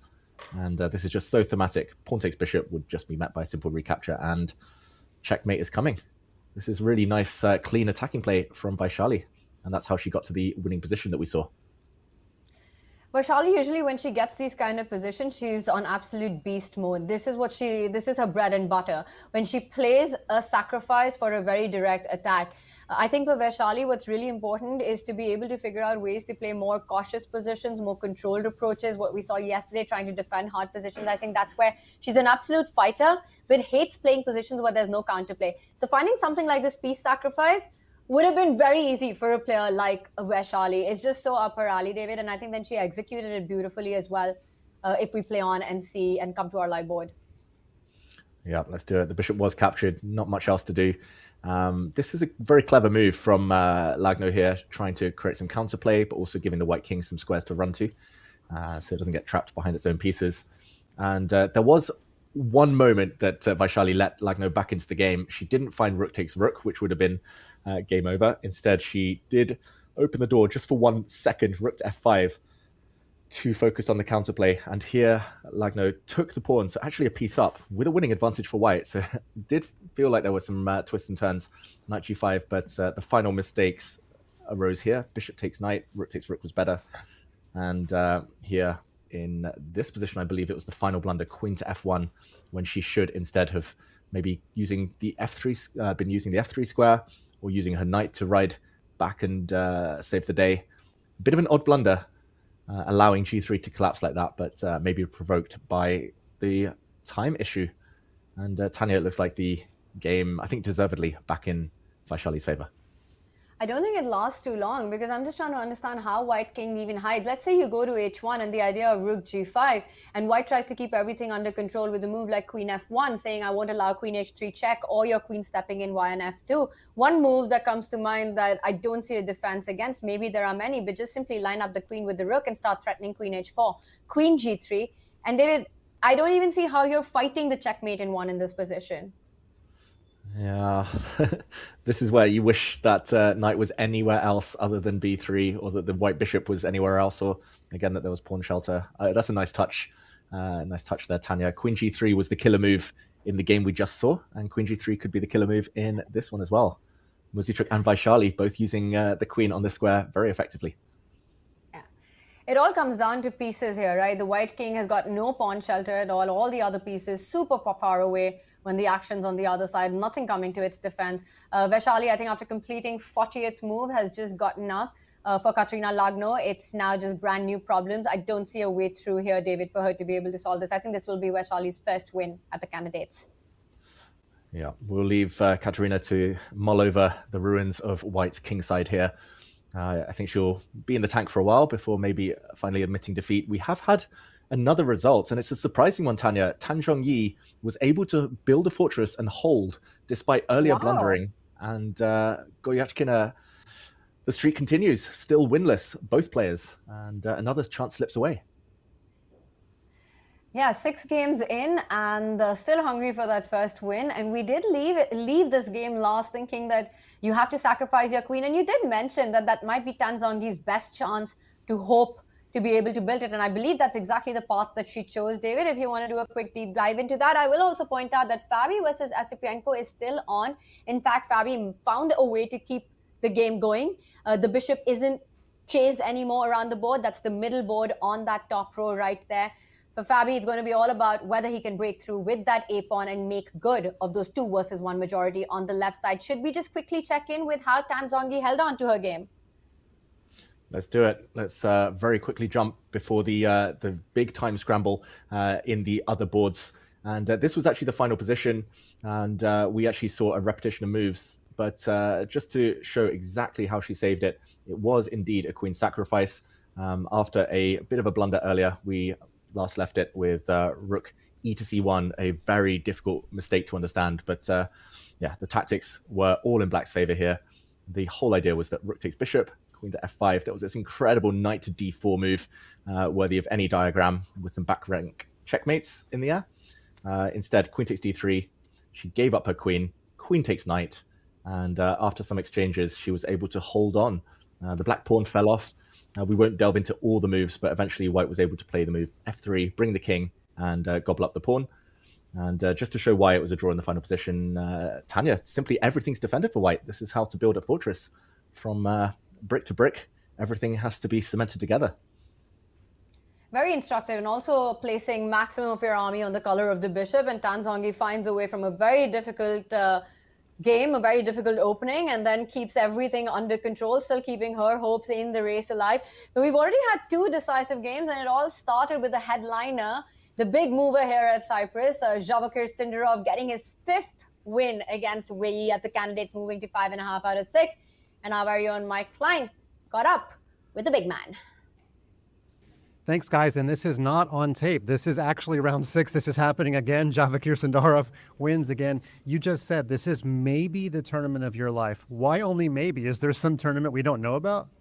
Yeah, I have to say, because I'm only 20, yeah, I will play a lot of tournaments after this tournament also, so that's why I tell maybe, but still, I'm really enjoying this tournament. Well, this is maybe the best tournament I've seen in person. The only difference being that I saw Fabiano win 7 out of 7 to start the Singfield Cup in 2014. Yeah. You were about 9 years old. Do you remember that tournament?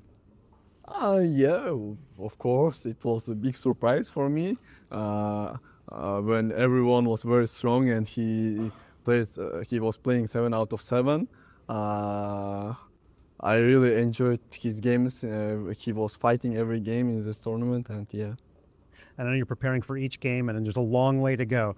But are you aware of the historical nature of what you're doing? I mean, are you even thinking about the fact that no one's ever done this before? Actually, I'm not thinking about this.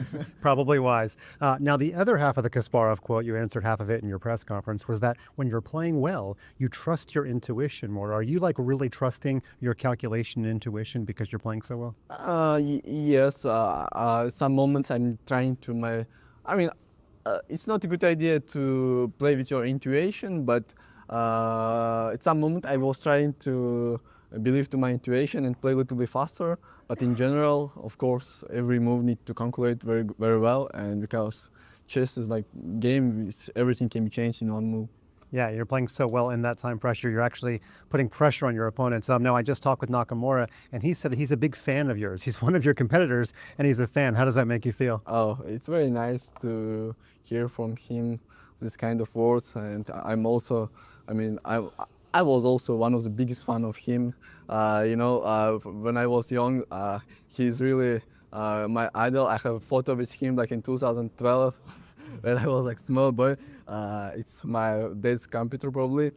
I was always loving his games because he was playing King's Indian, and at that moment I was big fan King's Indian. Right now also, yeah. Okay, you're busy trying to win the tournament, but can you just promise me that you'll call Dad and we can try to get that photo on the broadcast? I will try to get this photo. I have a photo with Fabio also in 2012. He was like so small, like me. Okay, this is going to be great stuff. You heard it here. He made a promise on the air. Try to get those photos. Please do it on the rest day. Okay? Yeah, I will tell to my father and try to find these photos. This is fantastic. Vachier Sindarov, he's gained so many fans. I'm one of them. Nakamura is one of them, and we're having a lot of great feelings here in the press room. Hey, good luck keeping it going, and hopefully I'll talk to you tomorrow. Yeah, thank you. Okay, back to you guys.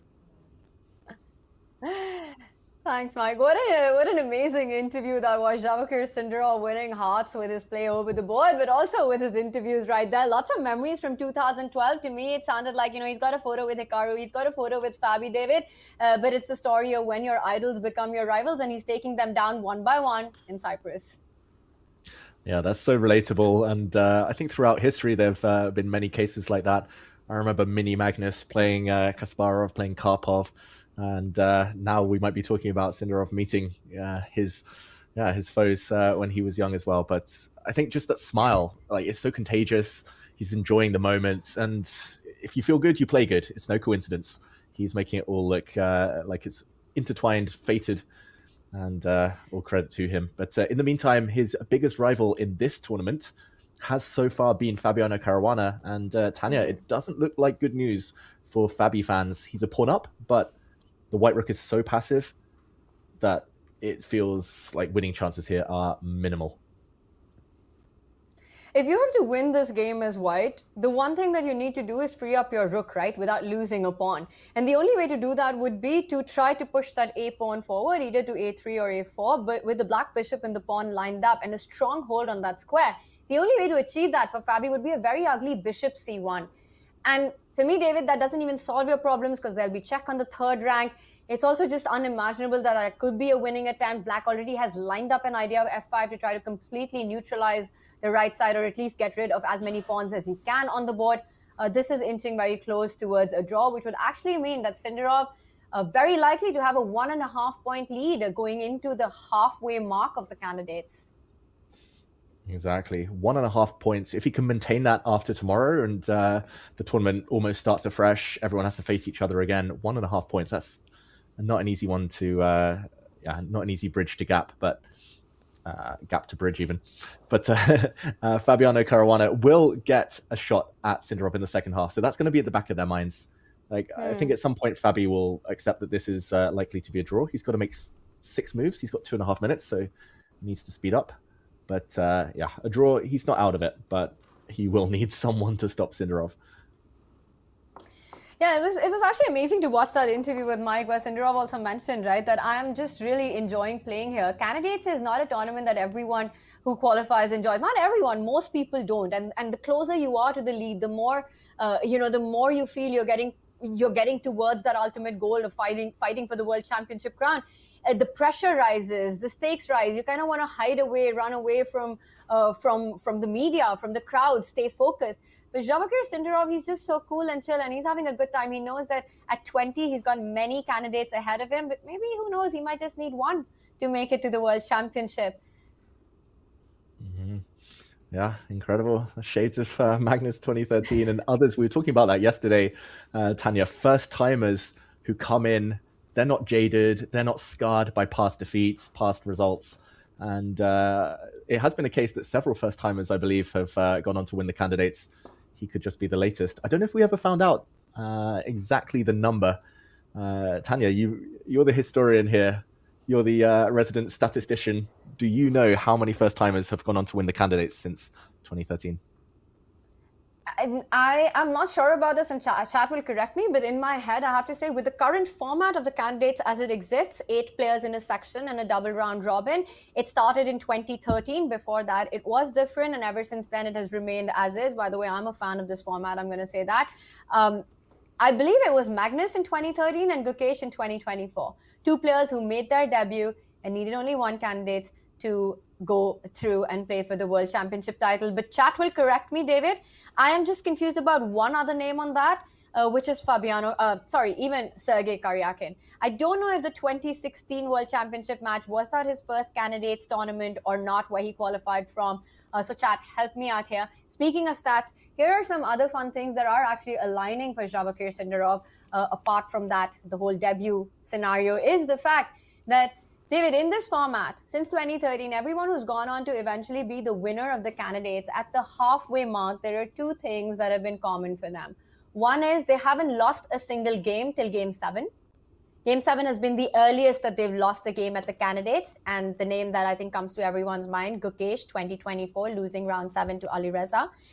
And the second fun fact is that everyone who's gone on to be the eventual winner of the candidates, has been in the top 2 spots at the halfway mark and not below that. And guess what? Sindarov kind of checks up all those, is a tick on all that checklist. Not just that, the other stat, David, every candidate winner, apart from one, has won their first game in the first 2 rounds. And Sindarov checked that one out as well. Wow, that was where I guessed Magnus. I never actually researched, but I don't know if I was right there. David, you were right there. Magnus Carlsen is the only eventual candidate winner. He did make his debut in 2013, and his first win in 2013 came in round 3 against Boris Gelfand. Everyone after Magnus Carlsen won a game in the first 2 rounds. Oh, big news. And it does feel like the stars are aligning. In the meantime, back to this game, because Fabi has 1 minute, Tanya, but he's only 1 move away now. So anyone at home panicking, looking at Fabiano's clock, needs to trust him. He knows how to handle time scramble. And just to show the last few moves again in slow motion, H3 was a very kind of neutral move. I don't think here Yesipenko actually had calculated all of this, but F5 is so tempting. Why not? Try to force the draw immediately, get everything off the board. The Black King would be too strong on F5 if there were a capture. So Rook to C1, Fabi gives back his extra pawn, but now he's forcing Yesipenko to calculate. It's still dead drawn, but after Rook check, the path narrows. This is something the best endgame players do, like King D7 only move. I think quite clear not to go in the other direction since F5 drops. Hits the Rook, Rook C4, and this is curious because like the most obvious move to my eyes is F4, but suddenly it becomes quite sharp, Tanya. Like F4 hits the bishop, And black is actually threatening to go win the b pawn, which can't run away. So bishop c5 is pretty much forced. And now immediately I was thinking, okay, trade the bishops and go for the b pawn, but I'm not sure which order. Maybe going for the b pawn immediately.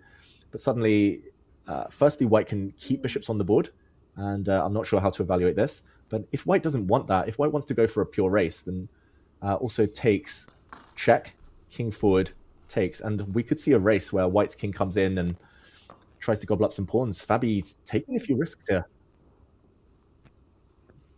Oh, wow.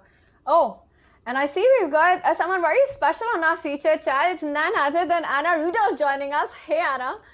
She's saying, David, Tanya Trivia and Tanya Stats are some of my favorite broadcasts. We miss you on the broadcast, Anna, and hope you're joining us soon. David, it was so much fun calling the action with Anna for a couple of rounds before you joined in. And just her energy, the hype that she brings on, unmatched. You can trade me in for Anna anytime, Tanya. I won't be offended. Anna's a lot of fun to work with. And I love the insights, the energy as well.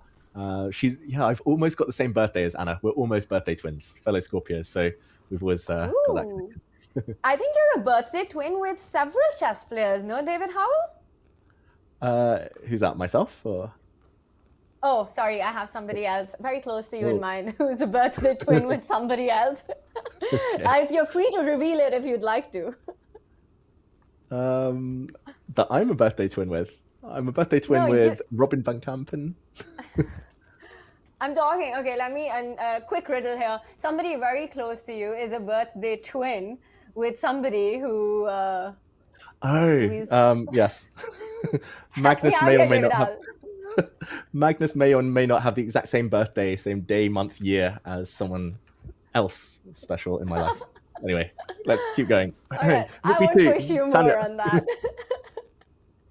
All right, so Rook B2 played instead. By the way, we did have a different decision from Asipenko. He didn't push the pawn. He decided to instead trade off. They say when you're playing for a draw, you want lesser pawns on the board. That's how you get closer to that draw.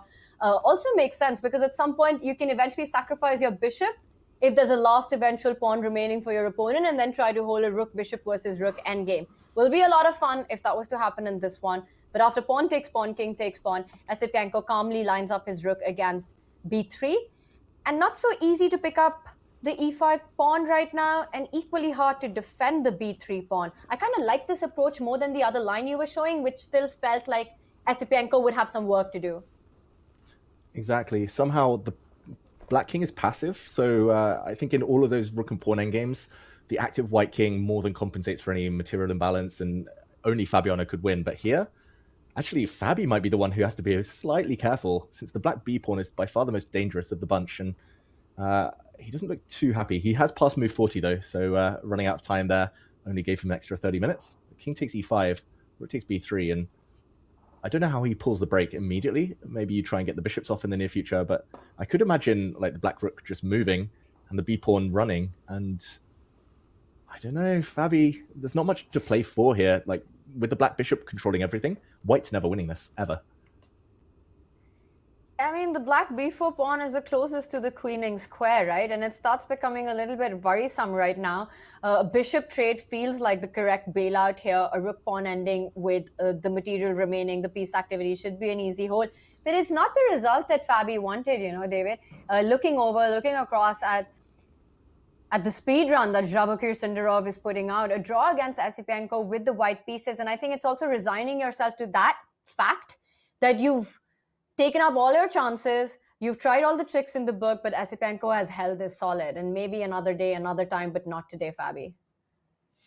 Exactly, not today. And I'm just wondering the quickest way to force a draw now. Maybe take this pawn, rook takes pawn, maybe give a check. I don't think the black king wants to step to the back rank where maybe there would be some mating net constructions with the white king going forward later. But yeah, I don't know if you can force a draw like this at all. I'm slightly scared I'm chasing the black king where it wants to go. But maybe here the white rook would be able to get behind, take a pawn. Okay, Tanya, my prediction is that we'll see some check here and a draw. Ooh, a repetition like that. Very likely. I have a question for you, and I think this is more from my understanding than anything else.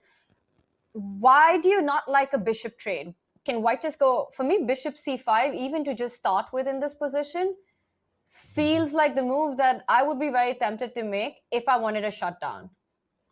Yeah, I think this is also a draw. I was just reluctant to calculate because black's going to be a pawn up, at least temporarily. Yes.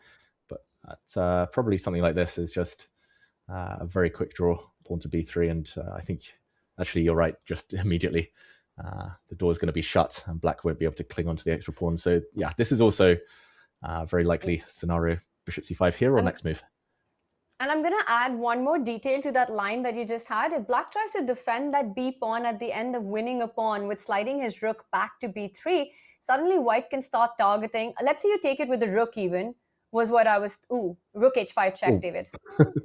It's that time of day, That Tanya. would Off be with a time howler. control.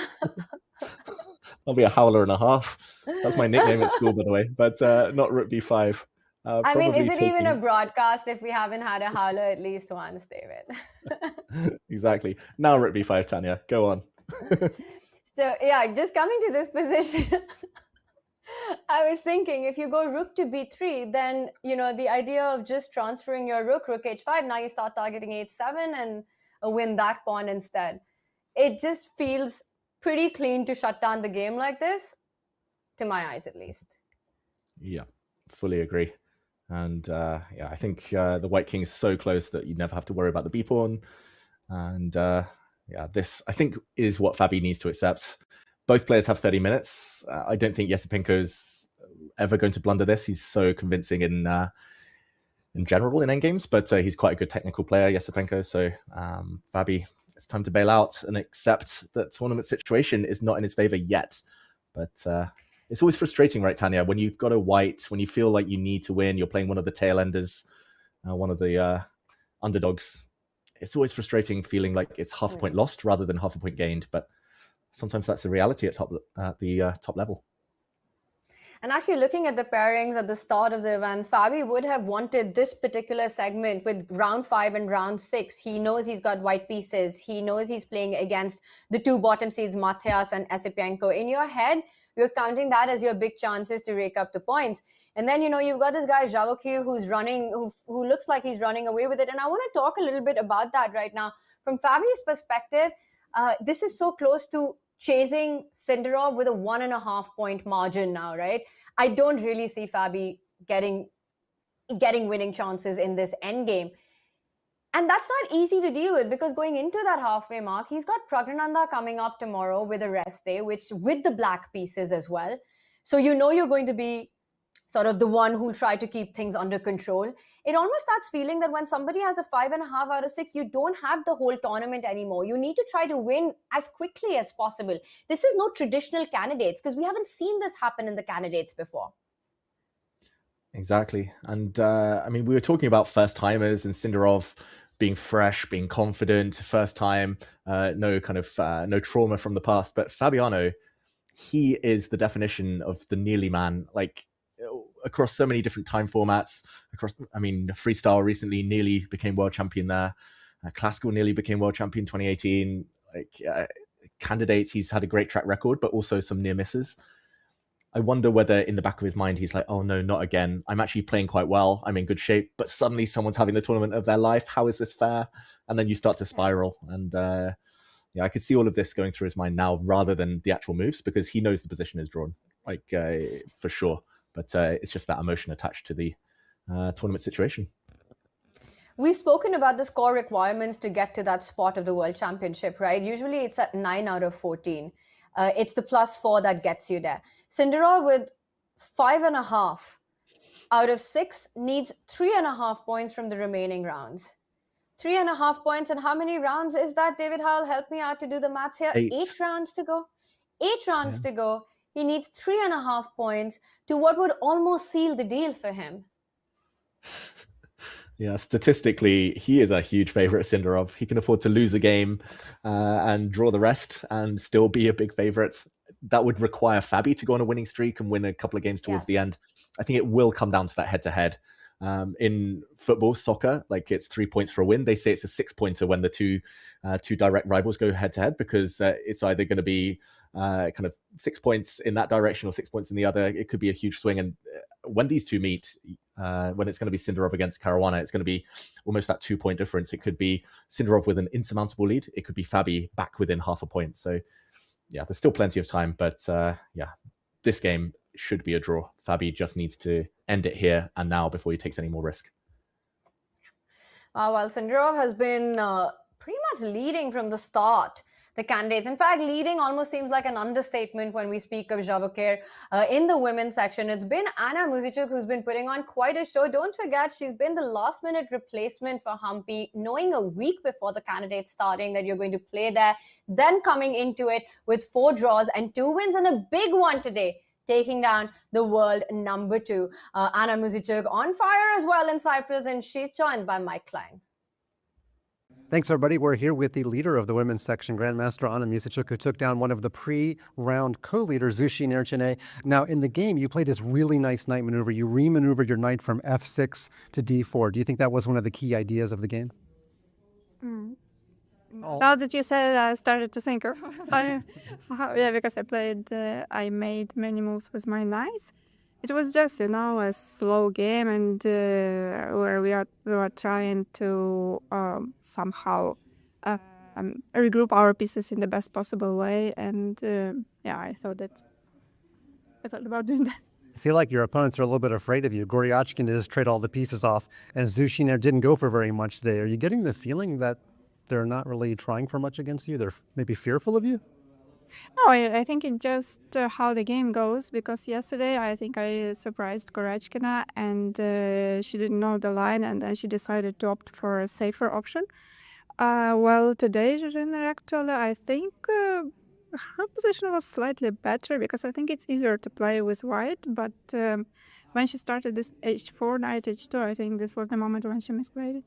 And finally, I did some research before your game today. I could not find any positions at this Candidates where you were worse. Do you feel like you've been worse all week? Okay, against Divya, in the very first game, I was worse, I think. Okay, I guess I got to go back and look at that game. But anyway, congratulations on leading the event. You're +2, and good luck going forward. Thank you very much. Back to you. Thanks, Mike, on that one. A big win by Anna Muzychuk. Again, Zhuzhina with a long tournament ahead of her. David, you got 2 more games remaining in the women's section, and I don't believe they're going to be long games, because look at that. It is Lagno's king. That is an absolute fire right there with the queen and the rook lined up. And next to that as well, Divya Deshmukh on the win, on the hunt for a win in this one. I believe she's up material, a couple of pawns right there. But let's jump over to Lagno, because I don't see her surviving this over the next few moves. Her piece is still offside, and queen coming in with a big check on f3. How are you fighting that? Yeah, I think unfortunately she's not fighting that. It's mate almost guaranteed. The eval bar says +7 for black. I'm surprised it doesn't say mate already. Like, how on earth is she keeping this game going? But maybe there's a way to flog the queen for one of black's pieces, maybe for the rook, and to drag out the agony. But yeah, this is over. And Tanya, it looks like it's a good round for your teammates. Divya, Vaishali, the Indian duo, they're going to get the wins. And a much-needed bounce back. Both of them lost their games yesterday. Very tough battles it was. And for Vaishali, she is winless in the tournament so far. So taking down Katrina Lagno, who's had quite a good run in this, exactly the confidence boost that she needs. And for Divya to take down Bibisara Asubayeva will be a great win, not just for her, but for the tournament itself as well. David, the one thing I've noticed in the women's candidate is that it's such a tight battle. Nobody's running away win after win. It's a half-point margin that's separating everyone. And I think with these 2 wins, that storyline will continue. A lot more of a closer fight than what we're seeing on the other side. Definitely. That means it's super exciting. And Tanya, I have checked. The only way the computer sees this game continuing is, well, there's 2 ways. One is queen to e4.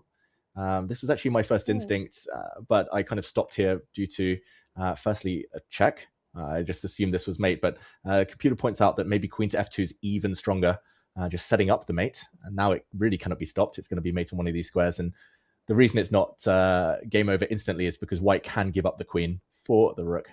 But yeah, I think this is tantamount to a resignation.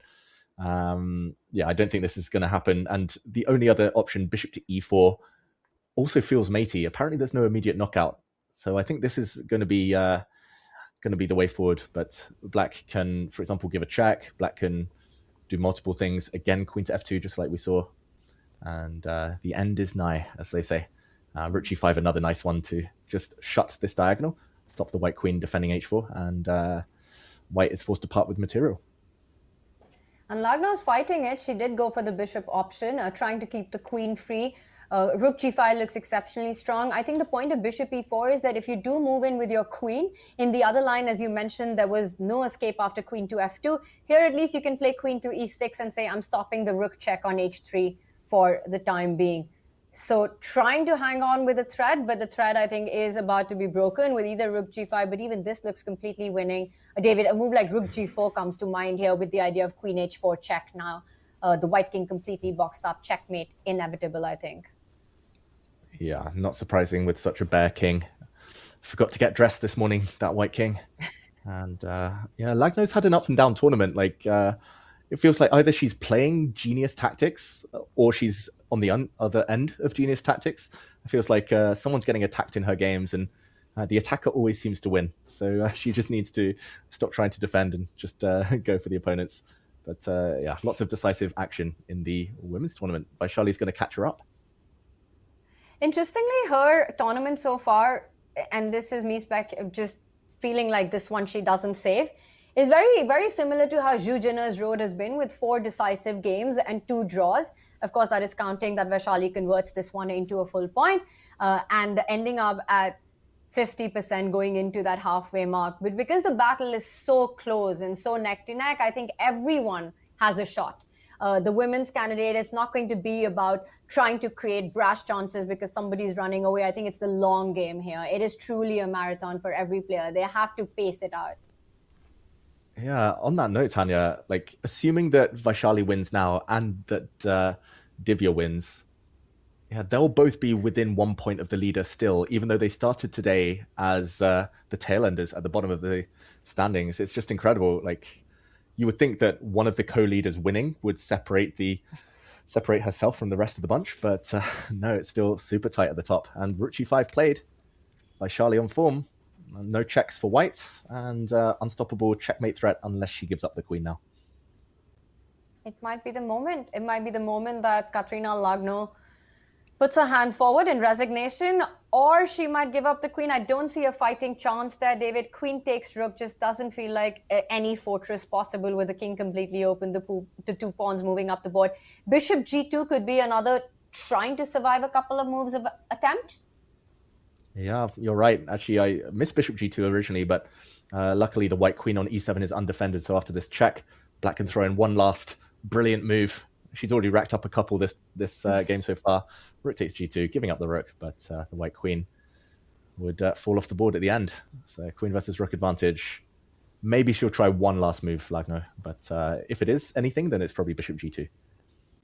Yeah,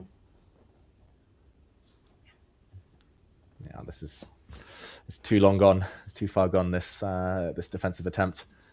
Vachier-Lagrave, like you said, it's placed to all her strengths, this position, so she's not going to miss a beat. Well, this particular position, I think a lot of people would be able to play it out to the win, but I think the whole sequence from where you started, David, with the piece sacrifice, finding that whole idea and then executing the attack up until now is really up her alley. And we do see the move that we were discussing, bishop g2, trying to create a square for the king, but the simplest path forward, and Vachier-Lagrave doesn't even stop, expecting resignation any moment now. King g1, amongst other things, runs into rook takes bishop. I think the cleanest and the fastest way, because there is a queen f8 check being threatened. Mm-hmm. And if she's played queen h4, she's definitely going to play rook takes g2. So Lagno, I think, not even checking out the board right now. She's just plucking up that courage to resign. It's always the most devastating moment when you know it's too far gone. And there we go. Vachier-Lagrave gets the win. She moves up to 50% and joins Lagno there. Lots of wins for black in the women's candidates today. I am well happy for my teammates. I'm sad to report that I've already lost my prediction game right now. 2 out of 8 was my number for decisive results. We're sitting on 3. John is the one who suggested 4. David, you suggested 3. We'll see how that one plays out. But this game played out to perfection for Vachier-Lagrave. She moves on to 50%. Katrina Lagno drops down to 50% now at 3 out of 6 going into that halfway mark. But the tournament's far from over for anyone in the women's candidate. But this game isn't far gone right now. It isn't far from over. I think this one ends soon as well, David. Divya Deshmukh on the hunt for her first win right now. She's up, and I'm trying to do the math really quickly. It's 6 versus 4, 2 extra pawns. The black king looking far safer than the white king. Is it too soon, or do you think it's not overestimating when I say that Divya gets this in the bag? I think you're right. Divya gets it in the bag. 2 pawns is a big advantage. I would say the black's king, yes, it's vulnerable to back rankers, but in general, it's quite safe, especially with the black rook sitting next to it on g8. White's king is going to be the real target. So attack plus 2 pawn advantage. Hard to see anything going wrong. I think the one thing maybe Divya needs to avoid counterintuitively is the queen exchange, especially if the white rook ever gets active, because you could see the white f pawn becoming quite a strong trump card. But yeah, overall, Divya, she's got loads of time on the clock. Could be a second defeat for Bibisara. We were praising her yesterday, but falling in this one as well would be tough. And Divya looks odds on. But Tanya, I just want whatever John's having for breakfast. I want it because his prediction game, like, it's just on point. Maybe we need to show more faith on the players. We've predicted maybe only 1 or 2 decisive results. We were thinking lots of draws, but blood has been spilled all over the place. It just started so slow with the openings today. It just felt like it was in the balance and level for such a long time. And, you know, had that amazing breakdown. I was very proud of my number, to be honest, David, when I said 2 decisive games. I was very confident of my victory there today. And I'm nowhere in the competition anymore. And that's heartbreaking for me in my Twitch chat. YouTube, thank you for those who supported me on that one. But we're not winning this competition. How are you feeling about your prediction? Because you're the one who's still in the race, but looking at what's happening on Divya's board, I'm going to say John most likely to get that at 4 decisive results. Yeah, I would love to say that I have faith in Bibisara to hold this and make the draw and make my prediction seem slightly more realistic. But unfortunately, I think this last move is the key. Divya's found the best setup. Like a pure pin now on the G file. How to hold that? Like, I don't think it's possible because after the inevitable H takes G3, White cannot go to a king and pawn endgame. White is 2 pawns down. So just for example, this Tanya, she cannot ever dream of taking back this pawn. This is just way too simple. And Black will start mobilizing the A, B pawns and the H pawn. Game over. It's going to be a 3 pawn advantage guaranteed. In that king pawn ending, you might not even need your king as black to win the whole game. You know, you just keep pushing one, then the other, and make your opponent suffer in that as you're putting this on. And in this position, all you got to do is touch your pawns and not make any other move at all. White goes on one side, black pushes on the other. And just like that, it would be a lost endgame. I really like how Divya set this up with rook g8. She is threatening to take the pawn. No really good square to defend that farm, and if you don't go into this endgame, then you're just down 3 pawns. The H pawn will join the battle after pawn takes pawn, regardless of what White does. I actually don't even see Bibisara being able to fight this for too long, David. I think this might be our next result. I do have my eye on the other boards as well. We're not missing any hot action there, chat. We will bring that up for you. The top 2 boards, the remaining boards of our open right now, Fabi versus Esipenko, still fighting with equal number of pawns and getting closer to that draw. Meanwhile, David, has a single move been made in the last 4 hours between Anish Giri and Matthias Bluebom? They literally, I think they were going to get close to the 50 move rule, like without any progress. The same exact pawn structure for 3+ hours between Giri and Bluebaum until the last few moves where a set of bishops have been exchanged. I think Giri finally got a bit impatient. He was like, okay, a draw is fine, but not like this, not like this. And still dead level. Yeah, I think this is why maybe Giri has this slightly drawish reputation. He plays positions like this where it's minimal gains, it's marginal stuff, very hard to find plans for both sides. But yeah, I do feel a bit guilty, Tanya, that we haven't covered Giri Bluebaum more, but it's maybe not the position that the crowd have been crying out for. It's definitely not. I don't think you have anything to feel guilty about in this. And I think when we join in to this game, eventually we'll still be at the exact same position that we are. So David, nothing to worry there. But Divya versus Bibisara, I have a feeling might be finishing anytime soon. It just feels like Bibisara is on the think, unable to make a move. That's the only remaining game on our bottom board there. 3 decisive results so far, and all wins by the black pieces. And it's about to be a 4th win by the black pieces. Oof. All 4 with black. It's a good day to be counterattacking. And Divya, yeah, I think she's got multiple paths to victory now. If she wants to play it super safe and defend her f7 pawn, then she can do just that. She can sneak back with the queen and just cover that pawn. But Tanya, maybe she's got more on her mind here. I think she can go for mate. Can she take g3? Queen takes and just go for it. No checks. Feels like a very Divya way to play. She's always looking for ways to finish it off as quickly as possible and in the most powerful way as possible. So if she does feel her king is safe, I don't even see a single check possible on the board. I think very likely we might be seeing this line. I don't think you're worried about queen takes rook, king takes rook, rook takes pawn. That's just one check. The king can slide over to f8 and be completely safe. Chilling right there.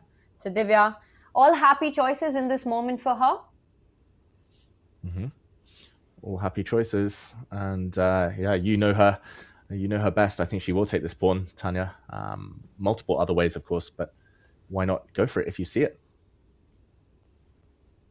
She's about to make a decision, and as she does that, I'm just wondering about our scoreline that we're talking about, right? Potentially 4 black wins today. David, classical chess, we consider it as one where white does have that upper hand traditionally, and of course we talk about how openings have advanced. What's making you smile, David Howell? No, you're 100% right. Tanya, I'm just enjoying story time. You do this every time. It's a good thing when I'm smiling, promise. I feel like I'm trying to say something, and then you've got this, you've got this smirk or this smile on your face, and I'm like, oh my God, have I said something silly again? And then I'm like, what's going on? I know something's going on. Who are you texting? I'm not texting anyone. I'm just saying that Fabiano might finish soon as well. But Tanya, you did remind me, however, of one of my first coaches saying that chess is just a draw. The game's going to die. It's it's all been solved. And that was already, 30 years ago. And here we go. We're going to see a resignation. This game has been solved in Divya's favor. Queen f4 is a really stylish touch, making use of the g-file pin. And Bibisara had nothing to do but resign. Very, very impressive win by the Indian Grandmaster. Yeah, beautifully finished off in that last position, attacking the rook, hitting the pawn, not even giving any chances at all, as Divya Deshmukh scores her first win of the candidates. And just like that, I believe we have another result coming in, David, with Fabiano Caruana having to make do with a draw. It was the maximum that he could get against Esipenko. He did try, but it was just never enough. Esipenko always in control, even in the endgame. Very impressive defensive skills by Esipenko. Had to come up with some clever answers to Fabiano's questions, but he was always in control, it felt like. And Fabi, slight frustration for him. That is going to be the feeling he's left with, but not much you can do if your opponent defends perfectly. And finally, we're left with one game, Tanya. We're forced to address the Giri blue-bound board. Yeah, the most exciting, saving the best for the last, are we chat? The most fun position on the board. It's been pretty much the same for the last 4 hours as we arrived to this one. I think for Fabi, the frustration is almost double-fold. He's having a great run at the candidates if you just look at the scoreline. Yes, he had a blip. He did falter. He did stumble to Sindarov. But apart from that, you're in the race. You have a very reasonable score going into that halfway mark as well. I think the frustration for Fabi is not just the fact that he's drawn today against Esipenko on its own, not a bad result at all. In fact, he's had 3 wins so far, only 1 single loss. But the frustration more is just the run that Vachier is having. And then you just start feeling that a lot of it will come down to my head-to-head clash against him. Our second match, in the double round robin when they face each other for the second time. And I'm going to add to that Fabi will be white, but he needs to narrow the margin until then. So he kind of needs to rely on the others somewhere to score against Vachier Sindarov, because a 1.5 point margin, it's not enough on their head-to-head to just count on that one. No, exactly. And he knows that Vachier can also kind of push him into a corner, play really solid, and say, you have to take big chances. You have to do something a bit unorthodox in order to beat me. And yeah, it's not going to be easy for Fabi, but we'll see. I think we should also be talking about the fact that some players might already be out of it. Hikaru, I mean, he's now 3.5 points off the lead. Can anyone imagine Hikaru making up a 3.5 point gap on Sindarov right now? Can anyone imagine Yesipenko making up that 3.5 point gap? He might also be out of the race very soon. And yeah, of course, Giri still looking solid. He's far from out of it. Same with Bluebound. But yeah, draw. I mean, we're talking about Fabi, the consequences for him, but these guys as well. Like, a draw doesn't really suit either of them. It's frustrating when you see someone running away and you're being held there, locked in equality. It's tough. It's a tough situation. And we talk about the uniqueness of candidates as a tournament, right? Where once again, the difference between first and second is far more than the difference between second and eighth. I mean, if you think about the history of candidates, very few you can even remember who finished second. You know, it can be called a podium finish. But apart from the one, and I'll be honest, where Ding came second only because he qualified for the World Championship and then went on to actually win it, it's hard for me to really remember in Toronto who was, okay, maybe, yes, I can because of what happened in the final game there, you know, with Hikaru playing against Gukesh and Yan versus Fabi. But most of us, second place doesn't matter in the candidates. You can't make peace with it. It's not like other tournaments where you say, I had a great run and I'm happy. I didn't win it, but I'm second. It's a good finish. No, the only one that matters is winning the whole thing. So for all these players who sort of fight this 2-year cycle to make it to the candidates and to see somebody have the performance, the depth, the level of it that Sindarov's having, it just starts feeling really unfair. And I'll add to that, for especially players who are sort of in the senior category of the candidates, players like Anish, like Hikaru, and Fabiano Caruana. For me, it almost seems like they've had a resurgence over the last few years when Magnus has walked away from the title, this urge, this desire, this motivation to fight for the crown one more time. You know, it's almost like you buy the dip, you invest in it even more when you feel like you have a real shot at the World Championship. But then you see this storyline being played out. You see Sindarov arrive with this main character energy and just stealing the show right now. It's really hard to deal with that in your mind going into this round 7. Yeah, I could just hear the anguish of all those 31-year-olds like Anish Giri who being called senior. I mean, it's breaking their hearts, Tanya. But I think we all know what you mean. It's all relative, right? And when you got someone young and full of vigor like Sindarov, it's all tough. But I mean, you reminded me of Toronto. Fabiano in that last round, totally winning against Yan, couldn't get it across the finishing line. Heartbreak again. It feels like a case of, you know, always the bridesmaid, never the bride. It's tough, and I mean, it will be the same for all of these players. Golden opportunity, like you said, 2 years of hard work, sweat, blood, tears, everything, and to see it extinguished just because someone else is just on fire, it's incredible. It's the heartbreak of sport. And this someone else, in everyone's mind, it's obviously clear that this is going to be one of the many candidates that Sindarov will be a part of and will be motivated to play and hungry to play in. But how much of that can be said for a great player like Hikaru, for a great player like Fabi? Sure, it would be amazing to see them back at the board. But you know, that level of hunger, that level of motivation, that does go down. Nobody's getting younger.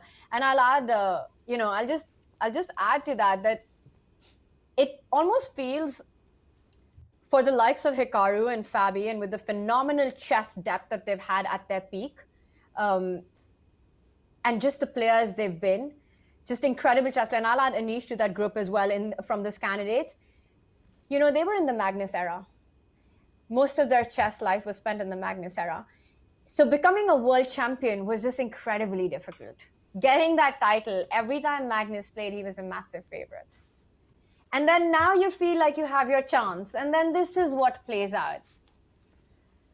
It's hard to be a Fabi fan. It's hard to be a Hikaru fan right now. I'll tell you that, David. Yeah, and it goes in cycles. It's like, I remember back in the day when people were talking about Shirov, Ivanchuk, Gelfand, some legends, and they were in the Kasparov era. And yes, Anand rose up kind of from that when Kasparov stepped away. But There's so many cases of what could have been.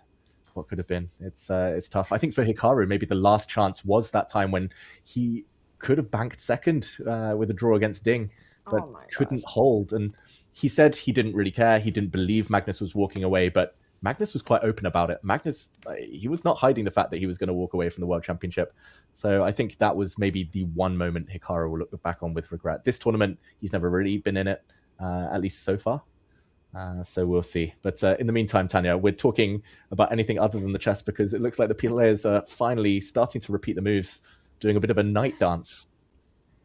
And our feature chat pointing out that about the last 100 moves have been moves by the horsey there. So we haven't missed out on much. It's just been a shuffling around game. I see the notation in front of me, just knight, knight, knight, knight, knight, knight, knight, knight, all the way.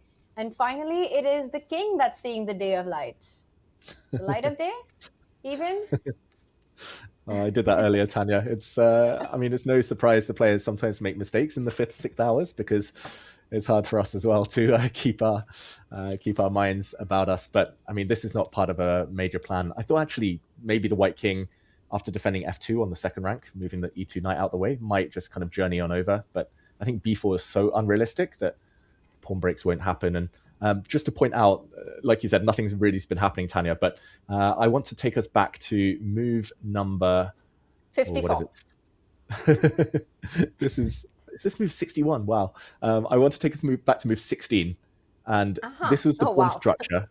This was the pawn structure from move 16 till move 50, when in this position, same pawn structure, but black finally pushed a pawn. So pretty much 34 moves, getting close to the 50 move rule. I was kind of joking earlier, but they actually came close to it. And from move 50 to move 61, same pawn structure. So 11 moves in, 39 to go before this game is declared drawn. I think Giri is just playing for the sake of playing now. Can you do me one more favor and can you back up to move 54 and just do a fast forward play of what we're seeing? Because all one needs to do is focus on the knights. Chat, watch this happen. Let's do it. Knight jump, knight retreat, knight retreat, knight retreat, knight jump, knight retreat, knight jump, knight retreat, etc. It reminds me of a very famous game between, who was it? Jan Nepomniachtchi and, was it? Dubov. Yes, from the World Blitz Championship, I want to say, David.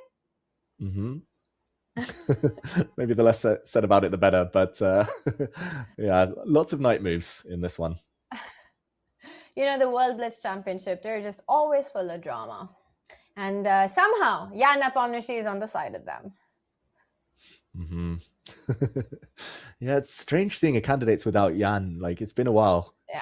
And he nearly won 3 candidates back to back, Tanya. Like, he was 1 game away last time as well.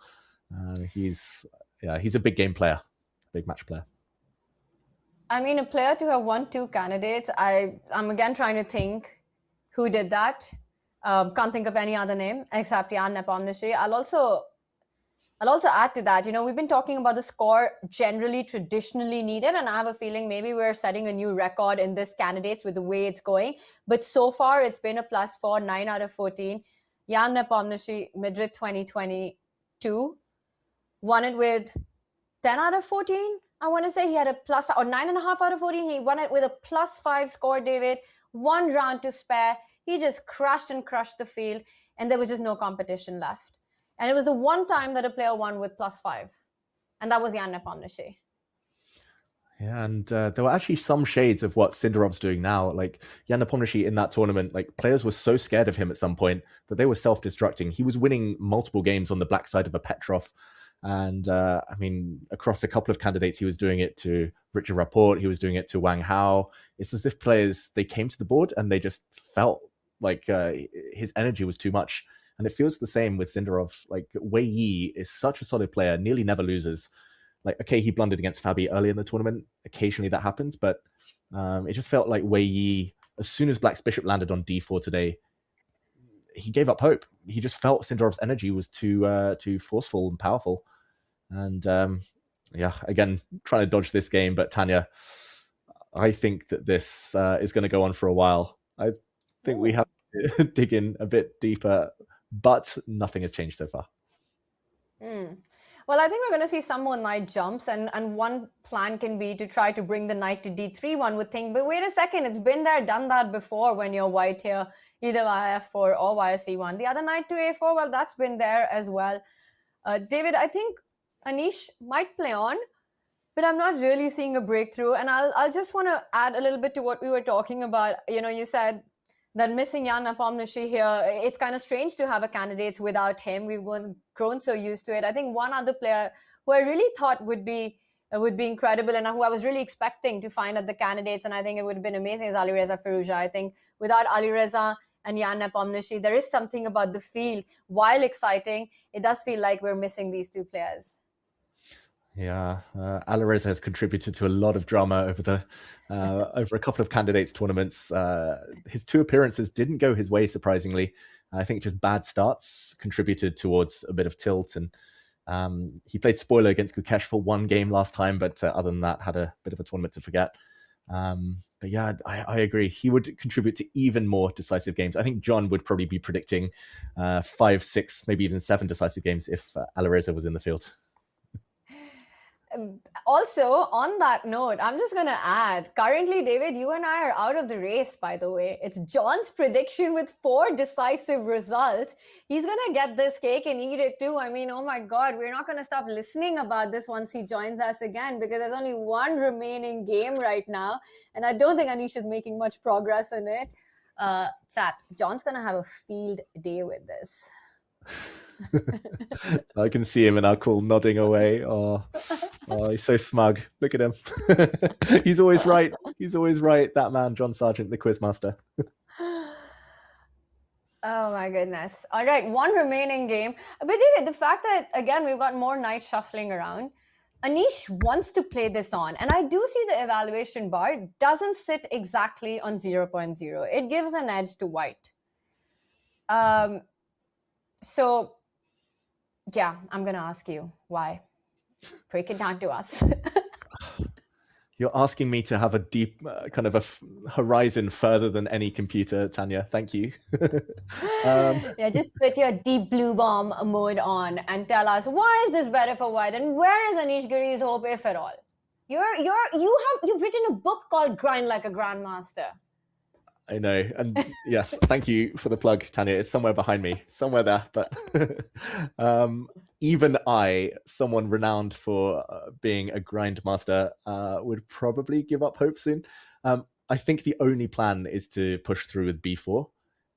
And he's got to do that before the 50 move rule kicks in. So to organize it, okay, I'm going to make the magic work here. I don't know what to do with the e2 knight. I don't know whether to leave it on f4. Maybe we just bring the king round slowly and then push the b pawn. And then I'll say progress, Tanya. But a winning plan, I'm still far away from that one. Well, Anish might be far away from getting a win here, but one person who's already got a win on this. Wow, really, guys? Is it that bad that you have to disconnect the moment you bring me on? Is that how we're playing this now? Whatever, Tanya. Okay. I see how we're doing things here. Welcome back, everyone. David, if this game somehow ends in a decisive result, strictly speaking, I'm wrong as well. Mm-hmm. Yeah. I mean, Tanya's gone. She's gone. She's had enough. Come on. Those knight moves, it was too much for her. I think I would be pretty confident in your shoes, John. Like, a draw is such a likely result here. Tanya does have a really good point with Grind Like a Grandmaster, though, David, because there are some sorts of positions, and I'm not saying this is one of them, but there are some sorts of positions where when you see the principles of what you have to prepare and why, you can actually see beyond the horizon of the strongest engines, because you know you're setting something up that in 10 or 15 moves that enables you to do something even further down the line. And okay, you're not accurately analyzing 45 moves ahead. That's not the sort of thing you need to do.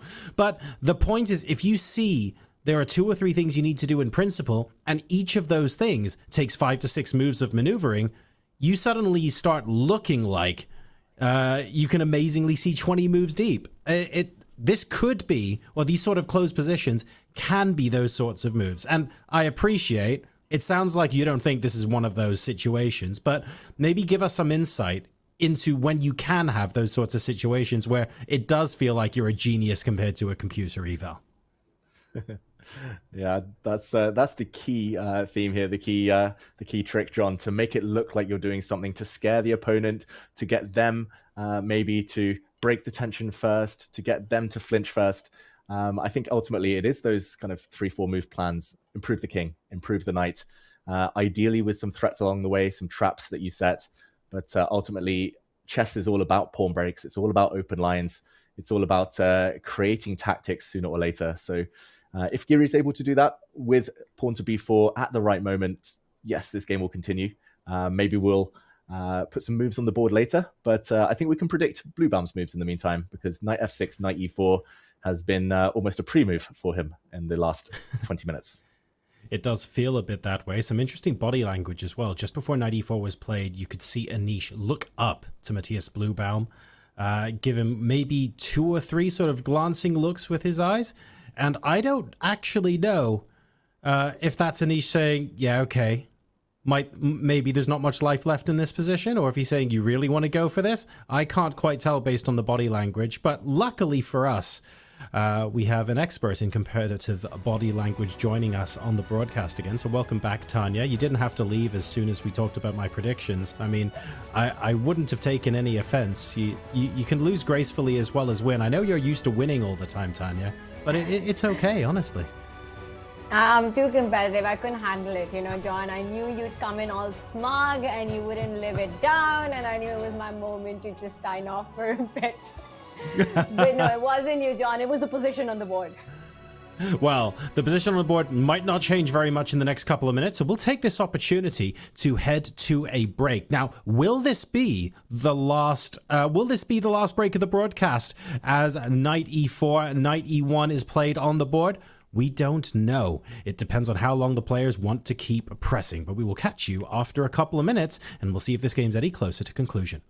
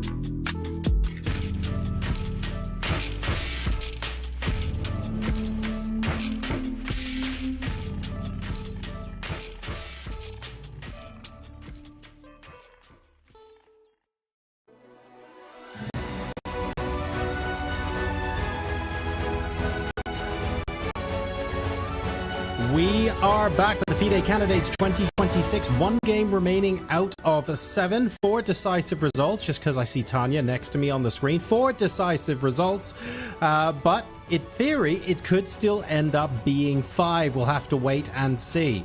We have Anish Giri and Matthias Bluebaum still continuing to fight over the position. And I am going to be, unfortunately, bowing out early today. I promise I'm not dodging the last game. This was actually pre-planned, but hopefully we get some interesting moves soon. And I want to leave you with one interesting tidbit. David, I believe you said there's a chance we're getting some messages in about a potential plan for White. Obviously, we're not here claiming it's going to be a winning plan or anything like that, but this would be a good opportunity to segue into, well, what could a potential winning plan look like? With that, I leave you folks to today's final game.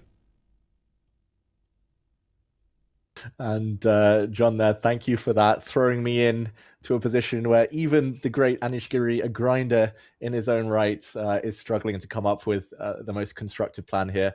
And yeah, I have been getting messages from multiple people, but shout out to Malcolm Payne, the English Chess International Director, who believes that b4 is probably the only way. I would agree with that, to make progress.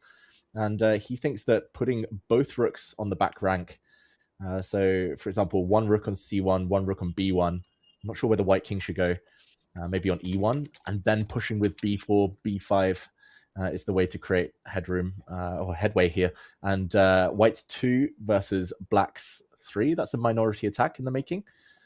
But Tanya, it feels like that comes with some risk, opening up these 2 black rooks for the first time in the game. And if white ever plays b4, maybe after some exchanges, black just blocks with b5, still a fortress, or black gets the knight round to even juicier outposts.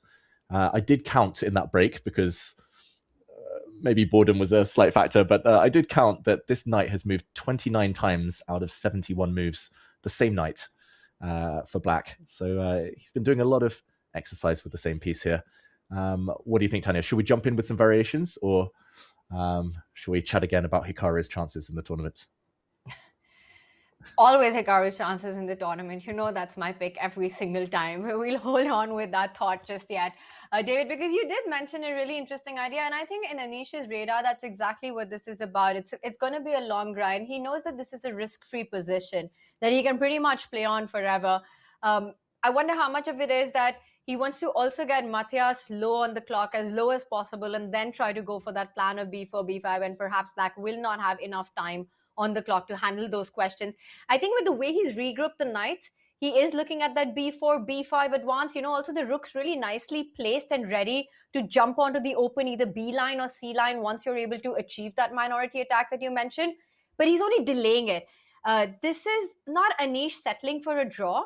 This is Anish just playing the waiting game. I do believe that we will see b4 in this game. My question to you, before we go back to our favorite topic of Hikaru's chances at the candidates, is that we're on move 72. Do you think we hit a move? We hit 100 moves in this game, David Howell?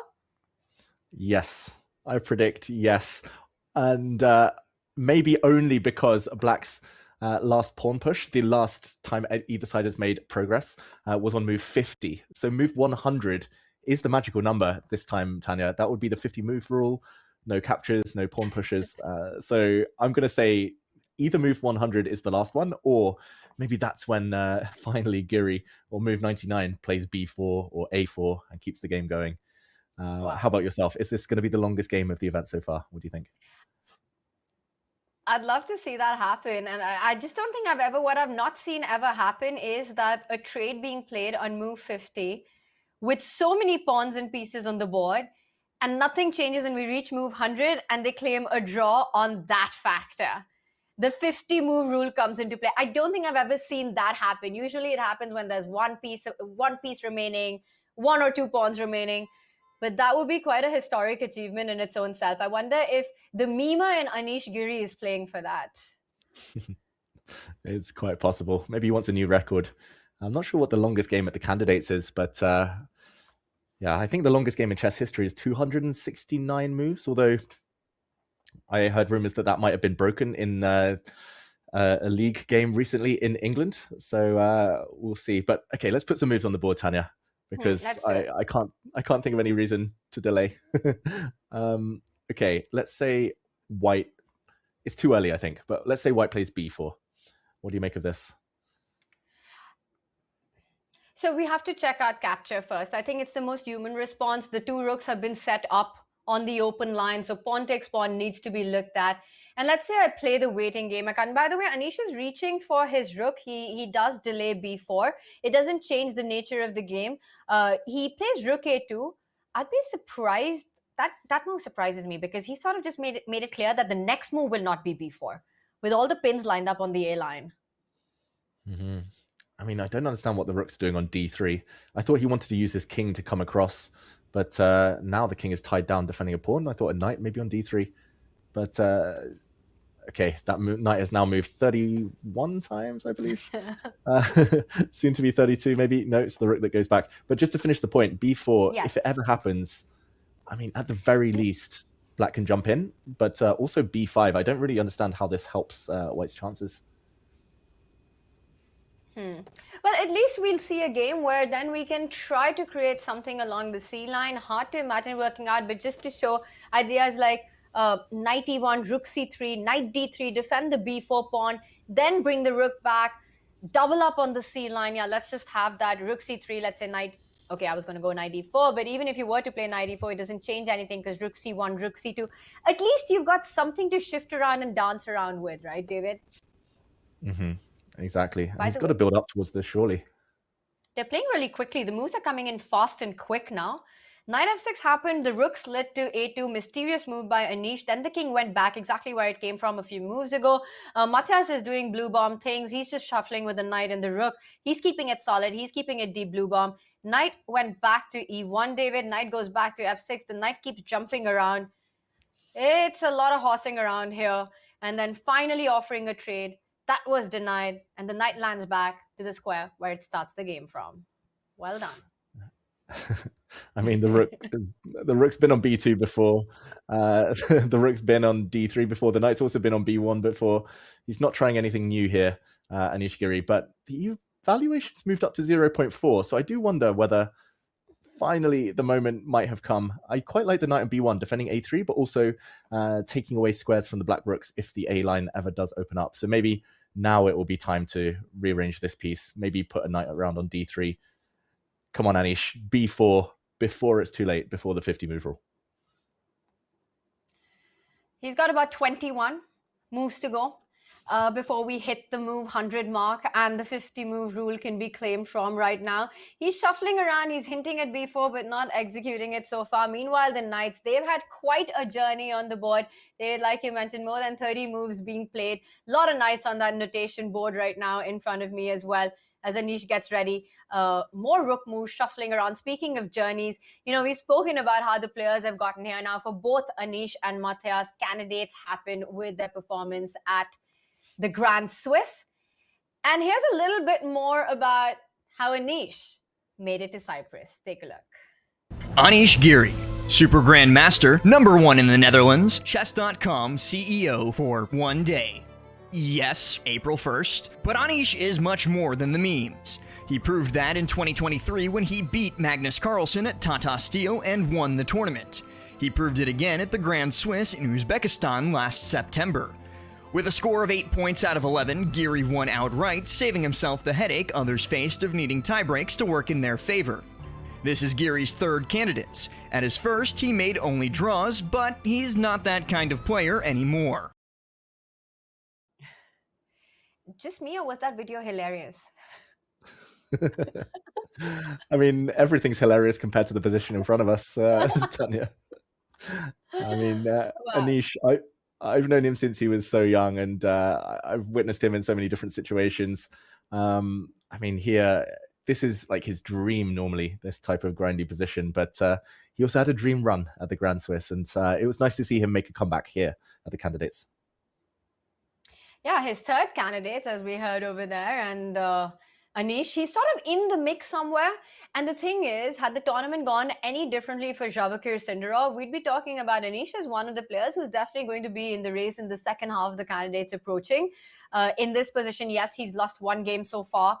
in the tournament. It happened in the very first round against Pragg, which was followed up with 2 draws, and then he finally did get a win against Asipienko, a draw with Wei, and today playing a game against Matthias Bluebom, the unbreakable Matthias Bluebom, looking for his streak right now. 1 loss for Matthias so far in the tournament, but I think he'll get back to his Bluebom streak ways with draw the most likely outcome in this one. David, how much of a contender do you see Anish at the candidates right now? Not looking at Javokir's run here, but just with the performance that we've had, because I look at 2025, and to me, it looks like a fantastic year for Anish Giri. I think he really went up the rankings. He gained about 20 points through the course of the year, and it just felt like a different, more combative chess he started playing. Felt like an Anish 2.0 to me, the year 2025. I agree, Tanya, and I want to take some personal credit for that, because I played Anish, I think it was January or February 2025, and his rating had been dropping. He was, I think, around 2720, which was the lowest it had been in ages, his rating. And he had white against me in the Bundesliga. He made a really quick draw. Well, at least he offered me a draw after 20-something moves. I actually had a better position, but I was like, okay, it's Anish. It's going to be a draw anyway. Let's just make it quick. And then as soon as that game was over, he started crushing everyone, winning games, started taking big risks. And in my mind, it was because it couldn't have got any lower than that. A draw with white against me. He was like, oh, I can't let that happen again. And suddenly he started going into overdrive. So yeah, Anish, I know there've been a lot of draw jokes throughout his career, but he did show that kind of 2.0 side of him. And I think he's just really nicely settled in life. He seems very confident about where he is. He knows that anything that comes now is just a bonus. Like you said, the senior group, I think they will see this as a big push and an opportunity for them. But yeah, it's I guess it's always going to be a source of frustration if he's never able to make that next big step. But the fact that he won some big tournaments in 2025, of course, is something that he should look back on very, very proudly. I strongly disagree with your theory about your game being the moment changer for Anish Giri and his approach to chess. I think a draw against you is, for most people, a lifetime achievement, David Howell. Meanwhile, the knight here keeps jumping up, and I saw you had a little bit of a reaction to this move. There has been a shift in Matthias now shuffling with his rook. Only square left on a6. Why is he not playing it? Or does he want to go b5? Yeah, I think he's not moving Matthias because he's not at the board right now, but I'm very confident he'll play a rook. He'll play rook a6, Tanya. The blue Balmer effect is a known phenomenon, but rook a6 is going to be played. Maybe the reaction, you mentioned it, Tanya, and now Giri's body language. Does this mean he's finally reconciled himself with the fact that it's going to be a draw? He's only got 17 moves. It's move 83 now before the 50 move rule kicks in. So maybe he realizes he's not pushing a pawn. He's not playing b4 in the next 17 moves. Maybe this is it. Maybe this is where things end.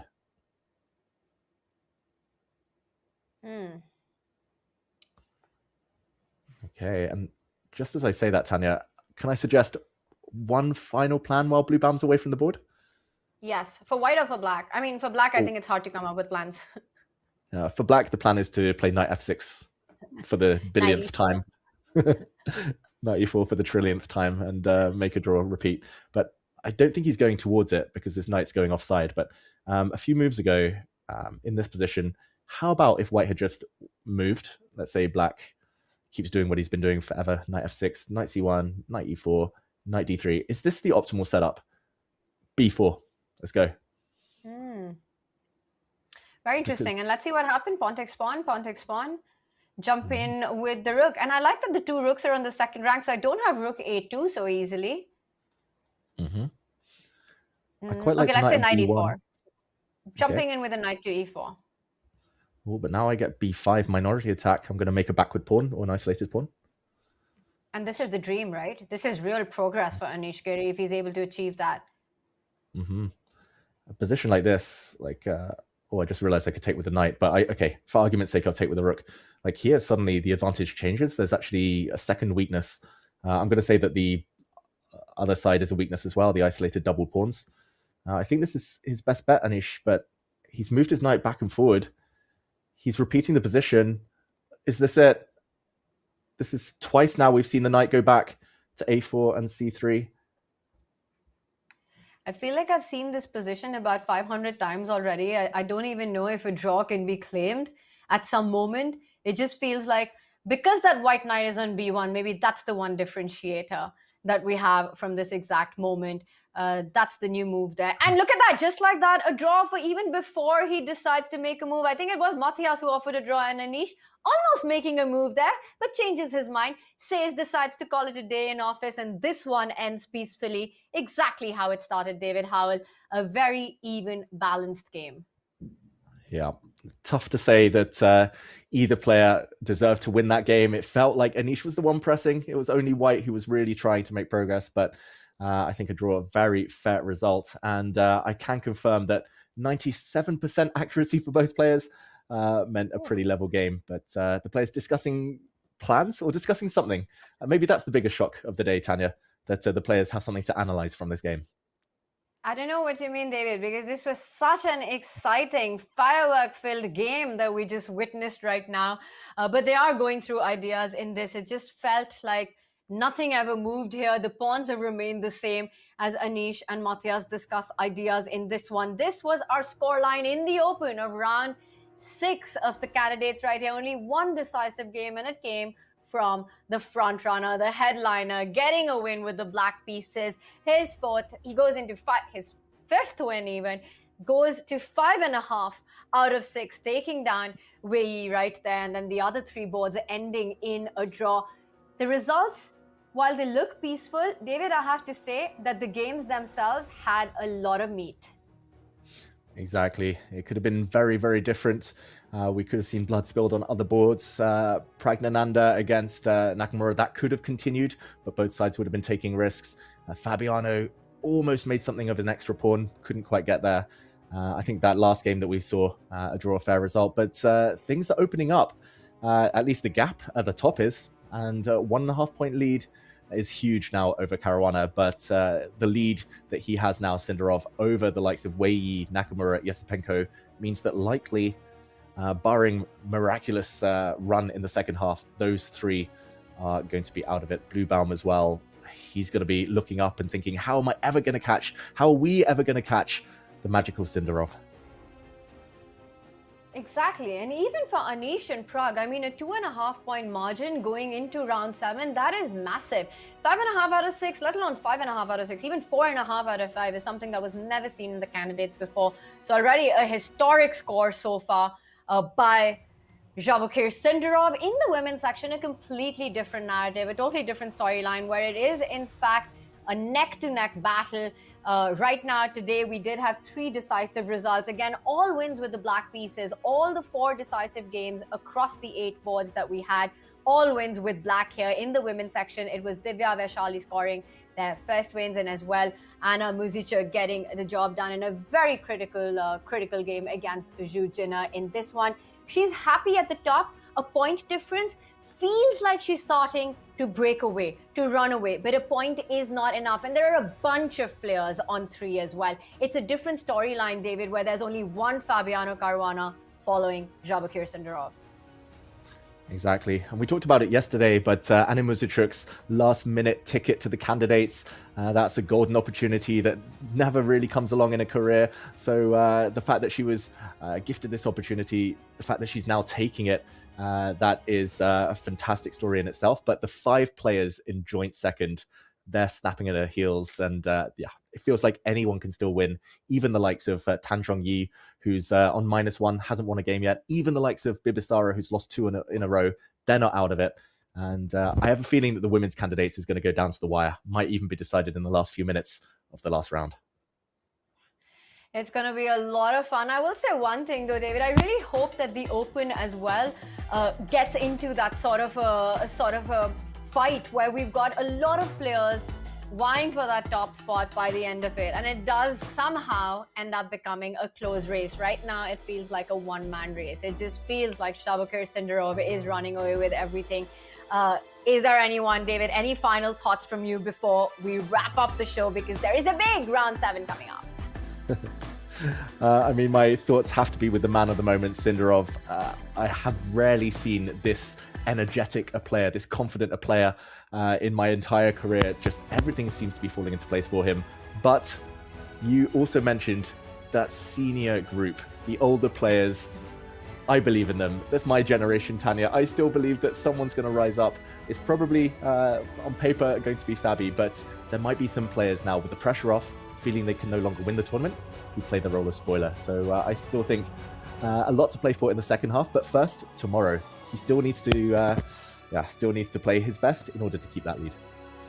Well, the players need to do it soon. With only 8 games remaining and tomorrow being the halfway mark, time is running out, especially when you've got a headliner like Vachier-Lagrave taking all the points, taking all of them down one by one. A big day of chess coming up. In the women's, it is a close fight to the top with Muzychuk leading by a point. I'll leave you with something to think about it. Vachier-Lagrave playing with the white pieces against Anish Giri. Does he take Anish down, the Giant Slayer? We will come back with round 7 action tomorrow, chat. See you then.